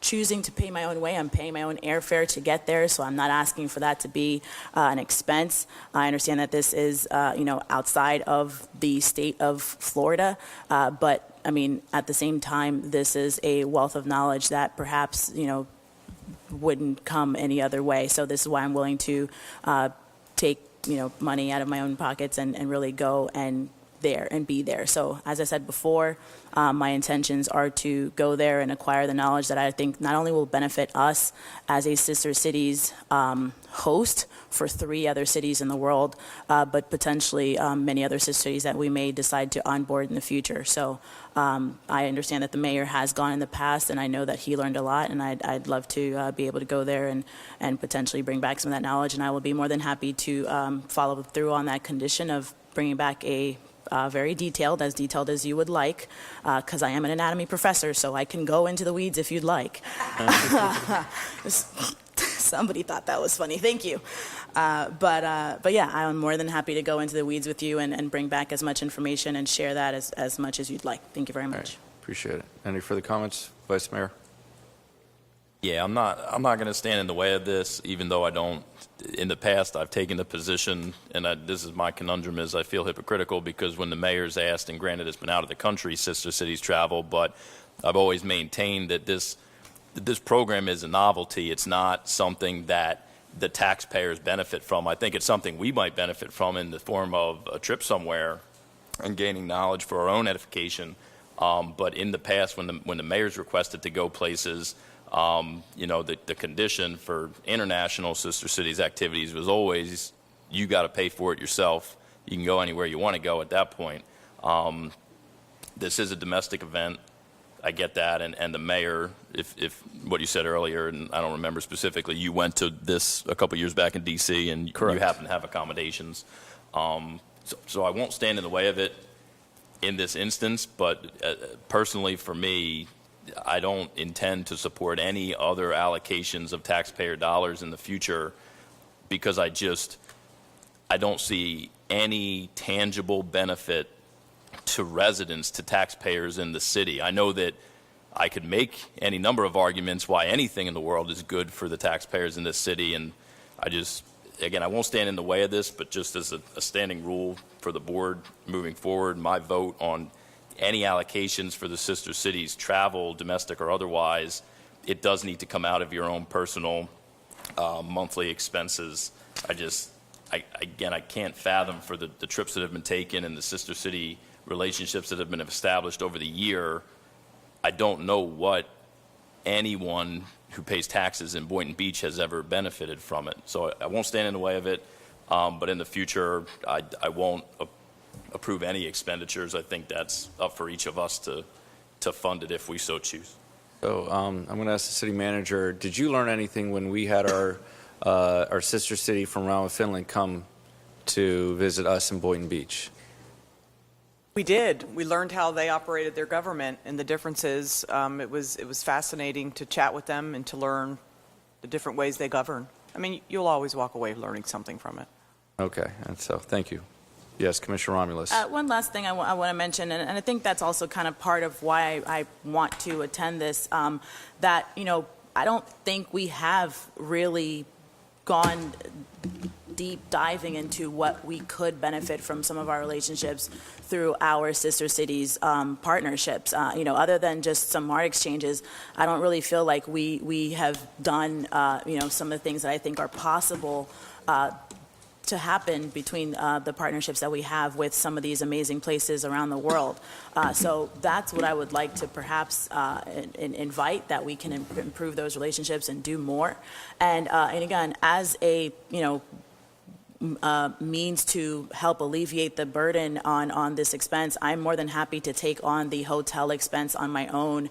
And that way it's not as, and just to clarify for people who keep, stretching the truth here, it is not a $1,500 expense. It is an $1,100 expense. Rounding up is $1,200. But again, to help alleviate the expense, I'm more than happy to take on the hotel burden and ask simply just for a assistance on the registration costs. So that's something that I would take on myself again, since this is something that I'm willing to, that I've asked, to do on my own accord. It's not something that is necessarily, but, allocated as a normal trip for other commissioners, but to help kind of appease this conversation and to not keep, making such a big brouhaha about it. I could do that. Okay. Any further comments from the board? Seeing none, all those in favor state so by saying aye. Aye. All those opposed? Motion passes. Commissioner McCray, did you vote for or against? Did you vote for or against? I was the one offered the motion. I voted for it. All right, good. We got 5 to unanimous vote. Thank you, everybody. All right. Do you think we're going to finish the next 15 minutes, or should we take a bathroom break? Let's wrap We it can up. finish. All Let's right. go. Please. I'll hold it. So, Jim, proposed ordinance number 19-016. An ordinance of the City of Boynton Beach, Florida, amending Part 2, Code of Ordinances, Chapter 16, Park and Recreation, Article 2, City Parks and Beaches, Section 1618, adding a definition for mooring, amending Section 1660, establishing hours of use at Harvey E. Oyer Jr. Park, Section D, to clarify what is not permitted, providing for conflict severability codification and an effective date. We have a motion to approve. Do I have a second? Second. Any discussion from the board? Any discussion from the audience? Is this on A or B? Proposed ordinance number 19-016A, the Harvey E. Oyer Jr. Park. Seeing none, may I have a roll call, please? Commissioner Romulus, Aye. Commissioner Prinsurga, Aye. Mayor Grant, Aye. Vice Mayor Katz, Yes. Commissioner McCray. Aye. The vote is 5-0. Proposed ordinance number 19-010, second reading. Motion removed from the table. Thank you. Do I have a second? Second. All those in favor state so by saying aye. Aye. Aye. Any opposed? Seeing none, motion passes unanimously. Jim? Ordinance 19010, an ordinance of the City Commission of the City of Boynton Beach, Florida, amending Chapter 14 of the Code of Ordinances of the City entitled Motor Vehicles and Traffic, creating Section 1413 entitled Motorized Scooters, providing for definitions, providing for regulations, providing for penalty, for codification, conflict, severability, and providing an effective date. The ordinance has been amended to reflect the Commission comments at the last Commission meeting to insert the word commercial at all the appropriate places. All right. Do we have any comments from the board? Do we have any comments from the audience? Yes. Please state your name for the record. My name again is Patricia Tice, and I stuck around for this one for free. The reason I did that is because scooters are actually a huge research topic for me. And unimpeded by the facts, I actually looked for this ordinance and I could not find it anywhere. I've been looking for the past 2 hours. I'm sorry, it's just not publicly available. But I wanted to let you know or provide any information or answer any questions that you had. Scooters are actually a major research topic in my PhD research. And I will actually be speaking on that at APA, which is the American Planning Association conference in September, and doing a 4-hour workshop on street design and scooters. And if there is anything on that particular topic that you have questions about that remains, again, unimpeded by the facts, I haven't read your ordinance. I do want to read your ordinance. I'm actually doing a permit summary across the country right now, and I've already documented about half a dozen, maybe more. There's about 140 cities around the country right now that have been looking at or already have scooters in place. And have ordinances to support that. And so I'm actually in the process right now of cataloging each of those permit processes and creating a best practices. So the concern that we had as the board is that we've heard stories about motorized scooters and the dangers that they have. Could happen. Which are many. And the fact is that we don't have 8-foot sidewalks in the city of Boynton Beach. We have mostly 4-foot sidewalks. In addition, we do not have buffered or protected bike lanes. And Which is so, fair. With that, we don't want to necessarily encourage scooter companies to come here and bypass and, ask for forgiveness instead of permission. And so this way we know ahead of time what's going on. And plus, with the fact that the state of Florida's legislature may have preempted us from doing something, we wanted to get ahead of this with our ability as the local governing board. I don't think, the way that I see this is that until our roads and right-of-ways come into, a city level, that this isn't necessarily for us. And the other aspect of it is that most of the arterial roads are owned by the county or state. And so we do not have control of that right-of-way to allow for the expansion of scooters. And so that's why I'm hopefully that your presentation and your doctorate will change the minds of the county and the state so that the micro-mobility will help that last mile effect that most people have so that they will use mass transit on a greater scale. Well, and let me address some of those issues real quickly, because I want to go to bed too. Sorry. I completely understand, and actually your reasoning is very practical. The state statute that has been approved so far, I don't know if it's been signed into law yet, but the statute that was approved in the legislation basically said that you have the right, even if you did approve scooters, you would have the right to deny their use in any any street that has a sidewalk less than 5 feet. If you've got 4 feet sidewalks ubiquitously, then obviously you could ban that without any hesitation just because you don't have the physical infrastructure to support it. The downtown areas tend to be the areas that are best supported by them and often have the best use. It is to your advantage over the long haul to make some space for them. Not yet if you don't have the infrastructure. But we talked earlier tonight about congestion, and frankly, I've been banging my head against the wall with this issue for 23 years now. And ultimately, my conclusion has been that answer is going to have to come from two places. First of all, we're going to have to get people out of cars, and until we have a viable option, that's not going to happen. I like my car. It's a lovely little Subaru, and I use it almost exclusively, even though my community has a wide range of multimodal facilities. I still drive the 6/10 of a mile it takes to get down to the ice cream shop because I don't feel safe yet doing otherwise. And I really haven't had an option. Bicycles are okay, but you know, when you've got a kid and you've got a bicycle, it's a little messy. Scooters seem to hit a sweet spot, but the technology may not be there yet either. I used one last week down in Miami, down in the Brickell Center area, and in my first ride, I had 4 whacks on the back of my legs from coming off of a curb, and 1 tumble, and so scraped up my knee nice and beautifully.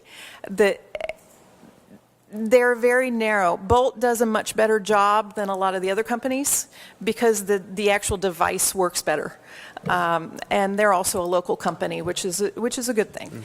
Mm-hmm. So as you're moving forward, as you're looking at your plans, one of the things that will help is that anytime you go to pave a local street, anytime you have on your plan list, this ends up for repaving, it's time to look at that street to see if you can afford to put a bike lane in, if you can afford to put something else in. So, yeah, I'd love to do that for Federal Highway that's owned by the state. Well, you know what? They're working on that too. And actually, I have several friends in this district, and they are very aggressively pursuing complete streets approaches as often and as thoroughly as they can. It's not going to happen overnight. There's no way we can make that kind of change as quickly as the scooter companies are going to like us to. We're at 20 months now. Okay, scooters have only been out in urban environments for 20 months. That's less than 2 years. And, you know, I agree with you. They don't need to come in asking for forgiveness. They do need to come in and ask for permission. But the minute you're ready for it, and that's going to be up to you, this is something that I think will ultimately change the world that we know of. This is as big a change as Henry Ford bringing the automobile. And so the way that we did in the city, where we have a ride sharing for the bicycles, is that, you know, we put it out there, and we want to encourage bicycles first, and we haven't really gotten much built, and so we're just getting ahead of it. So I really appreciate your comments. And I appreciate that you want to do that. If you're going to encourage bicycles, ultimately you're going to get more. I hate to use this word, traction. When you I know, it's almost a pun. You're going to get more traction the more users you get involved. And the more users, the more types of mobility are available. The other issue that, and I'm quitting now, this is my last comment, but the other issue is that people will buy them themselves if they can't rent them. That's what we're looking for. And that's going to become a whole different issue. When you've got a 45-mile-an-hour scooter on your street, that's a whole different set of problems. Vice Mayor, did you have any comments? Call the question. Yep. Thank you. All right. All those in favor? Or may have, I'm sorry, may I have a roll call, please? Discussion. Yes, Commissioner. I'm not going to belabor this. I just want to make sure, based on our previous conversations, I think that's why we tabled it again from Shauna being here. We did include, did we change? Commercial is added to several sections just before, things like use and We've rental corrected and all that. that. Correct. It's So- Okay, thank you. Everybody It should can be use in their your own personal electronic scooter. version shown It in is red. not meant for the ride, the rental ride sharing for scooters. Got it. Thank you very much. All right. Any further discussion from the board? Seeing none, may I have a roll call, please? We did get a motion, sir. I'm sorry. Thank you. Commissioner Pincirga, Yes. Mayor Grant, Yes. Vice Mayor Katz, Yes. Commissioner McCray, Yes. Commissioner Romulus. Aye. Vote is 5-0. Proposed ordinance number 19-017. An ordinance of the City of Boynton Beach, Florida, amending Chapter 14 Motor Vehicles and Traffic, Section 1413 Truck Parking Regulated, adding definitions, providing for penalty, providing for conflict, severability, codification, and an effective date. May I have a motion to approve? So move. Do I have a second? Second. Any discussion from the board? Seeing none, any discussion from the audience? Seeing none, may I have a roll call, please? Mayor Grant, Yes. Vice Mayor Katz, Commissioner McCray, Yes. Commissioner Romulus, Aye. Commissioner Pincirga. Yes. Vote is 5-0.